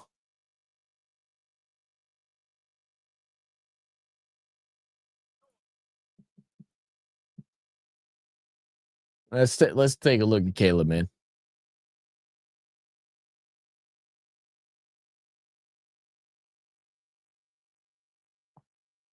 How you doing? Come on in. I'm Dolph Jackson. Come on in, Sports Network, and we're here with cornerback from Tulane University, Mr. Renshaw. First of all, congratulations on being invited to the Senior Bowl. When you got that call from Jim Nagy, man, how did you feel? It's an honor, it's a blessing to be able to be invited and play in this game. So it made me happy and it made my family happy. It's a great opportunity. Man, you went to Tulane, man, and Tulane's turned around. The program's turned around. It's on the upswing, man. How does that make you feel knowing that you were part of the class that helped rebuild Tulane football? It makes me feel good, but, it wasn't just me. I mean, we had good players, a good coaching staff, he holds high standards. So, everybody going to be able to hold that standard, everybody that's dedicated. And I feel like that played a part. Everybody came together and played with each other. So when did your love for football begin? When I was young, for sure. That's always been something that ran in the family. We always played football. We've been a football team. So, I've been playing football since I was real young, and I stuck with it ever since. So this week, this is the most important job interview of your life. Mm-hmm. You got coaches, you got GMs, you got owners here. I'm going to reverse it now. Mm-hmm. I'm going to put you in their seat. Mm-hmm. What would you want to see this week from young Renshaw to make you say, hey, that's a kid we need to bring into our organization? The versatility, I say, and effort, hard work. I feel like I can play. Well, I know I can play all defensive back positions. I can cover. I can play zone, and I'm physical as well, so I can be able to be in that box as well. Final question, the most important question. We know what type of football player we're getting, but most importantly, what type of man will we be bringing into our organization? A team player for sure. I care about my teammates. We work together. We grind together. We shine together. So that's what I live by. Well, there you have it. Some team is going to be lucky to have this young man in the building. I personally am hoping it's black and gold, but, that's just personal. Thank you, my brother, and congratulations. Have a good one, man. All right, Caleb Ranshaw. Like I said, more jokes or anything with when we were trying to meet up with him. Obviously, busy man. It's a long week for them boys that are out there at the Senior Bowl. They go from practices to interviews to then meeting with owners, with GMs and other coaches and stuff like that for all these different teams. They pull on a full-blown show. It's like Dolph says in all the interviews, it's just one of the like Dolph says in all of these interviews, this is the biggest interview for them. They're showing out. They're getting the chance to meet all the owners from every single team, be able to sit down and talk with them and help, prove point why they should be drafted, why they should go to their team. So congratulations to Caleb Ranshaw to be able to make it into the NFL and be drafted by the Jags. Now, the Jags did trade, and they do have back-to-back picks. They did go ahead and grab Wyatt Millam out of West Virginia, offensive guard. So we'll double that up real quick. Let me go ahead and get back to the draft page. Let's see. I think you did. Risky said, such a shame. Jinx Green Bay, some more, please. I like this kid. He says the right things. Yeah. I mean, look, it was very fun once we started talking to him. He was pissed off that we wanted to interview him. And like I said, it's more jokes than anything. We know those guys are having a long day. This is late in the evening and all that stuff. I'm glad he gave us the time, because he definitely could have said no, because we were a little bit past the whistle, so happy to have Caleb Ranshaw now playing for the Jags. Very exciting stuff out there in Jacksonville, man. They're having a crazy draft. They've got a lot of players, and we'll see what they can do with them, man. But we're back at it now. The pick is in for the Rams as we go to commercial break. The dude Zach, I have question. one more team. Say it again. I have one more team. What about Minnesota? No, I think they're stuck on McCarthy, man. I think they're stuck on McCarthy. Double says this dude's questioning is great. Zach, let him know he's got a fan here. Hey, it's our brother Dolph, man. To come on in Sports Network, the founder and CEO, keeping it real. Who Dat Sports Podcast, man. Our brother Dolph. That was the first time I got to meet Dolph, which was also, oh no, second time I got to meet Dolph. I lie. Yeah, man. Dolph is good at it, bro. Like we were gonna alternate who interviewed and who didn't, and I was like, you know what? I was like, Dolph, you just do it, bro. You're good at it. You're a natural. And also, whenever I did the interviews, I'm short, guys. Dolph is like 6'1". I'm like 5'8" on a good day. You know, depending on what shoes I'm wearing. And I'm sitting here holding the mic up like this when I talk to him. Who's the name of the interviewer? That's Dolph Jackson, man. That's the Coming In Sports Network. Let's see. These two channels right here are his.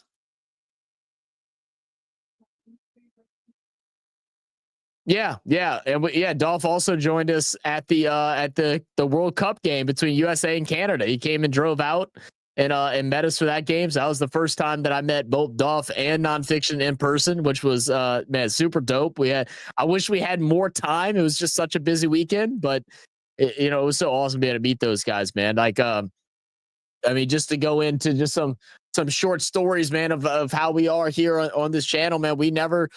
We've not known each other in no type of fashion. Me and Non knew each other through video games. We decided to create Real Fan Sports together. We met Dolphin through Hoodie Jube's channel. I met Hoodie Jube a couple years back during a Saints training camp. We got together. Me and him have met up and have had dinner and breakfast with his family. We've gone out to bars a couple times together. And then Dolph got to meet him at the T20 World Cup. And then at the Senior Bowl, we worked together as Come On In Sports Network, and it was awesome, man. Hey, this is our Who Dat family. This is our family here on Coming In Sports Network, man. I love every single one of them boys. Zach's girlfriend's taller than Zach. Laughing like that's how short he is. Shut up, Brisky. You're small, Brisky. All right, what else? Skeleton said, enjoy the stream. See you guys later.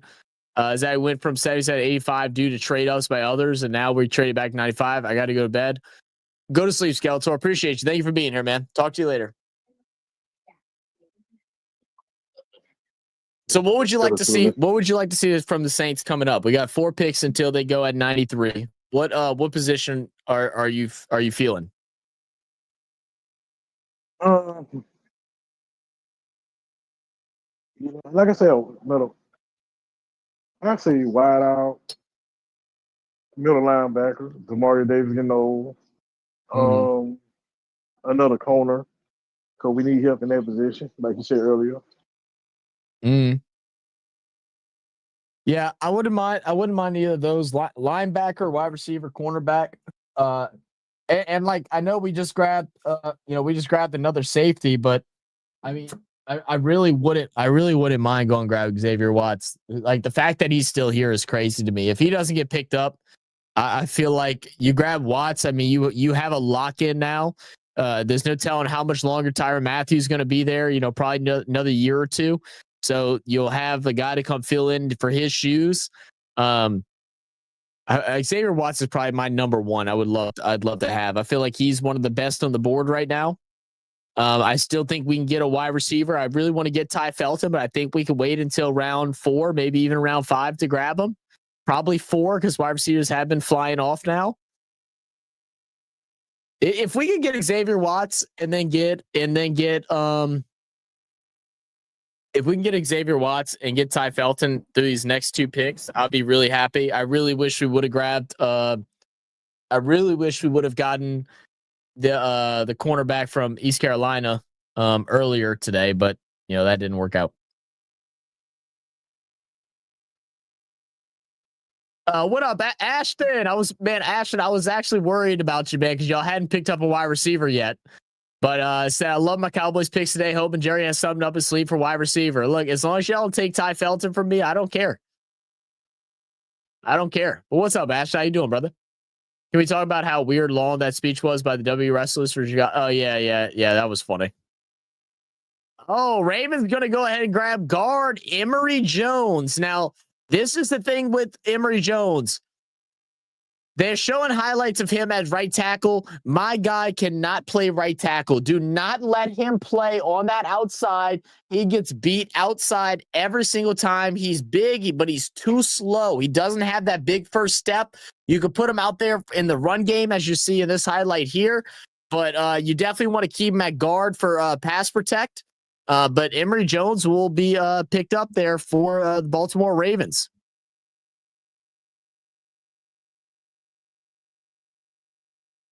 Man, Emory is one of the guys when we were at the Senior Bowl, Sydney, where we were watching them do their one-on-one reps on the line and stuff, and my boy was getting beat left and right, and we were sitting there, we were like, "This is not what we saw during the season."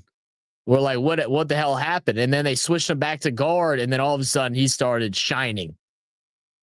So we're gonna move into the Seattle's pick. The pick is in for Seattle at 92.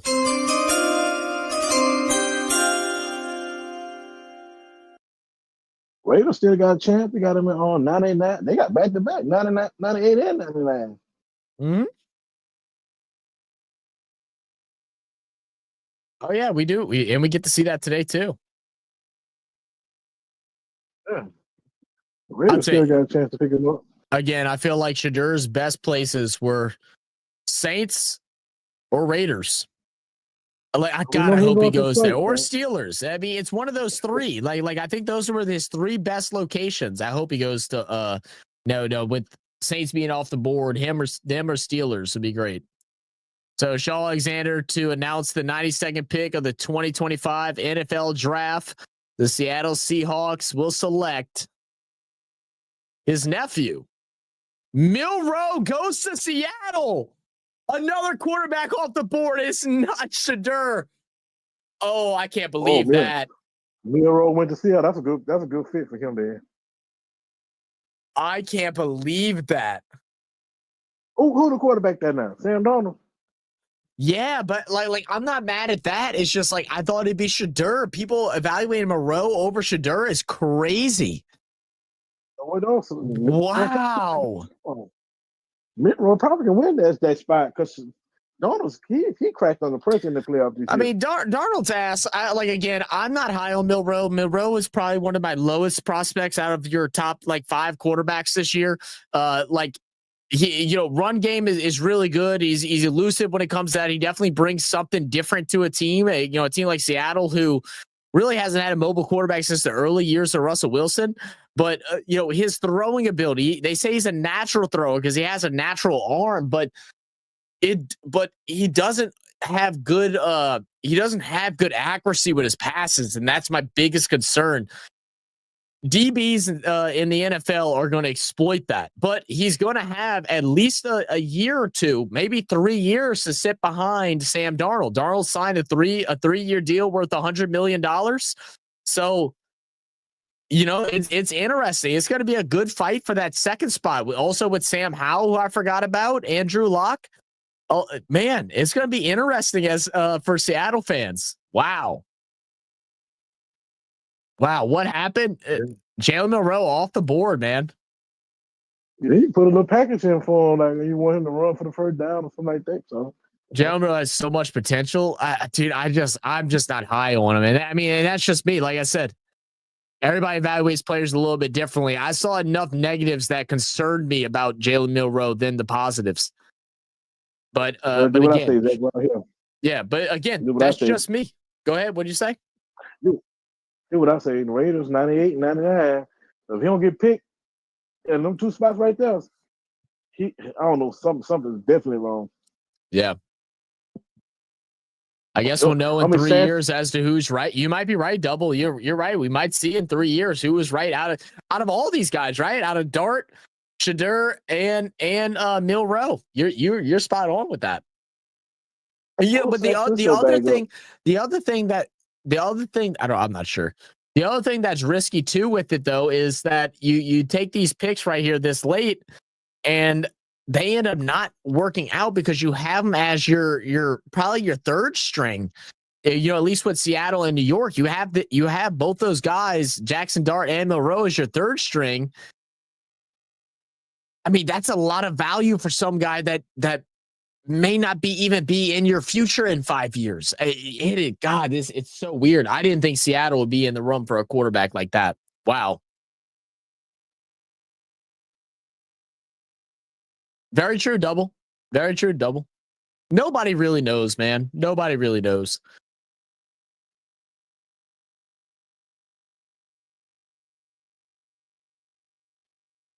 Of course, they show the Saints fans. They from the West Bank.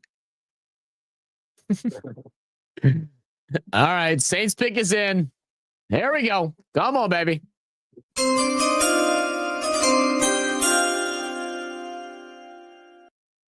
Xavier Watts. Give me Scatterbo. Give me. Yeah, he's still out there too, ain't he? Yeah, he's still out there. Give me Xavier Watts. Give me Scatterbo. Give me. I can't imagine us grabbing another quarterback, but fuck it, I'd take it. I don't think we go center here. I don't think we go Jalen Royals, but we could. All right, come on, Saints. Jonas Sanker. Wow, why is Xavier dropping? That Pete. Why is Xavier Watts sinking? That doesn't. I don't like that pick. I don't like that pick. They saw the draft like Dennis Adams coaching, ain't it? I don't like that pick at all. Don't like that pick at all. Again, I think that's 2 back-to-back misses with what's on the board. I think that's 2 back-to-back misses. Oh, man. Mays career at AFL here, and he's big on application and results. Fair enough. Value is talent, but the intangibles are difference makers. Fair enough. Wow, I am. All right, well, Browns are back up. Could we see now where the quarterback goes? Could Shadur go here? Does he go 98? Does he go today? We just said we're trying to beef up that secondary, so he might be a good player. Yeah, like the position is right. I think the position is right because the line, it's not a deep linebacker class. So like there's not many more linebackers after this, that especially not someone that could fill in the shoes for Demario Davis. So I'm not mad at that. I feel like we probably go linebacker early if we hit on the picks that we've gotten this year. Probably go linebacker early next year. But I just don't know why Watts has fallen. Can anyone look that up of why Xavier Watts is falling? Can anyone Google that and let me know what the deal is with that? Here we go. Brad's gonna come join me now. Actually, this would be good insight. Give me a second, guys. I gotta send this over to Brad.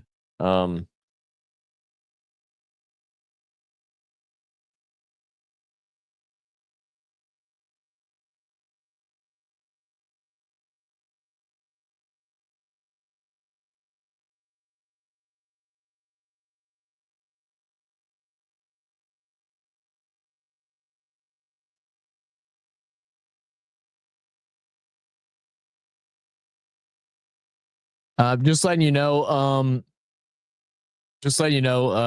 Sydney, you're probably not going to be able to hear Brad the way I have it set up right now. So I'll like ask if I hear you start talking or want to add into the point, that I'll say it out loud and call you to answer it. I don't have a way right now to be able to send his voice to you and vice versa. Zach, gone as super coach, all clear, no changes. Perfect. Thank you, Sinbad. Believe you should take Shadur Sanders. He may fit with that city, to be honest. I would love to see him in the Raiders more than anything. I understand. I just so I understand your opinion on Milroe and quarterbacks better. Did you see more negatives and positives that concerns you in Shadur Sanders? Just curious. Did you see more negatives and positive that concerned you in Shadur Sanders? I saw way more negatives about Milroe than I did with Sanders. I saw way more negatives about that. I didn't even think Milroe should be within the first 5 rounds, personally. I didn't understand why he jumped up the board so much. And again, some of the guys that I know, they had Milroe jumping up the board big time. I just didn't see it. What up, JT? Said blessing Dolphins. Zach, what's up, brother? How you doing, man? How we feeling, JT? As I think my mate was Pies back in the day. Circa. Wow. I want to hear Brad's opinion on Baltimore's draft too. Yeah, for sure. He'll be home in 10 minutes. So once he gets home, he'll come hop in. All right, Browns pick is in.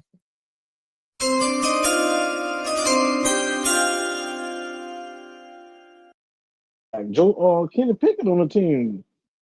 The Cleveland Browns. But I think Pickett's worse than the other two.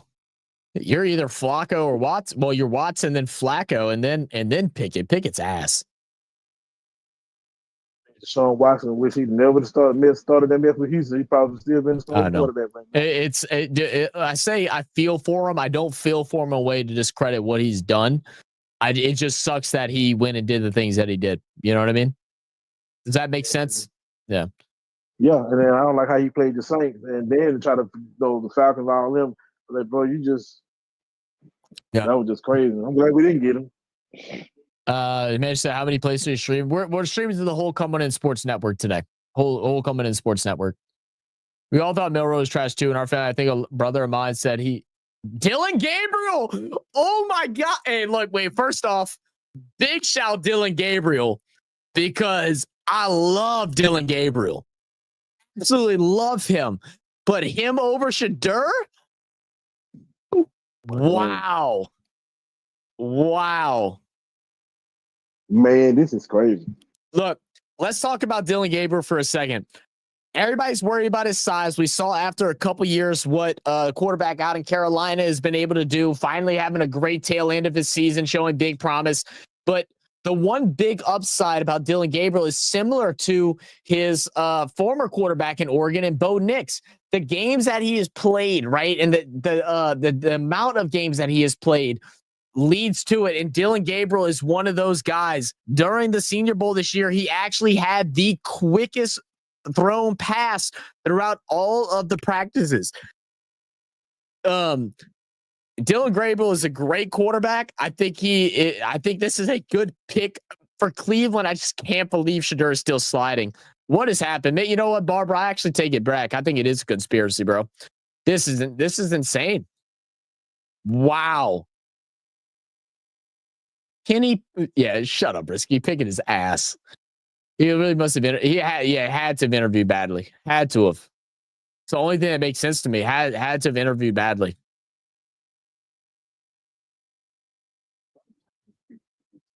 And we're hearing from Charles Davis. He's saying the exact things he told us, that I drafted him for the experience as a backup, as a long experience in college football. Very solid as a player that if he can figure out how to play against or over these bigger boys in the NFL, he can be a solid backup for many years and possibly take a starting position. Wow. Well, that's Gabriel's career dead and gone to heavenly already. It does suck that he went to Cleveland. I will agree with that. But, man, would an organization like the Patriots take a Sanders? If it's based off the rumors, the Patriots definitely wouldn't, because of how the Patriots treat, how New England is like Boston area is towards people of color. So I don't know if that, I mean, look what they did to Jared Mayo, who literally had nothing. They ran him out after a season. So Patriots selection coming up, 95th pick, 2025 NFL draft. Or Sanders. Jared Wilson, center. Yeah, protection. Yeah, nothing wrong. Yeah, love that. Yeah, normal guys, Shadur's still here. Well, this is gonna be a talk of the sports world when the draft over with. Brisky, you're talking about an anonymous thing that is the most pussy, scary bitch move to ever make from a GM or anybody. Don't mention that as a reason why how bad he is at interviewing. That dude's a bitch and he knows it.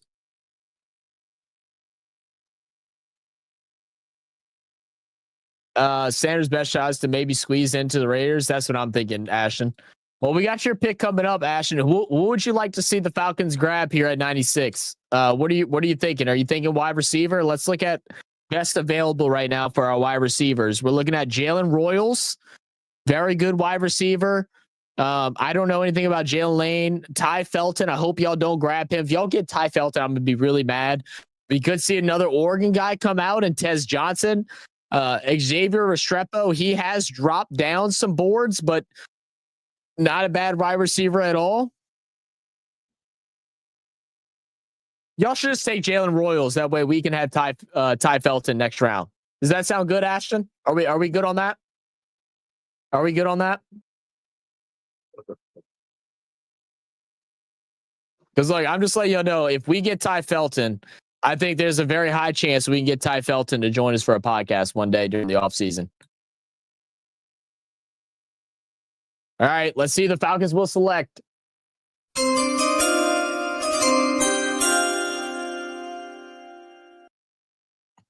Yeah, they traded to get here. 96 pick, 2025 NFL draft. Falcons select Xavier.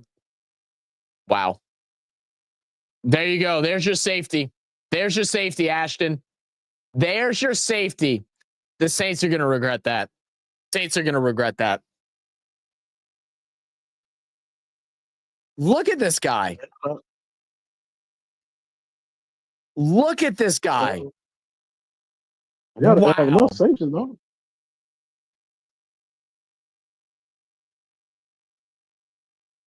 The ball finds him. He's a decent tackler as well. That man. Oh, I'm sick to my stomach. I've been saying Xavier Watts since the beginning of this round when the Saints had 2 picks and we didn't grab him. I'm sick to my stomach. I'm sick to my stomach.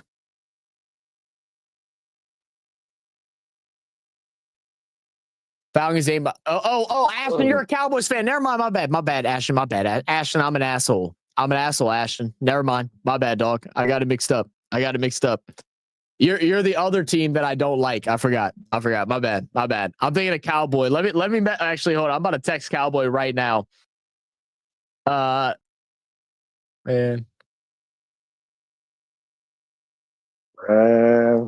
Falcon loading up on us. they loading up. They're gonna be hard to beat now. Not a good player.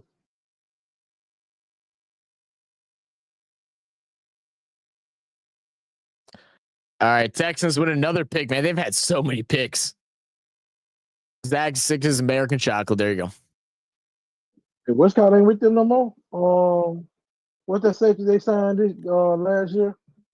I know you're talking about, but I think I'm not exactly sure. I'm not sure. They show everybody except him up there. Jalen Smith, cornerback from USC. It's a good pick there for the Texans. They do have another safety, but I think Cowboy really wanted Malachi Starks in the first round. I mean, they're obviously going full defense right now. You know, the Falcons, they go 2 edge rushers. They go ahead here and they go grab what in many eyes was a top 3 top 3 safety in this year's draft, and Xavier Watts. They're loading up that defense. Maybe the Saints GM Mickey's is I agree. Brad's getting on. We need his toxicity in here. Yeah, Brad will be on in just a second. He's on his way home. He's coming back from Lafayette. He was doing it. Okay, Raiders are up. Pick 98. They got 2 back-to-back picks. One of them has to be Sanders, right? It just has to be. You would think. I say if he don't go, he'll good on them 2 picks. So man, he ain't getting picked tonight. Scatterbo for the Niners actually be a really good grab. He will be there at 36. He could be a good pickup. Yeah, he was the last 4 pick of the draft. That's crazy. Yeah. Say it has to be one of them. I feel like it, right? 34 and 35.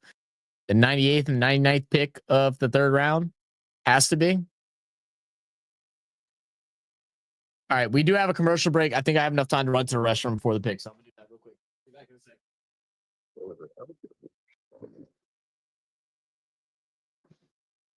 You doing, yeah.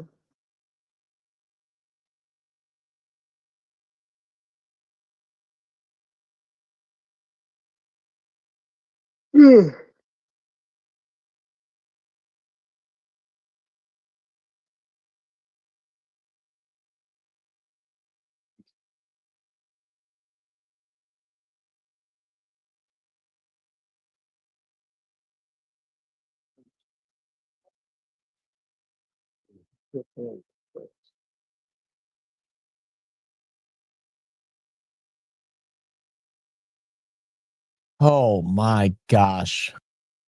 We'll sit until day 3. He might. Cowboys don't have 4th round pick, but I would love if either Bond or Tez Johnson in the 5th somehow. Tez might be there. I don't know much about Bond. Tez could still be there for the Cowboys. I really like at this point, the last 2 picks for the Saints have been ones I did not like. I didn't really like the 2nd round pick. Like Shuck, but I don't like him there. I think that was way too early of a grab, but I haven't liked the last 2. I can't believe we decided Sanker over Xavier Watts. That shit just does not make sense to me at all. And then, I mean, the D tackle, I mean, I guess that's fine. I mean, I don't know much about Vernon Broughton, but I think we could have went Green in the 2nd and then grabbed Shuck here if that's who we wanted in the 3rd. I think that was just a misread on the quarterback situations. All right, so pick is in for the Raiders. Let's see what we got.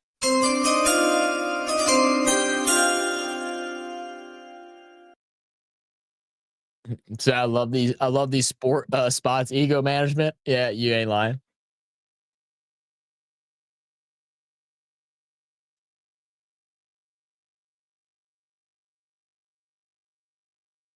Oh, okay. Okay, and Brad will be here in just a second.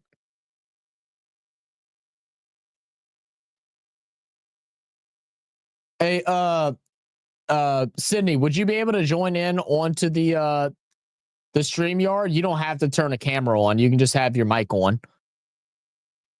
How would I do that?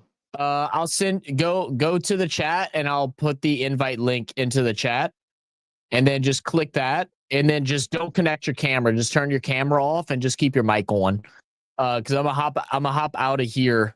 Well, I'm not gonna hop out of here, but I'm gonna mute this because you're not gonna be able to hear Brad talk.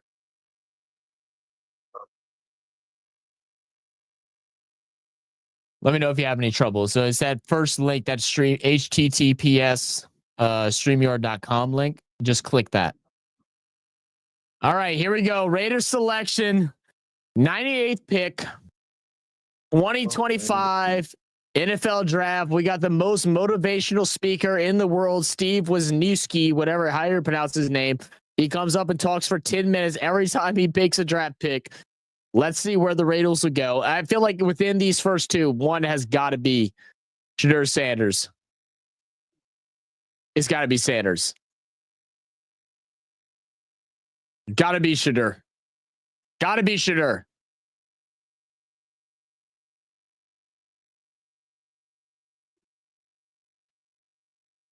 No, they grabbed the guard. They grabbed Caleb Rogers. They grabbed Caleb Rogers. They got one more pick.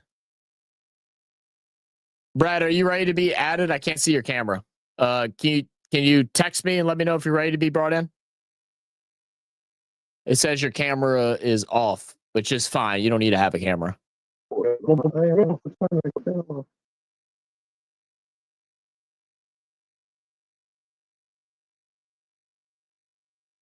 This is unreal.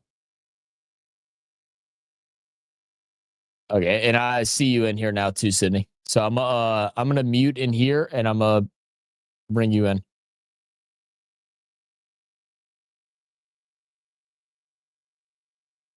No, it's not okay. Okay, but you're good to come in. Brad, can you hear us? Yeah, I can. Okay. You don't need a camera. That's fine. All right. Okay. So they go ahead and grab a guard. Shedeur still on the board. Bro. And we'll talk more about all of this in just a second, because we are getting to the tail end. There's only a couple more picks left for the day, and then we're gonna have just a good, nice, long debate. We got 4 more picks to go. So we'll lock in, and then we'll really like talk about everything that's transpired. Does that sound good with you guys? Oh, I lost Brad for a second.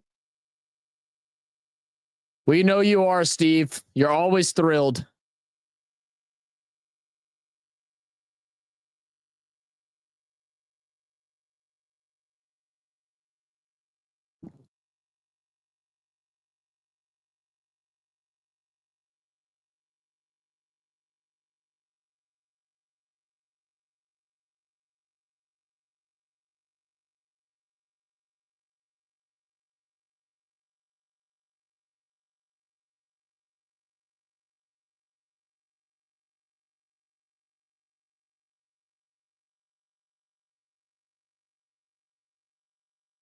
That is a good point, Brisky. Nobody else needs a quarterback. I mean, the only other people that could steal up to get him is probably Rams. Now, right? The only other person that could go up and get him is Rams. So, yeah, that is a good point. That is a good point. Yeah.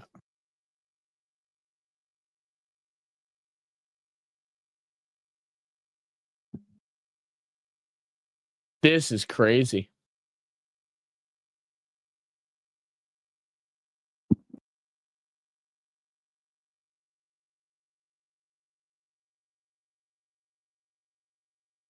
I'm sorry for the silence, guys. This is just, I mean, this is just incredible.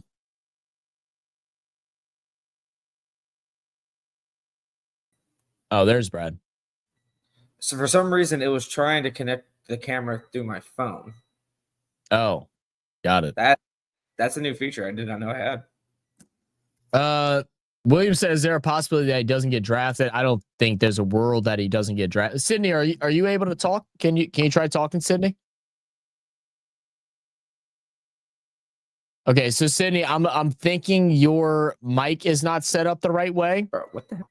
So Sydney, go to on the thing, you see settings, go to settings, click on audio, and then on audio, you're gonna see a mic, and you gotta select the mic that works. So whatever that may be, select one of those and then talk. You should see the little green dots bouncing.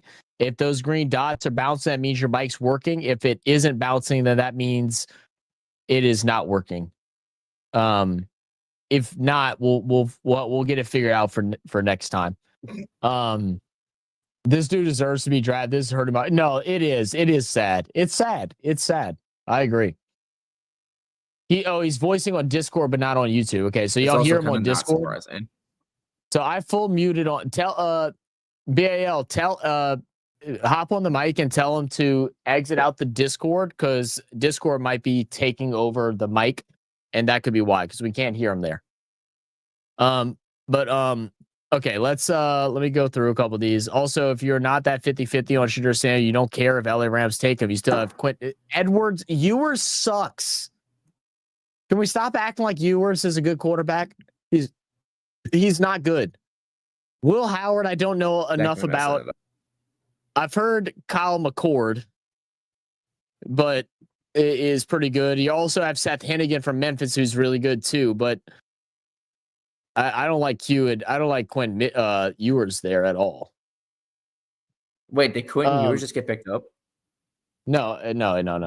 But that's what Brisky was saying. He's like, Quinn Ewers is a guy that is, if you're 50-50 on Shedeur, you still have Quinn Ewers. Quinn Ewers is not good. Quinn Ewers wasn't even the best quarterback on his team. Right. And the other guy only played 3 games and he outshowed him. Quinn Ewers was all, if we want to start arguing about Shedeur being all hype, Quinn Ewers is 10 times that. Ewers sucks. Oh, without a He's doubt. not good. He's not good. This is why they lost, because they kept Ewers in and not, I can't pronounce that dude's name, I swear to God. They should have kept with Arch the entire way. For sure. Yeah, man. We'll get to those. We'll get to questions like that, Brisky, in just a second, because we only have 3 more picks. So let's get through these 3 picks.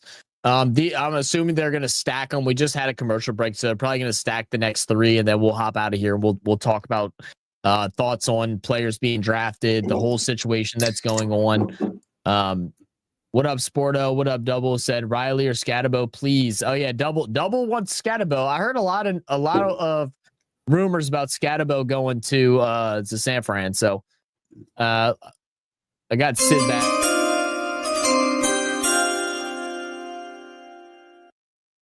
The 100th pick, 2025 NFL Draft, the San Francisco 49ers select Upton Stout, cornerback.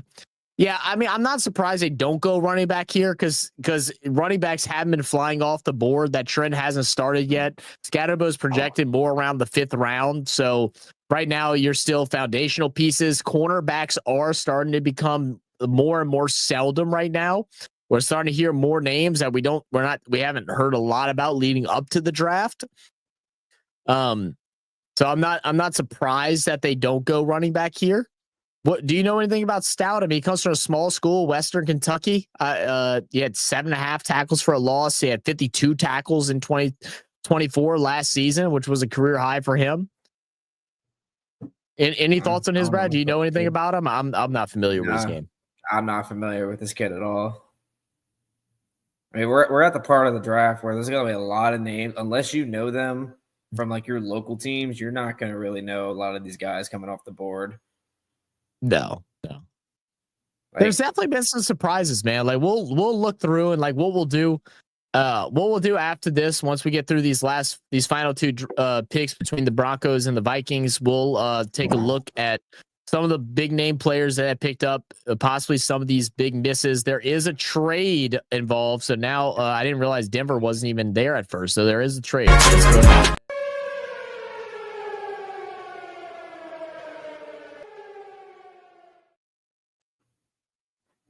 Broncos go ahead and slide into the 101st pick.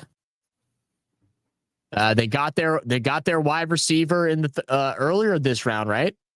They went ahead and grabbed I was surprised they didn't grab. I thought Shaw was going to go Jalen Royals, but they went Pat Bryant, which I like.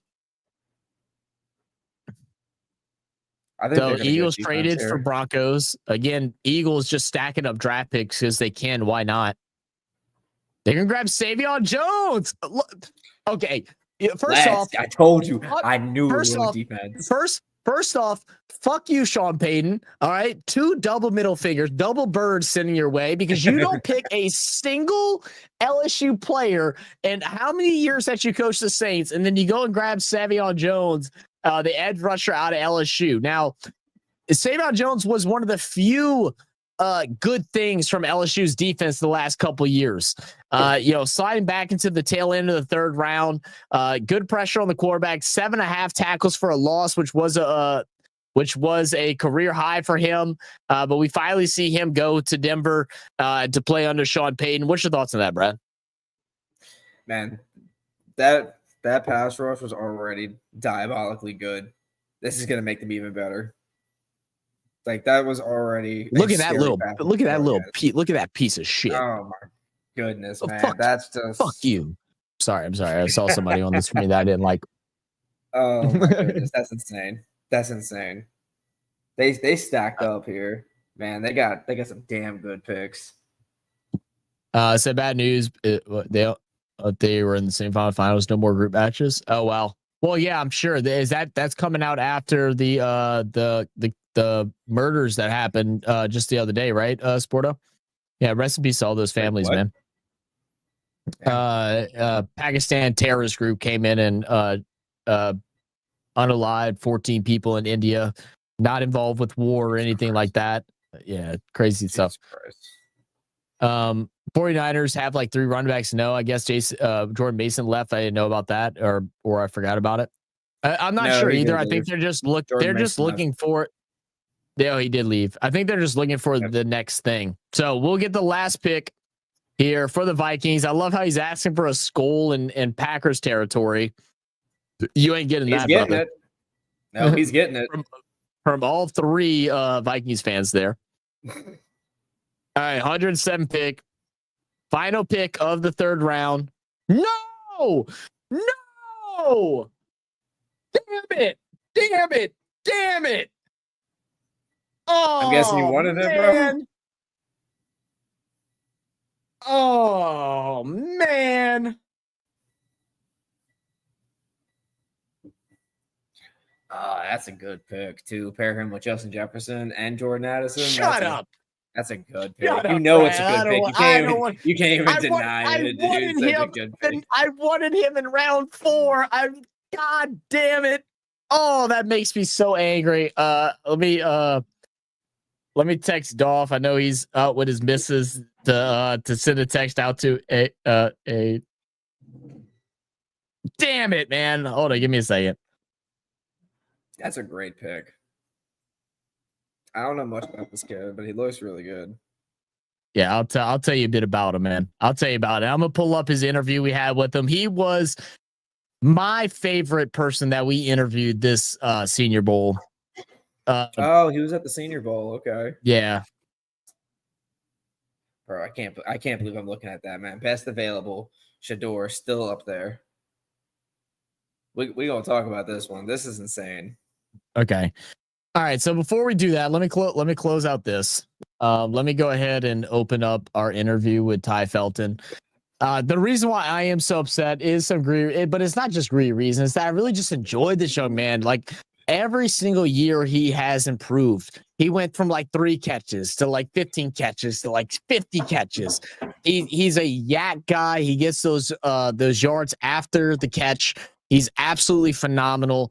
He was actually the very first person that we interviewed at this past year's Senior Bowl. We talked with him, and then we also talked with his agent. We exchanged numbers.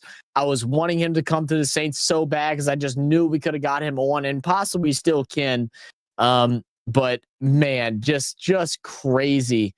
God, I'm so mad. Just a couple more picks. Just a couple more picks, and we could have had him. Let me pull up the that we had with Ty Felton. I mean, there's still Jalen Royal out there. Is obviously still a very great wide receiver, but this was the guy that I wanted. This was the guy late round. I normally don't even have a late round pick that I'm just like I need to have him. This was him. So I'm gonna go ahead, Brad. You're gonna have to just stay quiet during it because they're gonna be able to hear it twice. So, that's fine. All right. I'm gonna share this now, guys. God, I'm pissed. How you doing? Come on in. I'm Dolph Jackson. We're here at the 2025 Senior Bowl with Ty Felton, wide receiver from the University of Maryland. First of all, Ty, congratulations on being here. It's an honor to be here. Yes, sir. Now you here. You're going up against other top guys from around the country. Mm-hmm. When you got the notice that you have been invited to the Senior Bowl, what was your reaction to that? Man, it was exciting, man, because I obviously grew up watching the Reese Senior Bowl, seeing guys, the top competition. Me and my dad been watching it on the couch for like 15 years before I actually got to play in it. But it was definitely exciting to get that invitation, being recognized as one of the top players in the country, man. So it was definitely an exciting time for me. Right. Now, a lot of GM scouts here. Your coach, you have a relationship with Coach Tomlin. So now I'm going to reverse it on you. If you were a scout today and you were scouting you, what's the one improvement that you would want to see in your game? Yeah, definitely blocking, man. I feel like my technique on blocking can improve, whether if that's my hands in the right fit or my head's on the right side. But I'm a willing blocker. I'm going to go out there and get a man full speed. So there's definitely some technique things I got to work on, but I can improve my game as a whole, man. So just getting 1% better every day, that's the most important thing, man. So. And how would you grade your route running? I can always improve. I feel like my route running is up there. 1 through 10, I'll probably give it a 7 or 8, but I can always improve, man. Right. So I'm just trying to be a sponge, learn from other guys. There's a lot of guys out here that's some good route runners. So I'm trying to take some of their routes and stuff like that and put it in my game and just learn from them in the film room and stuff like that. So. And besides being a good football player, whichever organization brings you in, most importantly, what type of human being are they getting? Right, man. You're getting the guys off the field, man. You treat people how you want to be treated, man. So that's the biggest thing without me, man. Whatever you do off the field is what you're going to do on the field, man. So just respecting people and being a good person, that's a big thing. That's something Coach Locke at Maryland, he was big on when we was there, man. So just treat people how you want to be treated, man. And he always emphasized, man, whatever you do off the field, that's what's going to happen on the field. So room clean, open the door for people and respecting people and stuff of that nature, man. So that's really big. Yes, man. Well, Ty, congratulations. Thank you. Man, Ty freaking Felton. I am so I can see why you want him. Upset with that one. Yeah, I mean, dude, like just such a good guy, man. Great energy. You could tell he's someone that just loves playing the game. That's just happy, happy to be here, happy to be in the situation that he's in. He's one of the best yak receivers in college football. He's a guy that turns a 5-yard catch into 40 yards, 50 yards. He's elusive after the catch. He's always wanting to fight for more yardage and try to put his team into a better position. I was so hoping he would fall into the 4th round. I am so mad, and this is just another reason I get to hate my boy Christian Ford. Hate Minnesota I'm even more, in all honesty. I'm upset. So it is what it is. But let's see. Go to a couple comments. What's good, Charles? What's good, Docs? How we doing, man? Said, bro, am I tripping or just still not picked, man? We're gonna talk about that in just a second after we get through these comments. Discussion about that one. We absolutely are. Bill, your day is over. Rest your fingers. Well played. I love Dolph's interview. Actually, he's natural. He's so natural at it, man. Shout out to our brother Dolph. Yeah. Okay. Let's talk about the the big thing. Shedeur Sanders not getting drafted through day 1 or day 2 in the NFL draft today. Definitely unsuspected. I know like what Brisky has been saying, where he's a 3rd round talent, whatever it may be, and all these different things, but he's still a top. He was looked at as the top quarterback at the end of the season. That switched. It went over to Ward. Now you're seeing guys like Jackson Dart get picked ahead of him, which some people expected that. Then you see Shuck get picked early. Then you see Dylan Gabriel get picked early, way earlier than expected. And Shedeur still sits at home trying to figure out what team he'll be playing for in the NFL. I mean, what's your thoughts on this whole Sanders situation, Brad? Look, at this point, within what's going on right now, it's showing a lot that the interview process was the thing that really bit him in the ass. His play is there. I always hyped up Colorado, man. I was so excited for Deion to go to Colorado and the Sander boys to go there. And I really still enjoyed watching those guys play. But if you have quarterback desperate teams passing up on you and still taking other guys ahead of you, because let's be honest here, Jalen Milroy is not better than Shedeur, in my opinion. He may be a better overall athlete. I forgot about Jalen got picked up too. I agree with that. Yeah. Bigger, and Jalen's bigger and stronger than Shedeur without a doubt. But I think Shedeur is just a better passer, period. And you still have not gotten a call? Because at this point now, you're not fighting for whoever picks you up, you're not fighting for a starting job. You're fighting for a backup position. You're not starting in the league at all unless you get really lucky and some quarterbacks go down, depending on where you go. Like at this point, if I'm Shedeur, I just want to get picked up by somebody. And I'm hoping to get picked up by somebody, maybe even with a quarterback presence there to learn, because this is looking really, really bad when teams like us, New Orleans, passes up on you. Teams like the Giants pass up on you. Teams like the Browns. The Browns are the most quarterback desperate team in the league right now, because Titans already got their guy, Cam Ward, and Cleveland has drafted a quarterback every draft, every year, and one of them has started every year, and they have done nothing, and they still even pass up on you. Like, I don't think this is saying much about his play. I think it's saying more about his personality. I was talking shit to Cowboy. He's a Falcons fan. Falcons fan named Cowboy is the worst of the two. Hey, shout out my brother Cowboy, man. Part of Cohen is Sports Network. He give a shit. But they got Xavier Watts, and I was so mad about that. I couldn't believe we skipped over him and went ahead and grabbed Jonas Sanker. And I did see JFB said just got back for SPAC. I hope you had a good time, JFB. Look, the Saints draft to me wasn't the greatest in this second part. I mean, I'm not mad about the Shuck pick. I'm mad about the Shuck pick of when we grabbed him. I don't think we needed to grab him at the second. I think we could have grabbed I think we could have grabbed like a Green or somebody else in that second and still grab Shuck if that's the quarterback that we wanted in the 3rd round. And then we go ahead and turn around. We get Vernon Broughton from Texas, defensive tackle, which I do not know much about him, so I can't speak on him much. I know we need help getting pressure on the quarterback and also in run defense. We had the 31st or 31 worst run defense in the league last year. So, if he fills those gaps, then great.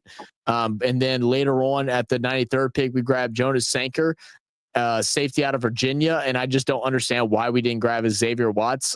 From things that I've heard and people that I've talked with, it felt like Xavier Watts was that top 3 safety guy.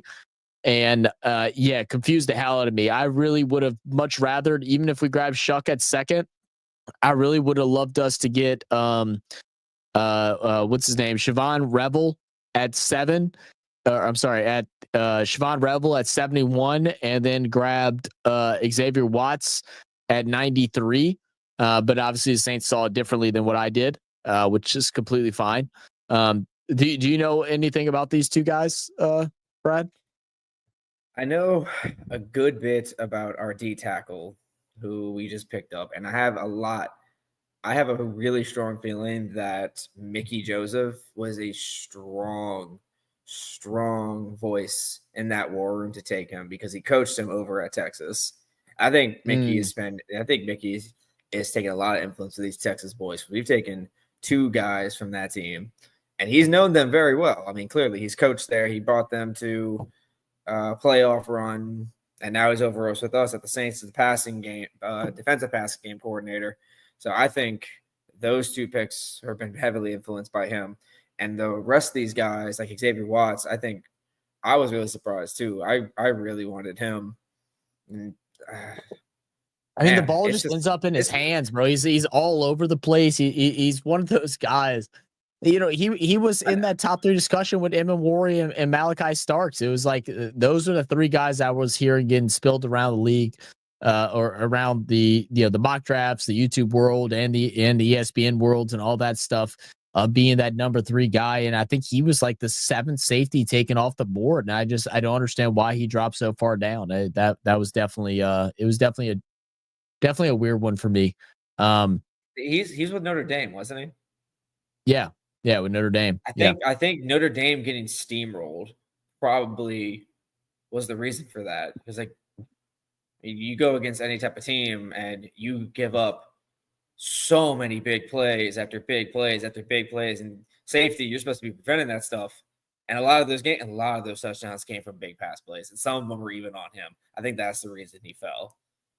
That's because Notre possible Dame too. just got completely gutted on that game, especially in their secondary. Like Ohio State had a field day with them. Fair enough. All right, and we'll just run through a couple comments real quick, and then we'll get back. Well, actually, let's get back because we were talking about Sanders, and I got distracted with the text message I got. Look, the thing with Sanders is, I think you're spot on. Like the interviews must have been a lot worse than what we heard. Obviously we got that anonymous message, which again, I'm calling that pussy and bitch. Whoever did that came out spoken anonymously about him being being the worst interview he's ever had. That says a lot, especially coming out saying it anonymously. I feel like you're just a bitch for that. Personally, I'm not surprised that he dropped into the 3rd round necessarily because I think the quarterback talent this year is just not that great. But the fact that 5 quarterbacks have been picked in front of him, I don't know if that's necessarily it. The obvious concerns with Shadur that is known, even though some people have tried to argue me about it, is his arm strength. He doesn't have that. He doesn't have the arm strength. His deep ball is a little wobbly. Yada yada yada. He's not the mobile quarterback, which I again feel like that's a bit of a stereotype that gets thrown onto him as being a black quarterback, that he's supposed to be mobile and more athletic, but he plays more like a true pocket quarterback that still moves his feet and can, escape out the tackles to throw a ball, but he's not one that's going to go ahead and run upfield for 20, 30 yards and stuff like that unless it's wide open. But with all that being said, he's the most accurate quarterback in college football. He's taken losing programs to winning seasons. He took a team in Colorado who was a 1 team, if that, a team for 5 years or something. got, I think, what, 4 wins the first one, and then the next season goes ahead and brings them to a bowl game, which I believe they did lose that bowl game, which is tough. Obviously the concerns with the pressure that it adds by grabbing someone like Shedeur Sanders with his father and Dion and his hands that are going to want to be involved with different things is definitely something that is real and is a concern for franchise and stuff like that. But I think but that's up to the GMs, the owners, the coaches and stuff like that to forbid that. So they're supposed to be the guys that it's like, no, this is how we're going to run the offense. This is how we're going to run your guy. This is our player. He plays for our team. Like, so you just don't have the balls to hold that shit down in a way. It just feels odd. It feels odd for him to drop out of day 2. I don't think anyone could have projected this. I don't think so either. Like, Shedeur is a talented player. He 100% should be picked. Maybe not a first round pick because it is true. Like the fact that he refused to talk to any other teams outside the top 10 because he thought he's a top 10 pick. He's a top 10 pick, and that says a lot about your character right there, frankly. But at the same time, because you got to think about years and years back with Eli. Eli straight up told the Chargers, "I'm not going to you. Figure something out." And that's how Phillip Rivers became a Charger instead of a Giant, and that's how Eli became a Giant instead of a Charger. And again, let's say, I'm not one to throw like the racism thing around. I don't think it all has to do anything about that. I think there are some things where there are people out there that still do believe that. I don't think that's the be all see all situation. But him not getting picked inside the first 2 days is definitely a shocker, and it makes you really wonder what what the interview process looked like, because based off film study, even with the guys that I've watched that have done film study on Shedeur, they didn't necessarily have him as a first round talent or even as a second round talent. They had him as like the top but they had him still at the top 5 quarterbacks on the board. But like I said earlier, this isn't a quarterback heavy thing where a lot of these quarterbacks, if it wasn't for that this year that the class is just so weak, a lot of these guys, except for maybe Cam Ward, actually gets picked up in the first round. Like most of these guys are dropping to second, third, fourth, something like that. But even those guys that were critical of him still believed that he was a solid quarterback that deserves a shot in the NFL to, sit under a starter for a year or two and then come in and then see what happens. But he's at this point, like you said earlier, he's not even going to get that option. Now he's at a point now where he might be fighting for a backup position, because once you get into day 3, it's not necessary. You still got one team out there in the Raiders, and that could be why they're holding off, because no one else is like in contention looking for a backup. It's just so it's a weird look, and that could also have to do with him dropping again another day, because they can go grab someone else because no one else is really fighting for it. Like Rams are going to have to grab a backup, but they probably can go ahead and wait and grab a Seth Hennigan or something like that. Shedeur doesn't really fit the mold of what McVay wants to run. Like he had a Jared Goff who didn't have a big arm, didn't work. He grabbed Stafford. Why I'm forgetting Stafford. Yeah. Right. Yeah, he goes ahead and trades out for Stafford, and he wants a high flying, big thrower guy. Shedeur doesn't really fit that mold, but I don't know. It's just weird. It's a weird thing, man. Yeah, like I don't. As much as I think he is still a great talent within the league, and I never was high on him being a first round pick, I still think he should get drafted. I mean, there's no reason the team should not be calling him right now. No. Like I think I saw in the comments, someone said, I think I read it right. Someone said Baltimore could take him. Like Baltimore's not taking Shedeur at all. We have Lamar. He ain't coming to us. Granted, I honestly lost Brad for a second. Well, Brad's thing is loading in still. Get to a couple of these comments. The next question I'll ask Brad is about the Ravens. Look like he has completely frozen on us. What a great picture. I was going to remove him, but this is just hilarious. Oh, there we go. He's still talking. I heard a little whisper. Oh, there we go. All right, Brad. I think you're back now. Shut up. All right, there you go. Can you hear me now? Okay. Yeah, you're good. Yeah, I Go think for I am it. too. So I think the Rams. I thought the Rams could be a place for him, but honestly, the only team that I really see picking up now is Vegas. That's the only team who is even makes sense at this point because you don't have a true number one quarterback. Who do they have? Geno Smith. Okay, yeah, they have Geno. Geno probably has like another year. They gave him a 2-year extension, which is a friendly way of saying that someone takes your place midway through the second year. So, I mean, that's kind of where it's at. It feels like everything's right on the wall to where it goes there, especially now that, did Pittsburgh grab their quarterback? Now I'm trying to look, did Pittsburgh grab their quarterback yet? I don't think they have. Hasn't grabbed a quarterback, no. So Pittsburgh could actually take him. And what's crazy is, Rodgers. And Rodgers and Pittsburgh's dumb for that. This is one of the first times that I've completely disagreed with what Mike Tomlin has done, to where you're allowing a old quarterback that hasn't proven that he even really wants to play football anymore dictate whether or not you go draft a quarterback, because he said that if you draft a quarterback, then I won't come. Well, fuck him then, is how I feel. Absolutely ridiculous. Honestly, if you're Pittsburgh right now, why not take him? You get your starting quarterback. You give him a very good offense with Metcalf, Pickens. Even Jalen Warren is a very good running back. Who's their tight end? He's actually pretty solid.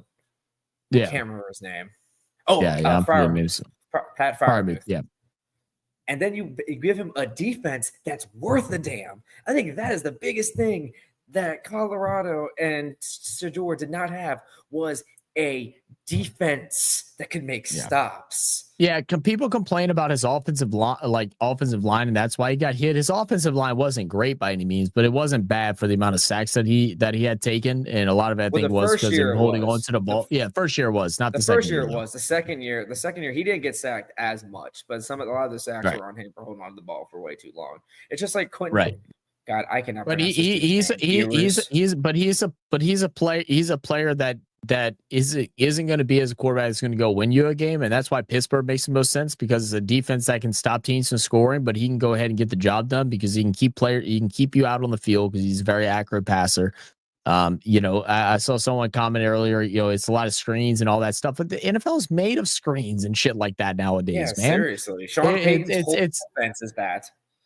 Right. That's not a misjudgment. But anyway, so yeah, that is it. It's definitely interesting. It's definitely weird how all these things have kind of turned out. I know Brisky, and I'm sure Charles would like to know what your thoughts are on the Ravens pick. They go ahead and just do their best to go and grab dogs. And they go ahead and grab Malachi Stark. Man, they're about to have one of the best safety duos with him and Kyle Hamilton. And then they go and grab Mike Green, who's dealing with a legal issue of some type of assault, possibly, or something like that. But again, I don't take too much weight when it comes to those things leading up before the draft, because people are always trying to get a payday. But what's your thoughts on the picks for the Ravens through the first 3 rounds? Don't forget about that boy from LSU too. Emory Jones Jr. is also a Baltimore Raven. Yeah, got a nice guard right there. Oh man, I love the picks Baltimore had. I don't think there's ever been a year where I have been actually wrong. I'm pretty sure I've said this before. I was pissed when Baltimore traded to the 32nd pick to take Lamar, because I was not high on Lamar whatsoever coming out of college. Yeah. Mostly because I thought he was a great player during his time at Louisville. 100% thought he deserved the Heisman. But when he went against LSU, and when LSU had that Les Miles defense. Not Les Miles, but they were the top defensive team, and they just dog walked him and Louisville in their bowl game. It's like, why? I don't want this guy. I don't want him on a team whatsoever. So glad he's proven me wrong. Absolutely. And again, that goes back to the whole thing. And we said it a bunch here. I'm sure a bunch of y'all tired of me repeating it, but it's like, regardless of how many mock drafts you've done, regardless of how many mock drafts you've watched, regardless of how many experts you have seen give their predictions, nobody knows what these teams individually are thinking about players and what they're trying to set up for their team, for their future, what their vision is for the team. And that's why the draft is so fun, because there's always these just like crazy things where guys like Shadur, but not just Shadur, like Xavier Watts dropping as far back as he did, like some of these wide receivers dropping as far back as they did. Some of these other guys like Jack Bash getting picked up I think he got picked up either early third or late second. People didn't see him going that early, but here we are. It happens. So it's all about fitting that mold, and that's why, as I talked about earlier, those interviews matter. Like how you sell yourself in those interviews, the whether or not these teams feel like you fit what environment they're building and what type of atmosphere or team game plan that they're trying to build. Exactly, because you got to consider what the scheme is with the team and the culture that they have there.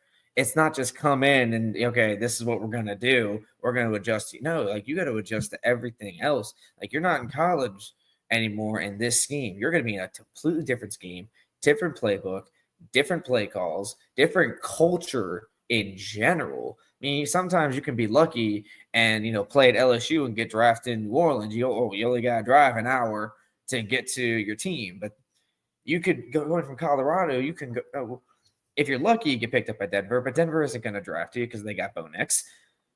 You're going to go God knows where in the country, and it's going to be completely different. And the schemes are going to the schemes are a lot more advanced. Players are a hell of a lot faster. The window closes so much faster in the NFL than. You lost Brad again for a second. Brisky, I mean, that comment doesn't really make sense either, man. He says opposite. Oh, there you go. Oh, Brad's going in and out. All right, there we go. We can hear you now. We can hear you. We can hear you now. We can hear you now. You're good. As I was saying, the Big 12 does not.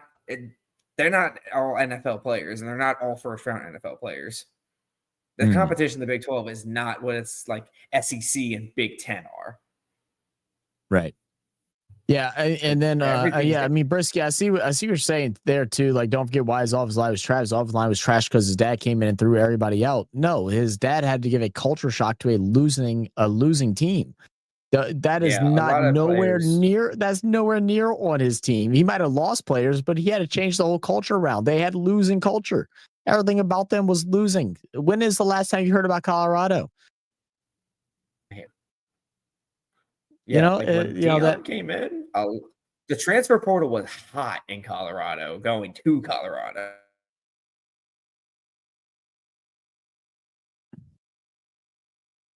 Guys, if you donate $1, you'll be able to fund Brad to get better internet. I hate you so much for that, but you're right.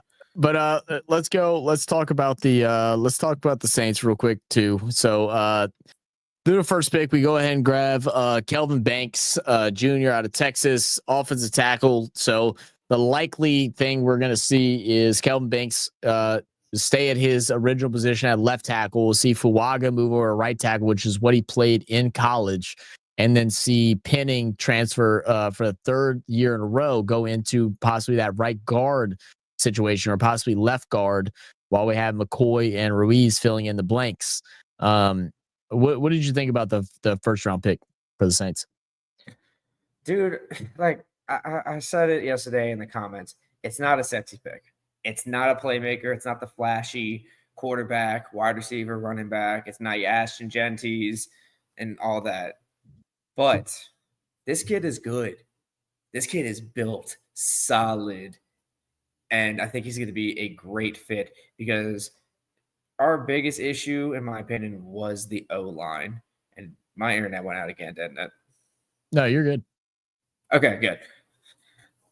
And our biggest issue was the O-line. It's like Saints fans forget what Denver did to us and made Spencer Rattler run for his life every single play. Adding this kid gives us depth because we also, all the names you named, we also have Will Clapp back on the offensive line for a rotation. Yeah. And I always said Trevor Penning is a guard playing tackle. He doesn't have the footwork with it, but he has the aggressiveness to play guard where we don't have to worry about you worried about an end getting around you. Just hit the guy in front of you. Yeah. No, absolutely. I mean, I think it fully makes sense too that they go. I mean, again, we wanted the big ones. I mean, I would have loved at 9. You're not going to bull rush him at guard. No. It's like I would love to see Shadur go there, but obviously with him dropping this far back, what do I know of how anything works? It's crazy how far he has dropped back. But the two guys outside of Shadur that I wanted was T Mac and Ashton Genty, and those guys are both taken before us. So, your next bet is Kelvin Banks, and there's a group of people that have him rated as the second best offensive tackle. In this year's draft, very athletic. We heard from TJ Jones. He talked about it yesterday about how everybody's upset about this pick right now, but he could possibly go down as one of the best offensive tackles for the Saints. Extremely athletic, very quick. He's got the speed to play that left tackle. He's got the physicality to do it as well. He comes from a school in Texas, playing in the SEC. So he's seen the best of the best. He's blocked some of these other guys that have been picked in the first round and has done that well. And then you go into our second round pick with Tyler Shuck, who, again, like, I'm not mad at the Shuck pick. I don't necessarily like it at the second round. I think they finally pulled the trigger on the quarterback that they wanted because they assumed that quarterbacks were going to start flying off the board. And, as things go by, it's like it was always Shuck or Shadur for me. I wasn't the biggest fan of Milroe. And obviously, we could have got Shadur in the third, possibly even still got Shuck in the third. And I feel like that was like a miss as far as value at the position. What's your thoughts on Shuck? Listen, I'll be honest. I don't know much about this kid. I only recently heard about him coming out of Louisville. Once I saw his name being talked about, I kind of looked him up. I think he could be a solid guy in the league, though I am worried about the injury history with the broken collarbone and the broken leg. 25 years old, I'm not that worried about. That's still pretty young. Like most quarterbacks play until they're like 36, 37. The age thing threw me off so much because I'm like, we aren't talking in the 90s anymore, 80s, 90s, and stuff like that. Like, yeah, you don't want your rookie quarterback to be 25 years old, but I mean, it's not like it has been without experience and stuff of playing ball and stuff like that and developing and getting those I guess manly attributes. I guess is probably the weirdest but best way I could word it. He's going to be 26 come September, come preseason, start of the season. But he's 6'4". He's got a good arm. He's a tall quarterback, and there's a lot of people that are really high on him. Above Shadur, I mean, I don't think so, but everybody else in the draft, including the Saints, thought so because Shadur's still on the board, which is still weird to me, but nevertheless, I think it was a reach as our second pick in the second round. But who am I to doubt the quarterback that our new coach who played quarterback in college? He's one of the more winningest quarterbacks in college. Only lost 3 games in his entire career at Boise State. That just coached the team to a Super Bowl win in the Philadelphia Eagles. And if he wanted Tyler Shuck, that was the guy he wanted.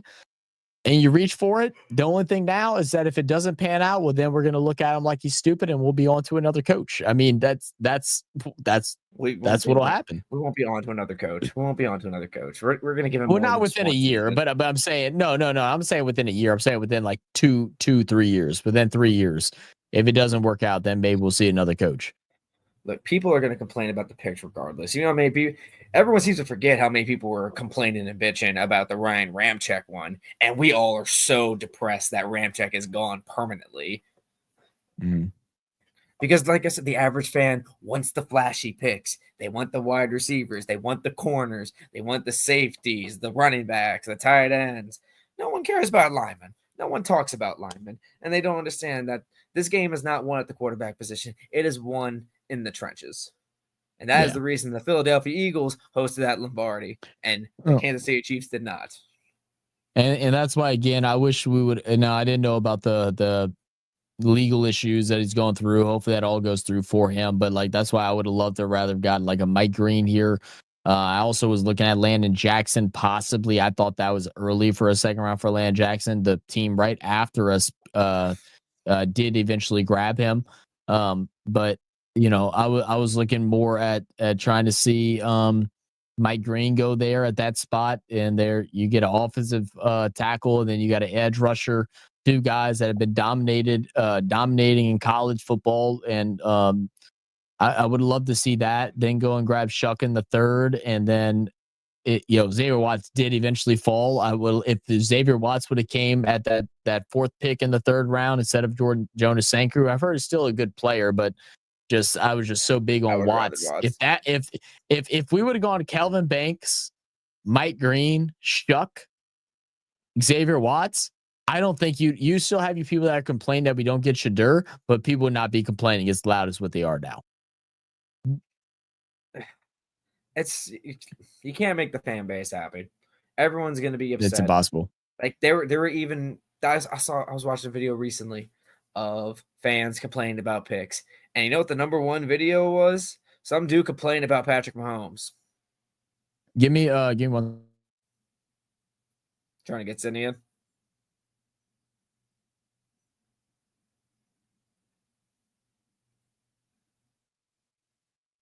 Say that again.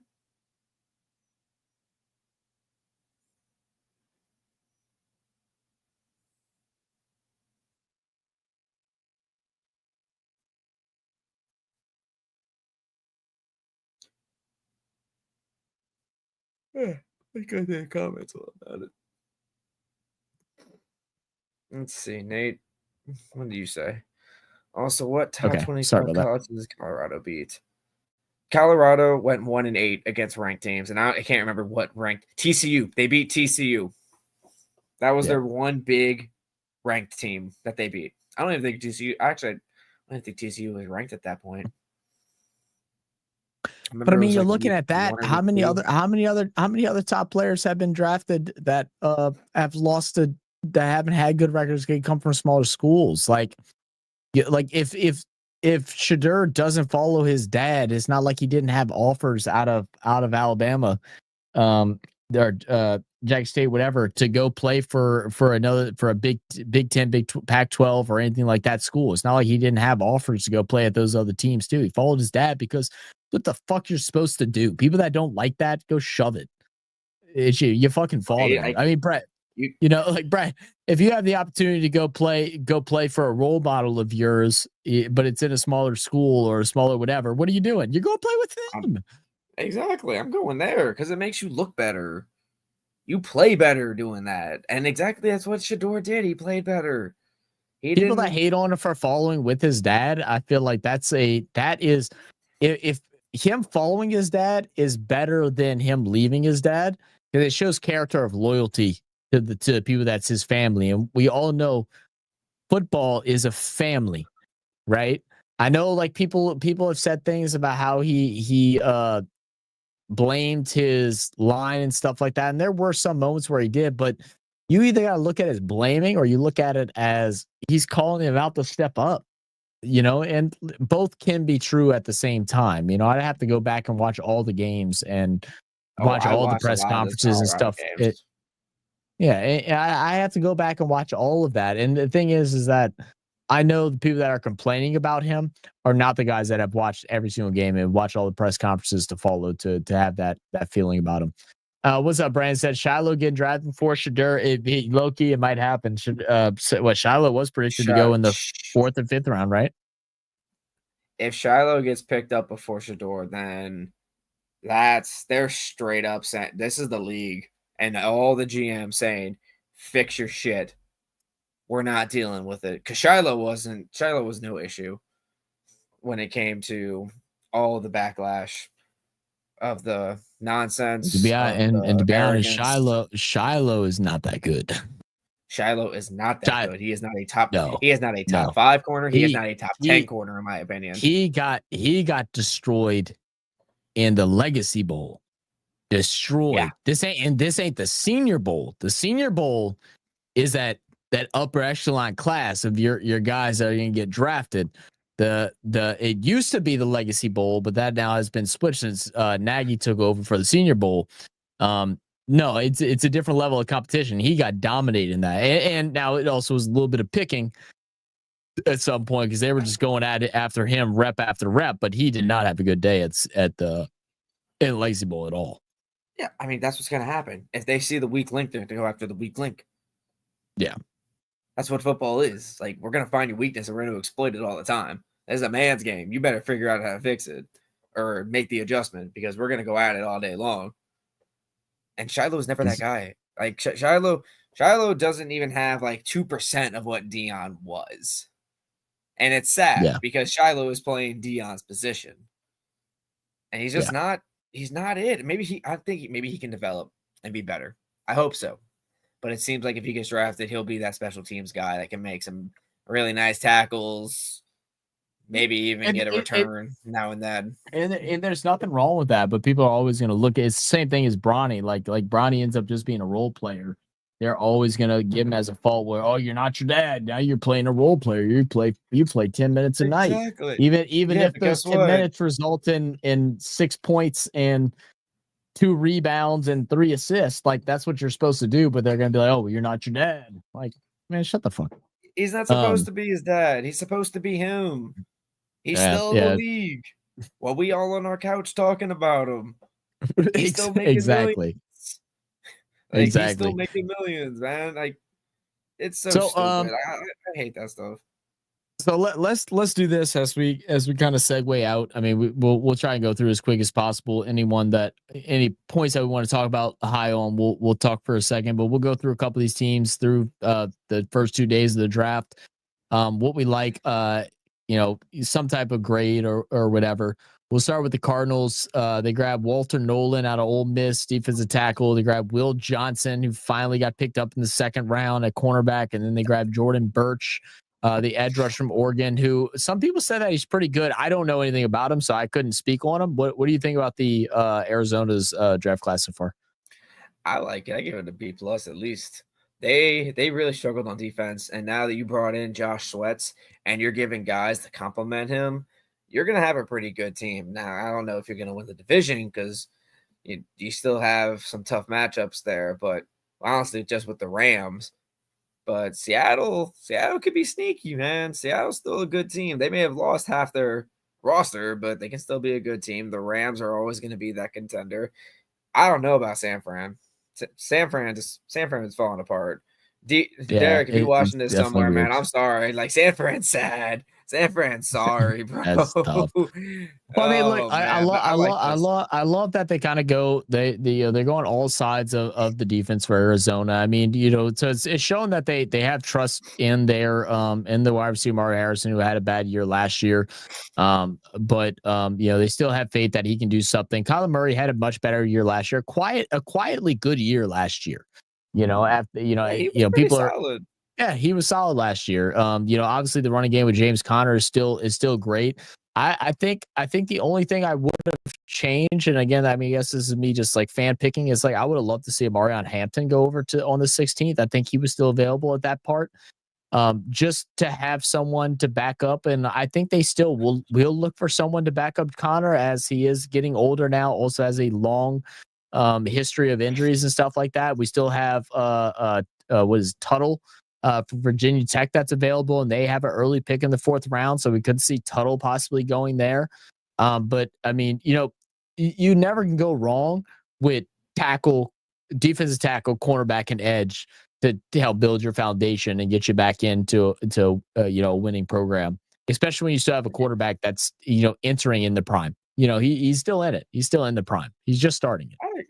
I agree. And I mean, defense was one of the Cardinals' biggest issues. I like the fact that they're trying to stock up on there to really make that team good, because the offense is honestly pretty solid. Kyler Murray's so versatile. He can move around. You got Trey McBride, best tight end in the league right now. Yeah. And yes, he's the best tight end in the league right now. Yes. I know Brock Bowers that dude, but Trey McBride is definitely that dude. Yeah, I would love to see Arizona go ahead and grab a running back and a wide receiver. There's still a couple wide receivers out there. You got I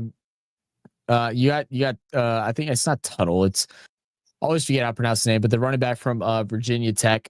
I think he's a guy that could come in and be a 1-2 punch with Connor, and he also has a high motor, so he can take a lot of reps, and then you just have Connor do all the hard work and have him be that kind of flex guy that can bounce outside, take a pass on a screen or something like that.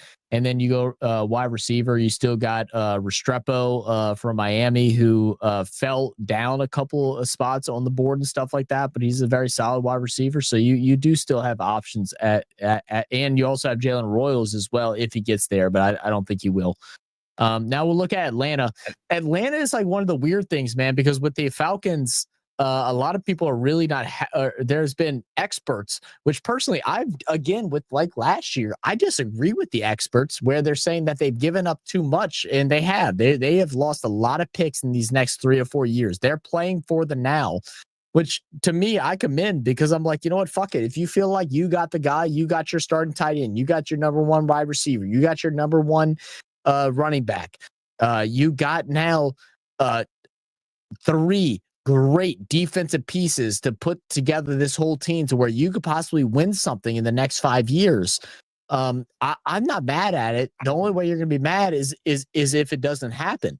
But you go get Jalen Walker, who's a edge player, but also plays a bit of linebacker. He's a leader on the field.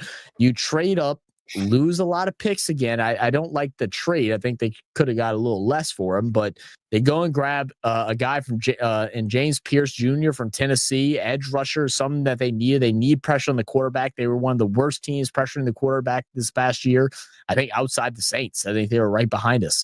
And then they go grab a deep safety, Xavier Watts. I mean, I think that they are here with a plan. And I actually really like what the Falcons are doing. What is your thoughts? I mean, man, the Falcons are doo-doo. That's all I'm gonna say. I'm not gonna say it. I'll just bet the Falcons are doo-doo. But I mean, they got some nasty edge rushers right there, man.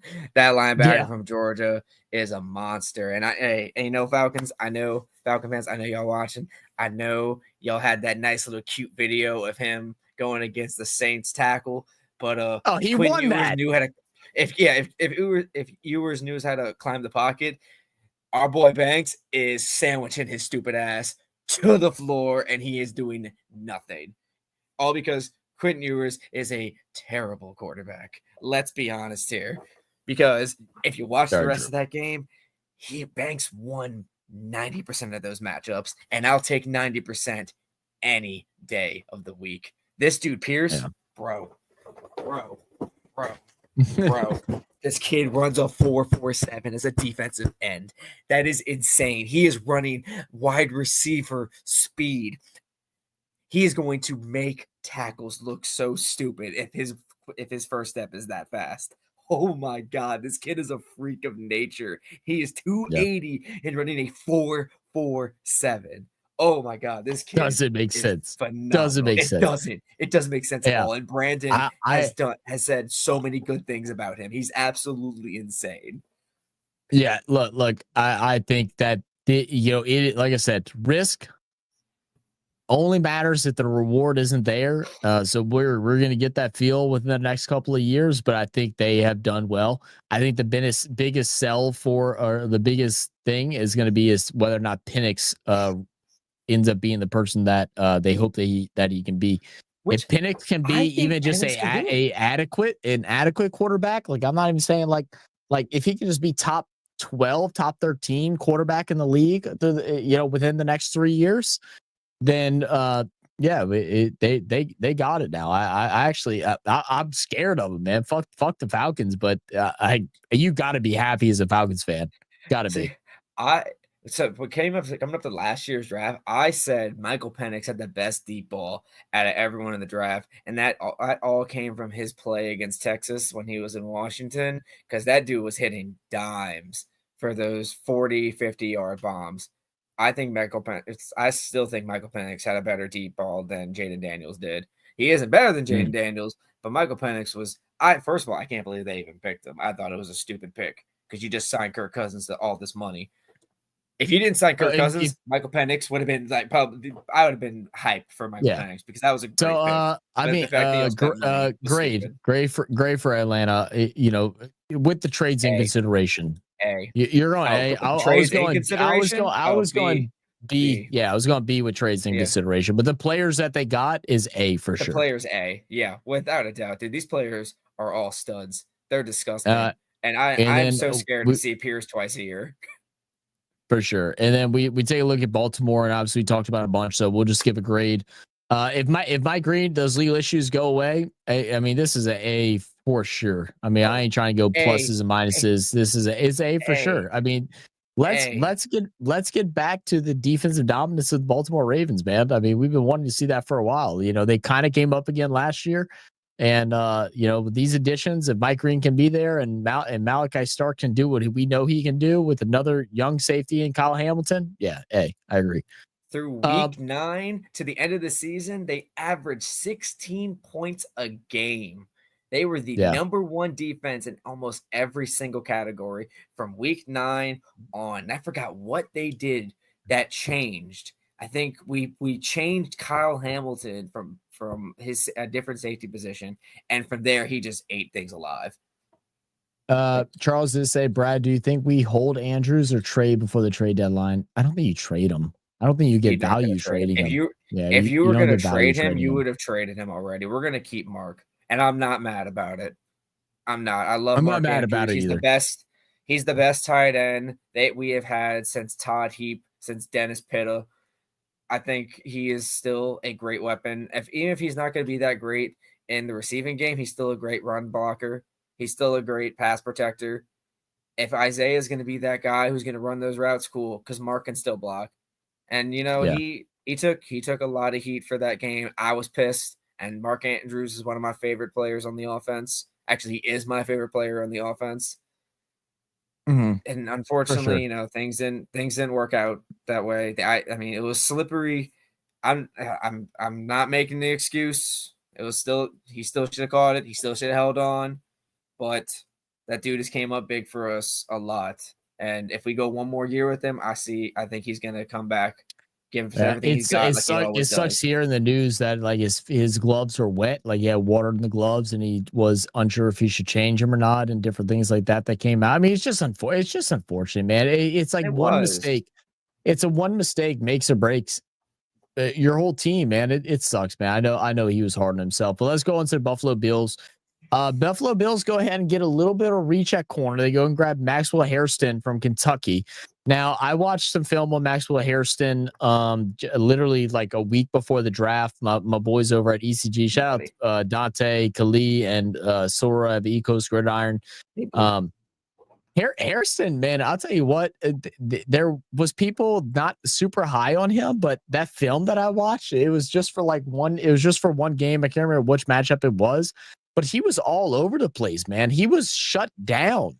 A lot of people think this was a reach, and it still very well could be, but he was a player that from that film study that I watched for the whole game was very fun to watch. He was electric. I really liked it.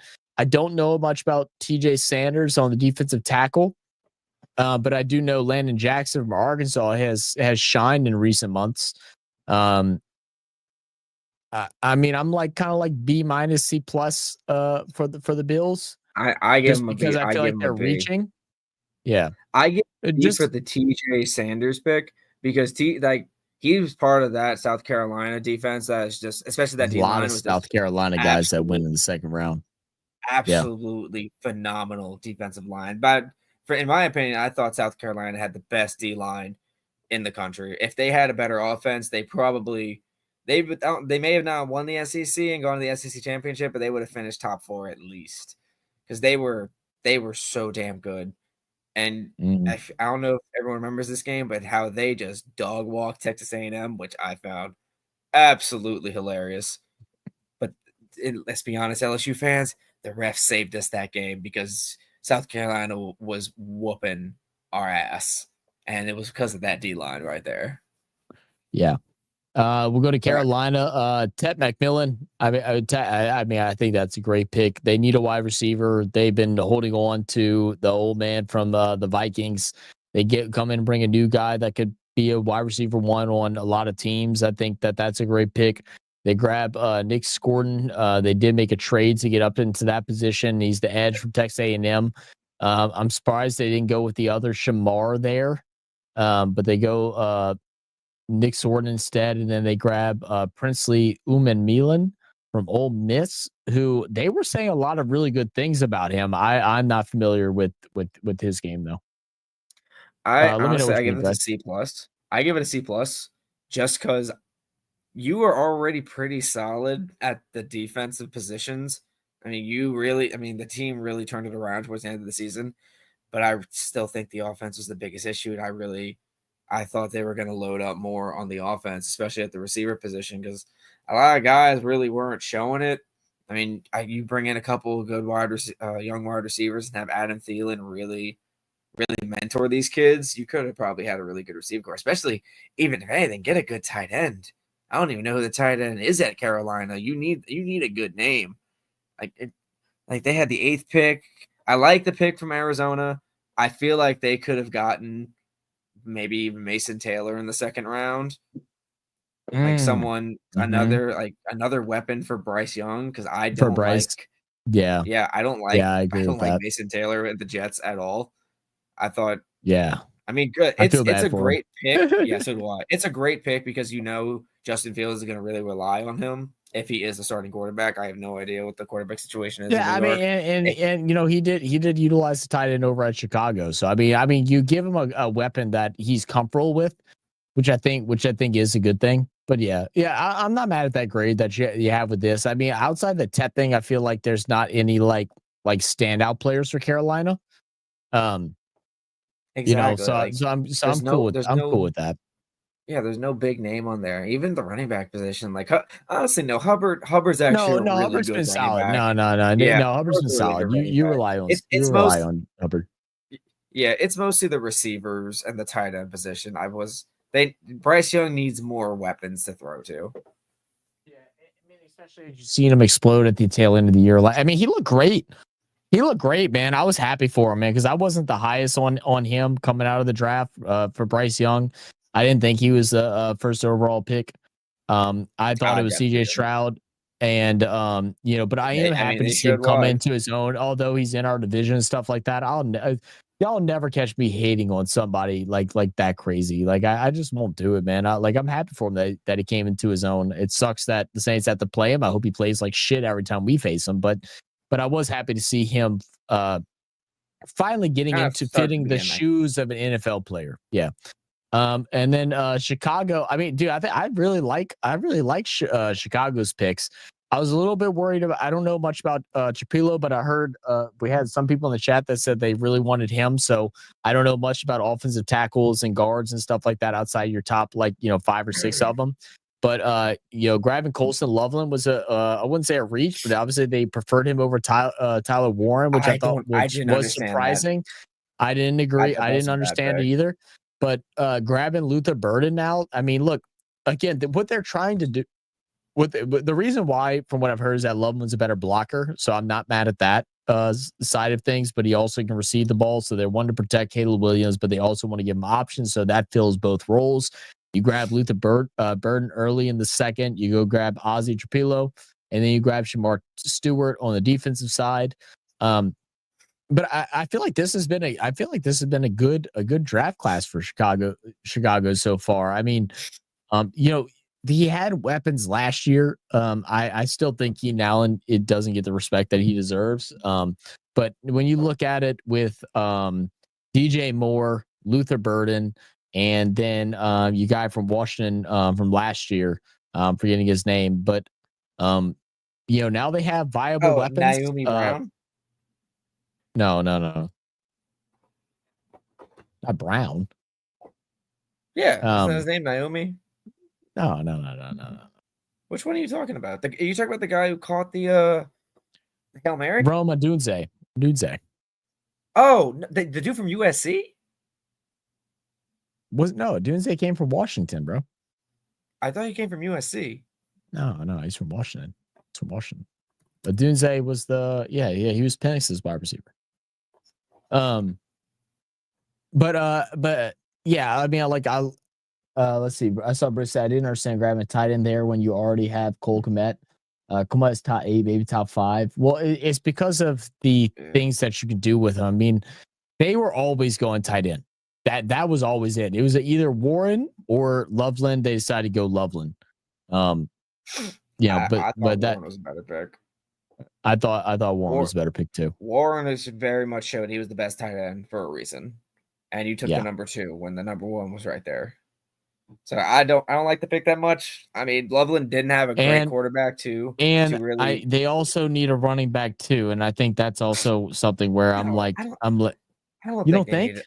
I mean, I think they could get one this round, like the dude from Arizona. I think they could probably take him if he's there. Scatterbill? DeAndre Swift, maybe. but DeAndre Swift is pretty Swift solid. is not that good. So DeAndre Swift is good with a good offensive line. Like he's good, but he's not a. I mean, he's not. That's why they dropped. That's why they got this guy to Boston College. Yeah, very true. You don't need a running back to make that big of plays. You just need him to get at least 4 yards carry to get the line moving. Yeah, that's true too. Cincinnati, they go grab Shamar Stewart. They obviously need help on the defense. That defense collapses past year. They grab Shamar Stewart early. I'm assuming the legal issues is why Mike Green didn't go earlier here, because I thought for sure that's where he was going to go, was at 17th. So I was quite surprised at that. Shamar Stewart, he's a guy that didn't get a lot of sacks last year, or really in his college career. I think only 4 sacks in his college career, but he's always been there for the pressure. They've kind of stacked the line on him. But some of the guys that I know that shout out my boy Khalid from ECG. He goes to Texas A&M and he's done works with the team and does different things like that. He thought Stewart is a for sure first round pick. He's one of the best edge rushers coming out of the draft. So they go and grab him. And then they grabbed Demetrius Knight from South Carolina. Again, you talked about their defense and how good that defense was, and they need a leader. And that was the one thing I said during round 1, is that Cincinnati needs a leader on defense because they do not have it. Some of us thought it might have been one of the safeties, whether it was a Malachi or or Emma Wari. They go grab Demetrius Knight, who one of his characteristics out of the draft is that he's a leader. So I think that that's a great pick. And then they grab Dylan Fairchild, offensive guard. I mean, protecting Joe Burrow, they've not done a good job at that. So I mean, I think that's just fine picks for the first 3. Yeah, I give that one a B plus, just because you're finally doing something with the defense. You're trying to load that up. With that first round pick for an edge rusher, that kind of tells me like you're saying bye to Trey Hendrickson. You're not going to pay him, which I don't agree with. I mean, the president or whoever the lady has already basically came out and said, he should just be happy with what he's getting. If I'm Trey Hendrickson, there's no way I'm signing back with him. In all honesty, I don't blame him. But at the same time, man, it's harder to play somebody that can give you how many sacks through the last 2 years. It's Trey Hendrickson has been a top 3 in sacks every single year. But because you talked about it with that dude from Texas A&M, only 4 sacks. I kind of agree with Cam Jordan when he said this a while ago. Sacks are an overrated stat. Because, yeah, cool. 17 sacks out of how many plays in a game? That's what? You get 2 sacks a game. That's 2 plays. This kid's a run stopper. This kid gets tackles for losses. The kids make negative plays. He may not get sacks, but he'll get in the backfield and destroy. Yeah. And then just keep pushing going into Cleveland. Mason Graham gets picked at the 5th pick. I mean, this was just such a great trade by Cleveland. I feel like you go and grab Mason Graham, who is just a fucking dog out of Michigan. Then you go and grab a linebacker early, a Carson Swiss. I don't know how to pronounce his last name, from UCLA. That confused the hell out of me. They go and grab Quinshon Judkins instead of Trayvon from Ohio State. So Judkins comes off first for Trayvon. Then they go grab a tight end when they already have a very good tight end over there in Cleveland. And then you grab Dylan Gabriel, which, again, I love Dylan Gabriel, but, ahead of the guys that were picked or that weren't picked, I'm not sure. What do you think about Cleveland as I run to the restroom real quick? I mean, I thought what Cleveland did was smart.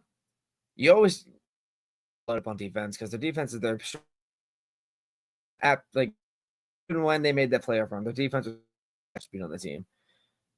I don't agree with the Ohio State pick. I thought the other running back was better. And I mean, the tight end position, I mean, I'm not 100% even against it because you have now a guy you can rotate in with David Njoku. Man, up there for a reason. He'd be a really solid pick. I think he'd be a really solid quarterback. every quarterback that goes to Cleveland, it turns out into a dumpster fire because the franchise is a dumpster fire. And that's so unfortunate because you've seen so many guys who've gone there and their careers die. Like Deshaun Watson, career dying. He was great in Houston. His career died before that, to be fair. But I mean, yeah, I feel bad. I feel bad. I feel bad for Dylan Gabriel more. Yeah, Baker too. No, the Baker thing is the most disgusting thing that I think is happening in sports, man. I've always loved.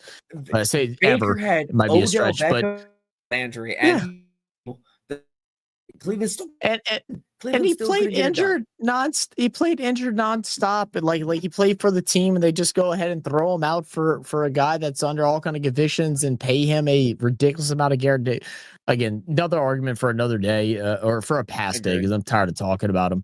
I do feel for Dylan Gabriel going to Cleveland because I feel like that's the least place that he'd be successful in. I really want him to go to a team like really like a Seattle or something like that was where I was hoping Gabriel would go. Like in a later round, just because I think it's a team that has a good head on their shoulders and stuff like that. And he possibly could be used there, also being close to Oregon and stuff like that, have some family, friends and stuff like that being around. But yeah, it is what it is. I thought Mason Graham pick was great. I think everything outside of that, Fannin obviously is a great pick. Judkins is a good pick. I don't know if I take him over. I would have taken. Over the other guy. Yeah. And then Dylan Gabriel. I mean, I just like I said, it's a good pick, but I just it is what it is. But to go back to Shador, it's like the quarterback needy team still said no. They took the other guy. They took the guy who you were ahead of in the Heisman votes. Weird, man. Actually, no, he was not. I was mistaken. He was not. Regardless, F. Yeah. Oh, with Dallas, F. Damn, just you're that. Just because it's Dallas. Oh, just because. Dallas. Okay. I'm about to say because I mean I know a lot of Dallas people are really hoping T-Mac was going to get there. Man, if T-Mac would have went to Dallas, that would have been trouble. That would have been trouble. I think getting Tyler Booker was a good pick there, although a lot of people wanted Golden. But just the fact that their run offense struggled so much, grabbing a guy that like Tyler Booker, then go ahead and move that line and open up the run game. I think that's a good pick. Donovan Izaraku on the opposite side of Micah Parsons, I think that works out well. And then Siobhan Revel, I mean, I think he's a cornerback that dropped a little bit further than what I expected. So I honestly think it's been a pretty good draft so far for Dallas. B minus. Cool with that. Broncos grabbed Jade Barron, RJ Harvey. I'm surprised they went Harvey there. I mean, I knew they needed a running back. I don't know much about Harvey, but I haven't had his... or both of the OSU running backs are still available. Yeah. And then I love the Pat Bryant pick. I mean, that's a Sean Payton pick, and then grabbing Savion Jones. I mean, I think that's a good work there to just try to make that defense even better. Not mad at that. The only one I really don't love is the RJ Harvey pick. I think that pick makes it a B minus for me. I mean, he looks like Sproles. He's low to the ground, can be used in the pass game and stuff like that. So maybe that's why we see Sean kind of go in that direction. But like outside of that, I like he did wonders with Sproles. I mean, I love the corner pick to pair with Patrick Surtain. And you already have nasty edge rushers on that team who are going to make Savon Jones even better. And I'm pretty sure Brandon's going to be with them again. So, he's about to be a dog. So, that's so funny, Charles. He said he cuts out when he's capping. Yeah, I know your voice is. What am I capping out? What am I capping? Your voice is cutting out every now and then. And he's like, "That's when you're capping." Yeah, I feel his internet is listening to him. That's hilarious. Detroit, man. Detroit just got better. Tyleik Williams, D tackle. I can't remember. We had some things where we weren't sure on that one because we thought they were going to go edge. To pair on side, but you go ahead and you take Tyleik Williams, you put him right next to Hutchinson, and you kind of free him up a little bit more. You also can slide over to the other side and try to open things up. I think that's not bad. They get an offensive guard, never go wrong with that. But Isaac Tesla, I think, is the sell for me, man. You go grab him early. You want him. I love that pick, Isaac Tesla out of Arkansas. And especially with the rumors of whether or not they have officially took the 5th-year option for Jameson Williams, but they were shopping him and still possibly could shop him through the start of the season for the trade deadline. And now your wide receivers are Jameson Williams, Isaac Tesla, and Amon-Ra St. Brown. I mean, they're setting it up to be a powerhouse on offense once again. Honestly, I didn't like the pick for a wide receiver. You're already stacked. You're already stacked at wide receiver. But all your wide receivers are monsters.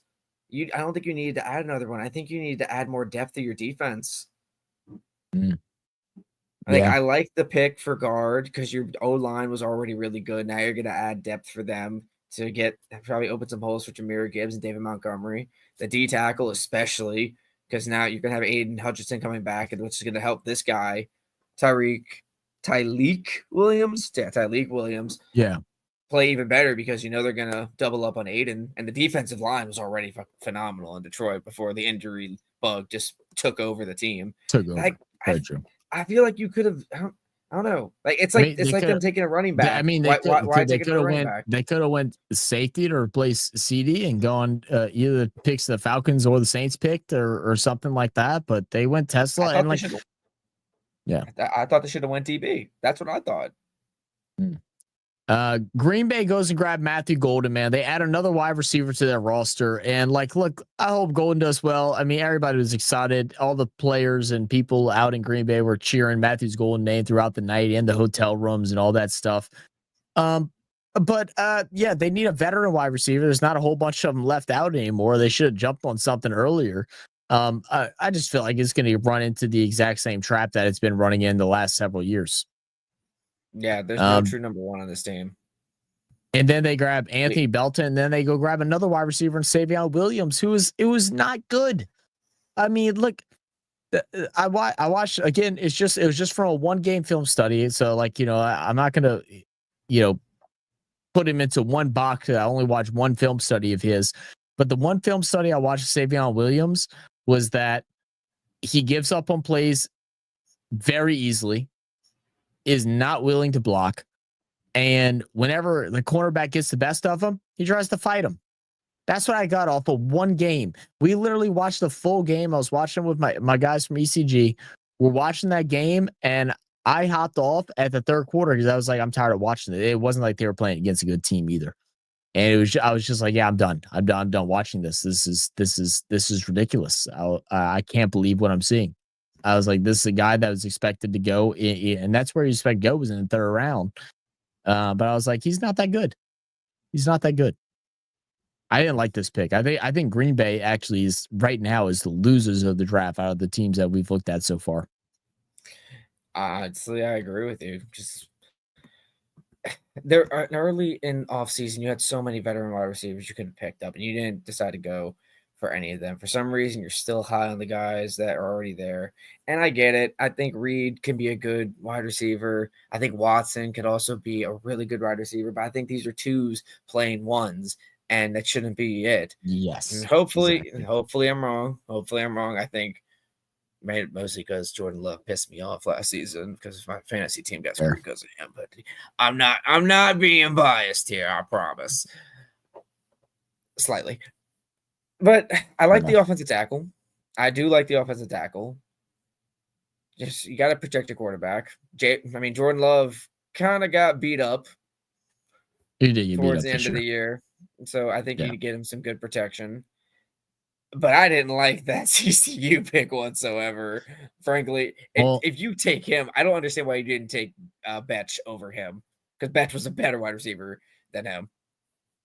Bruce said my fantasy lost a lot because of Brad, or because of Jordan Love. Fair enough. Lions. But what did I do? Houston, bro. Look, I can't believe they doubled down on wide receivers. I think that's the only miss. But up until that, I graded high. You grab Jaden Higgins. I think that is just phenomenal to go inside the wide receivers that they already have. They're obviously trying to get CJ Stroud put in position to be an MVP type caliber guy again, as he was looked at during his rookie year. They grab Ursary out of Minnesota off the tackle. I mean, that's just a great pick. You grab Jalen Noel in the third, and that was where I kind of lost it a bit. I thought they would go more defense there instead of like stacking up on wide receivers, because at a certain point when you have so many young wide receivers and stuff like that, I know they dealt with a lot of injuries, so maybe that's kind of what they're looking at. But one of them is not going to shine because they're not going to be able to be put in a position to do it. So that was a little weird. And then I love the Jalen Smith pick at cornerback. I thought that was a good pick, but Jalen Noel didn't make sense to me at all. Frankly, I think the Jalen Noel pick should have been replaced with the tight end. Yeah, you have. If anything, right? Yeah, you got Schultz, he's getting a bit older, and you have some tight ends there at the 15. You still have the guy from Nebraska. You still have Connery from I'm forgetting the school he played from now. That played. He also played some Wildcat and stuff like that, and he's just a mean physical tight end too. I thought they could have went tight end if you want to keep it on the offense side. I think going Jalen Noel didn't make sense.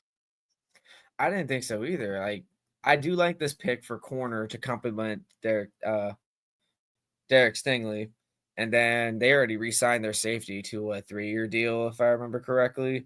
So your defense, your secondary is looking pretty good. Maybe Esri, I think maybe they could have went a defense. But the offensive line wasn't that, at least pass protection wise, they weren't that good last year. So CJ Stroud was kind of getting hit. I think maybe they were like in the top 20 for O line. So you're trying to get into that top 12, top 10 position right there for your O line. But I really thought maybe linebacker would be the defensive player they were going to go for. But I still give this one a B+. I do like majority of them. Especially that first pick, that's going to be really, really good for CJ. And him, Tank Dell, and Nico Collins. Oh my goodness, bro! Who you guarding? Yeah, and then I go to the Colts. I mean, I'm looking at another loss. I mean, they grabbed Tyler Warren at 14, which is a great pick. They don't utilize tight ends that they should. They don't know what they're doing with their quarterback still. They got Daniel Jones now, so I mean, I guess we'll see what that happens. He'll probably start over Richardson. You get Tumuloo from Ohio State, the edge rusher, and then you got Justin Wally out of Minnesota as a cornerback. But it's like none of these guys jump off the board outside of Tyler Warren, and I don't think Warren.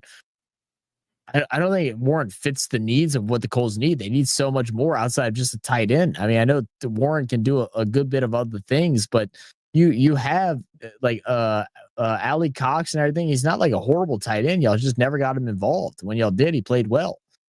So a little confusion there.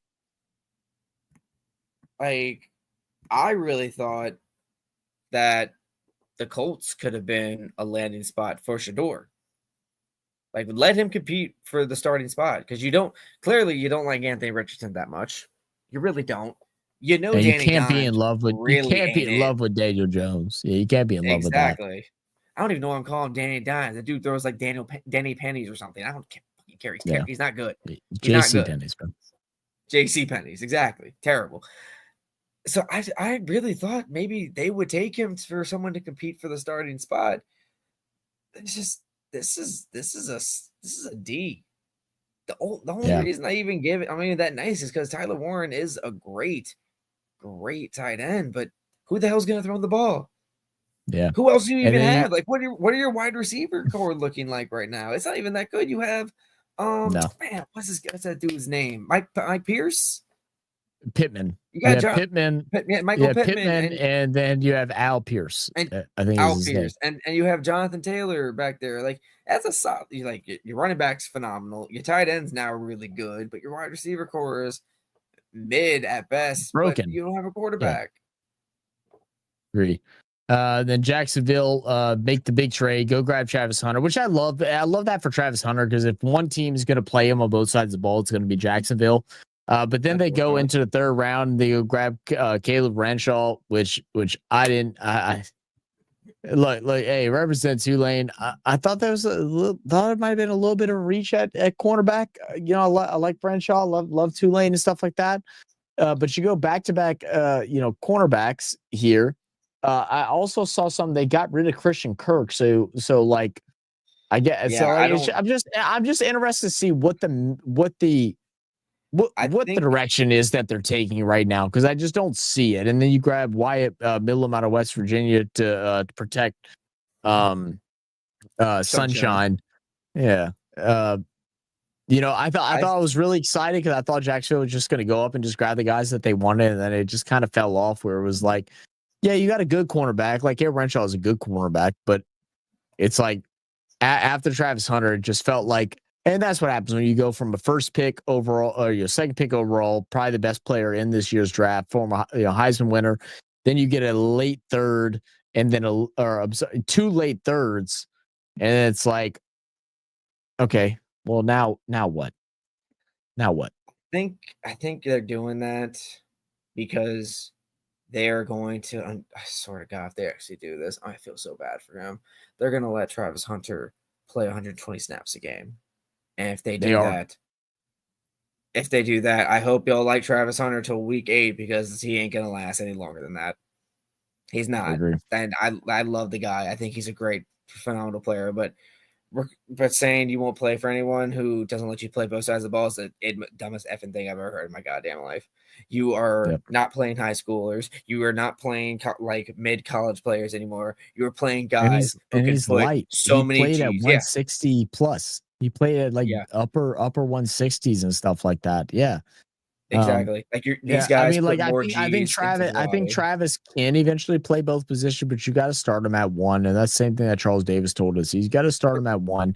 More than likely, you probably, if you pick him early, you probably want him the offense because that's where you're going to affect the game more because they can avoid him on defense.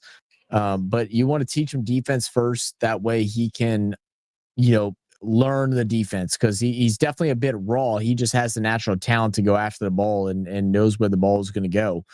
But yeah, it's definitely interesting. Honestly, if I'm an offensive coordinator, I'm throwing a Travis Hunter every single time because I know he's going to be exhausted.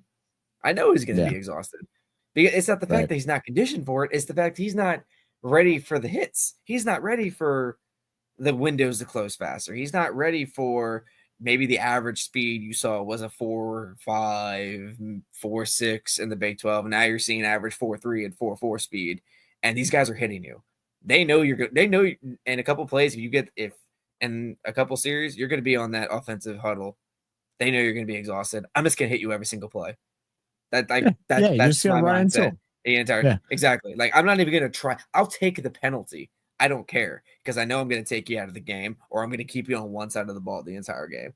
It's so stupid how any coach, any GM, any owner is okay with this. Like, I understand if you want to do occasionally like what Dion did in the 90s, maybe 4 or 5 snaps on offense. But if you let him play 120 snaps for 17 games, you're an idiot and you're going to cause this kid's career to end early.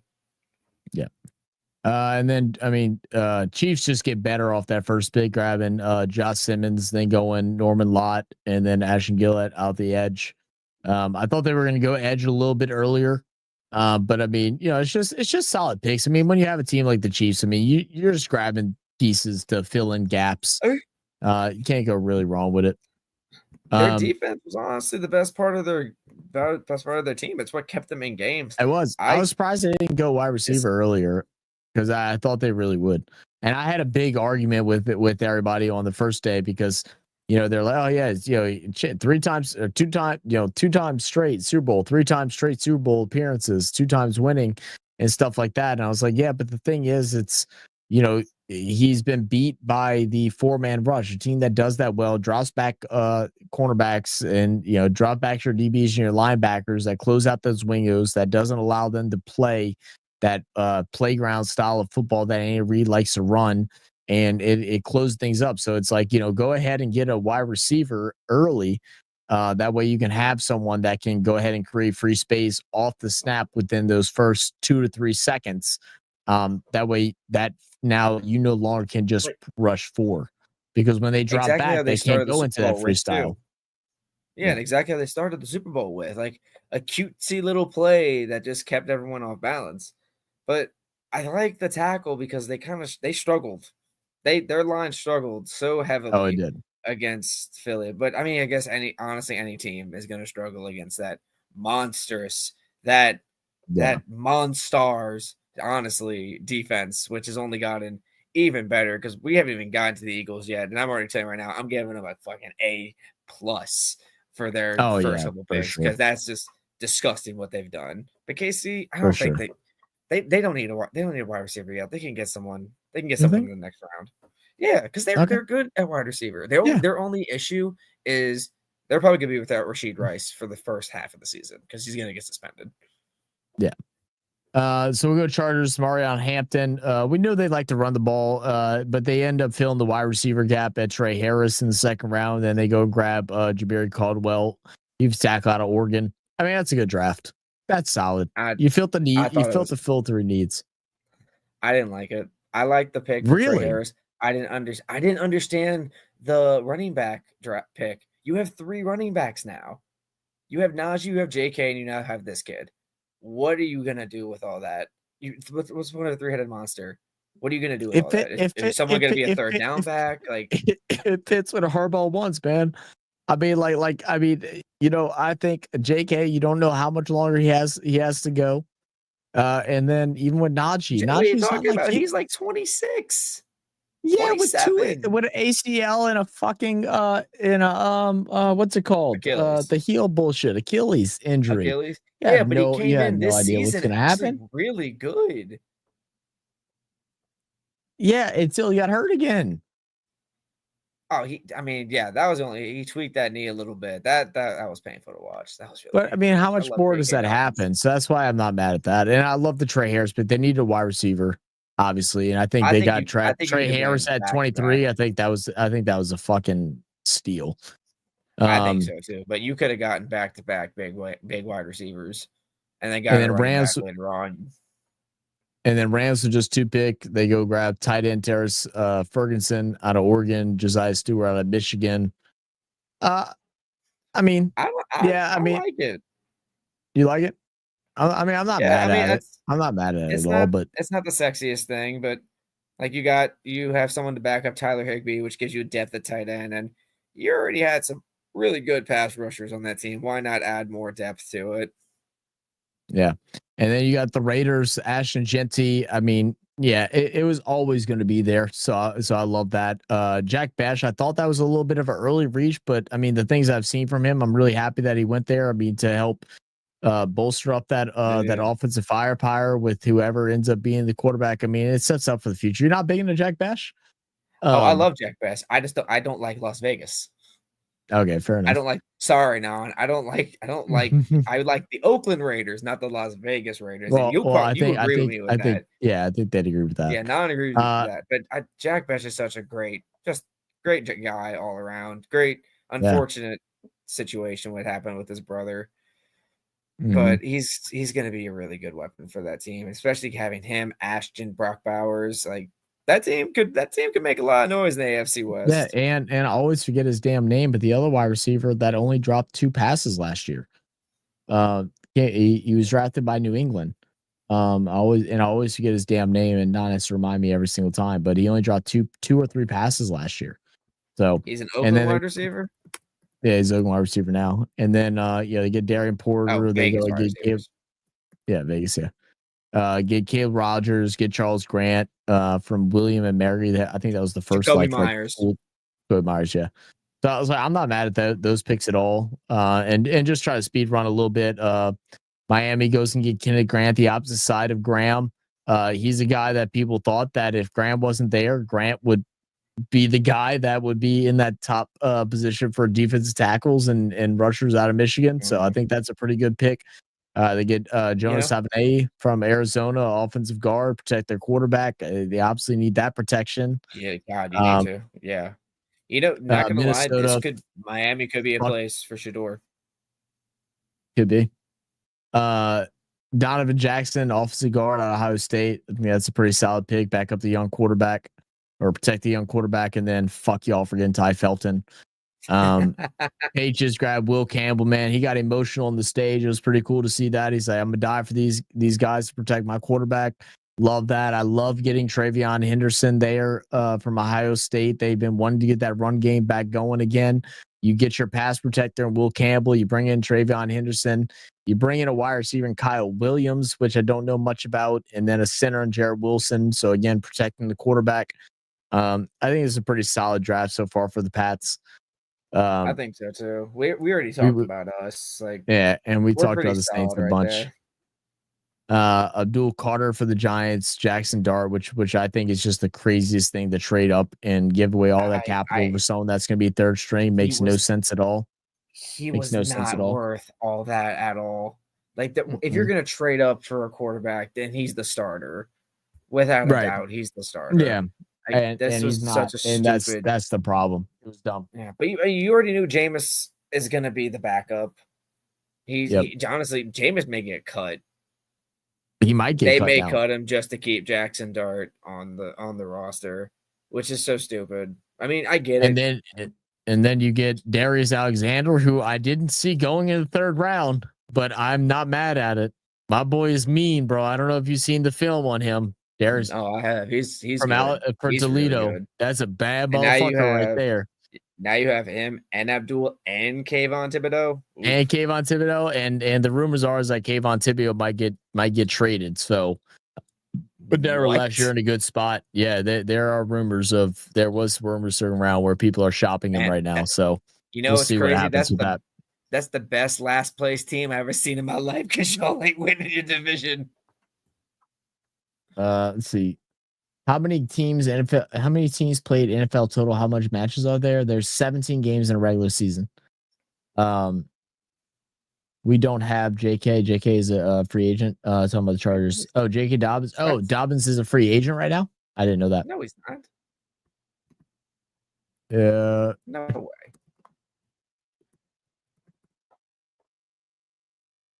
JK Dobbins. Oh, they're free agents. Nick Chubb, Gus Edwards, they're all free agents. Okay, well then, there you go. Well then, that's a replacement for JK then. So whatever team JK, let him come to the Saints. Fuck it, I'll take him. I'll take him too. Jets. This is a great pick for Mimbu. It's a great pick for Mason Taylor. I don't know much about Azari Thomas. I know Florida State at some point had a pretty good defense. I don't know much about him, but I like these first two picks. Where to watch NFL in India? I have no idea, SG. I know, I don't me want either. Mason Taylor there. I know, hate it. I hate that he's there, but Yeah. they're pretty solid. A plus. Don't need to talk about it. Don't That's even just don't absolutely even talk disgusting. about it. How do we constantly let this happen? How do we constantly let this happen? And then Pittsburgh Steel, you get a dog and Derek Harmon, man. Rest in peace, Derek Harmon's mother who passed away. Derek Harmon's mother has been dealing with the battle for her life throughout this past year. During the draft, she was actually in hospice. So after the draft happened, after he was picked for the 21st pick in this draft, he left there, did his interviews, left, and went and visited his mother in hospice. Told him, God, I get emotional every time I talk about this kind of stuff. But sad. She told her that he had been drafted by the Pittsburgh Steelers, and his mom passed away shortly afterwards. And it's just crazy how those things happen where, especially like those situations where people are in hospice, they're just waiting to see those moments to where your son now fulfilled his dream, is being drafted, and now it was her time to go. And so big prayers up to him, and Pittsburgh has got a dog in Derek Harmon, man. Yes, they do.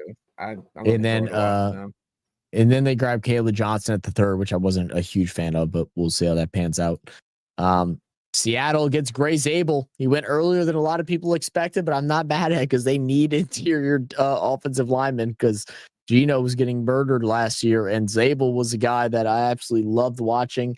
I wasn't going to do this because we are trying to get near the end here, but I'll go ahead and pull up the full interview that we had with Gray Zabel, man. He was really awesome to talk to. So let me pull that up right now, and I'll give you all a look at Gray Zabel. Give me 1 second as I finish showing this. Oh.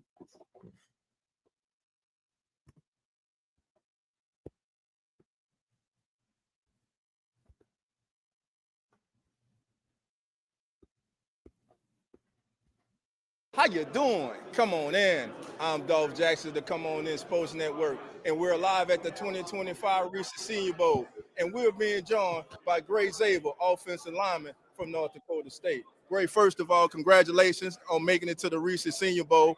How did it feel when you first received that invitation? Man, it was awesome.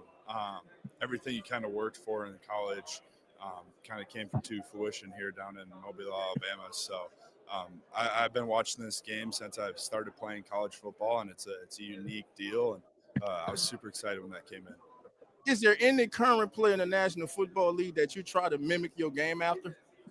Yeah, I think in college I really tried to mimic my pass game after Rashad Slater and then my run game after Panay Swell. So those are two guys I really liked watching and liked how they played.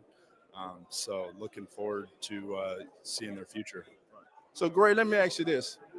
Where did your love for football come from, and when did it first begin? Yeah, I would just say at a young age in our living room, we had those plastic football helmets, and we were playing tackle football. And I know my mom probably wasn't a big fan of that, but my dad was fully encouraging it and stuff. So that was definitely where kind of my love and passion for the game of football started, and then it just carried on throughout my life. How big of an influence have your parents been on you making it to this stage this far in your career? They've been unbelievable. Super blessed to have the set of parents that I have.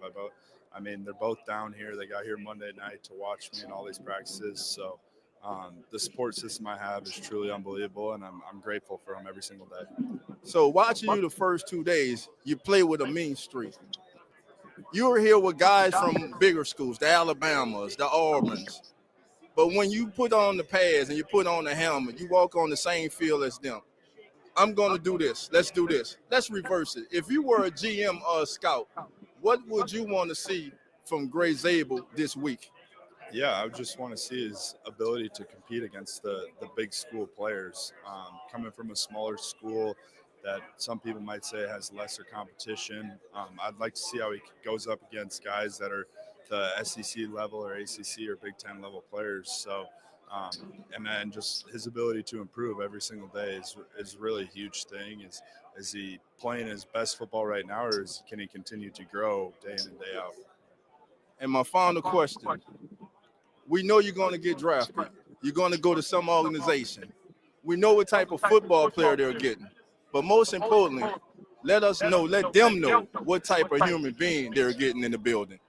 Yeah, I think way to describe myself as a guy that just wants to improve every single day. I mean, I'm never be my best self. I'm always kind of chasing perfection in football and knowing that I won't be able to get there, but to be hungry to be the best player I possibly can be, and then just a guy that's kind of calm, cool, and collective out the field that likes to hunt and fish. So that's kind of how to describe me in a 30-second preview.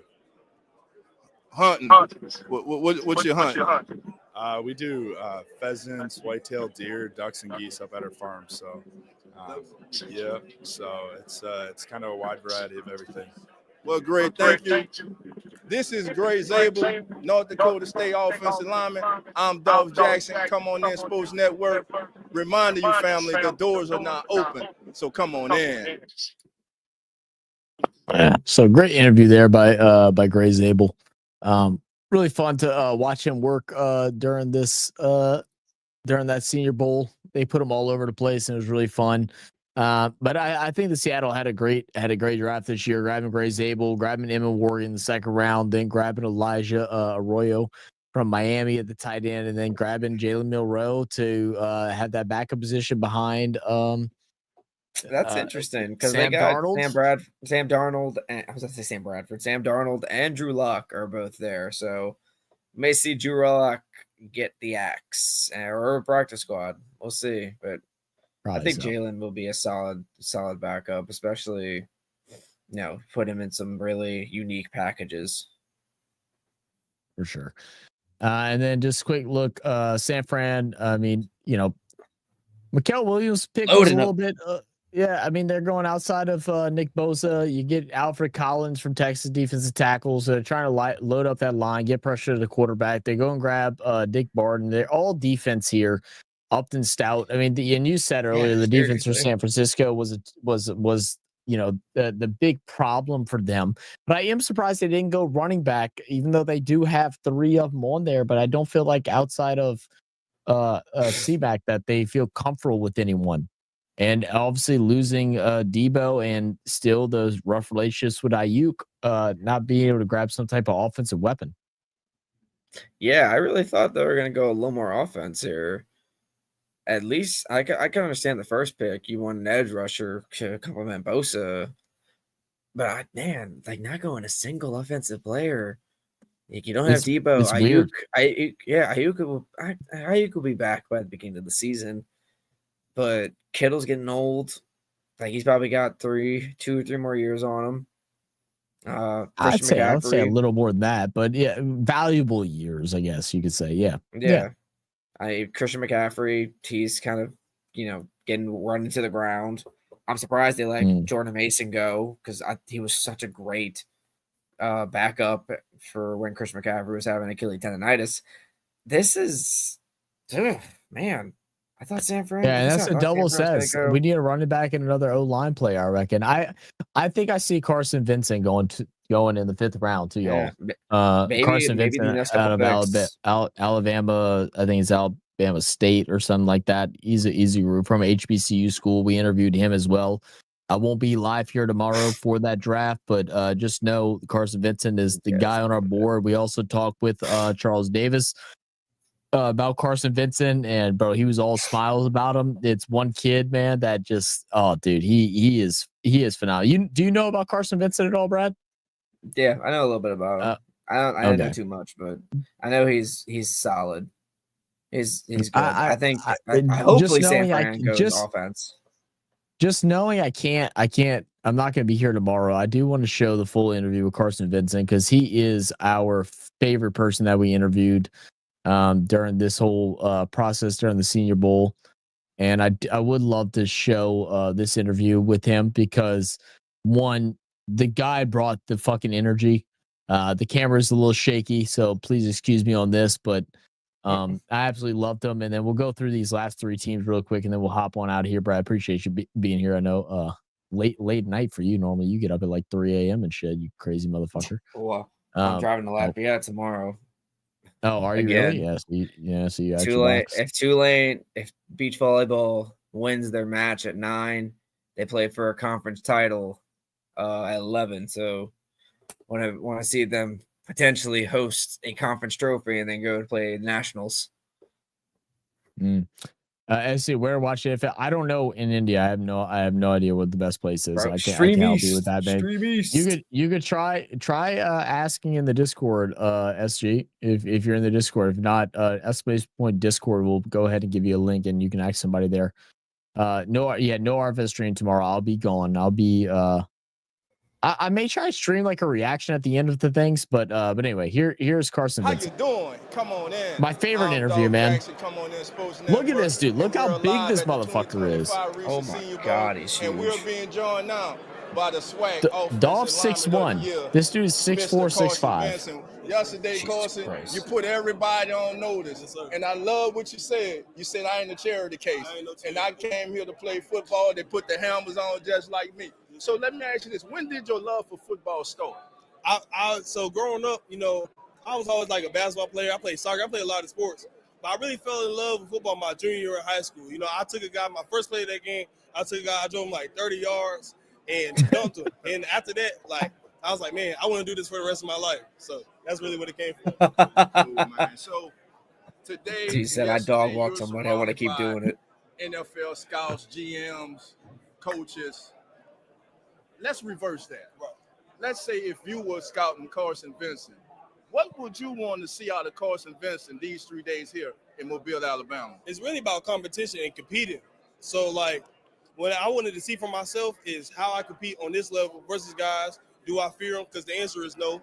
Because I've always felt like I've been that guy. And I'm just proving it on the national stage. And I just thank God for this opportunity. And I just thank God always. Right. Yes, I heard you speaking about your father. How big of an influence has he been in your life?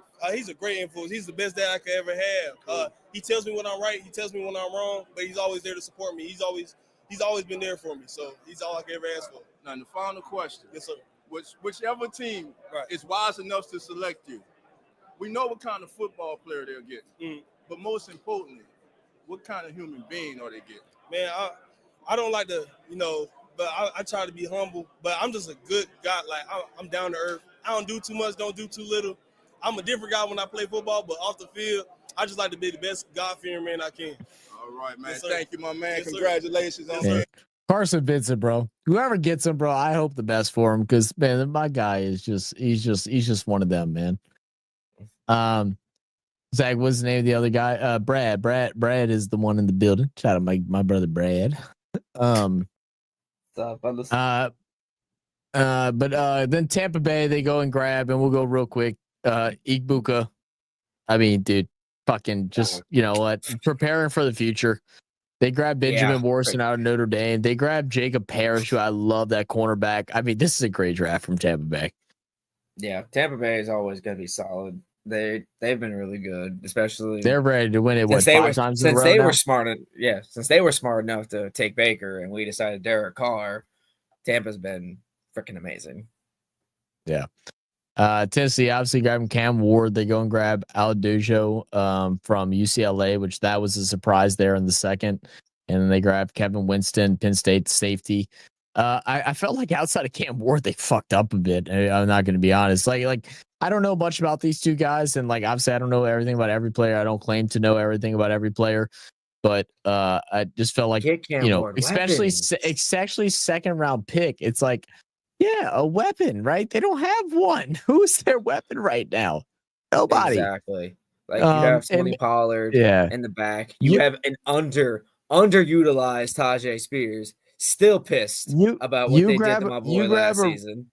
You grab a rookie quarterback that you're hoping to be your franchise guy. You don't give him protection and you don't give him a weapon, and your next 2 picks, that's a miss for me. And outside of the only thing that's saving them from having an F grade is Cam Ward. D.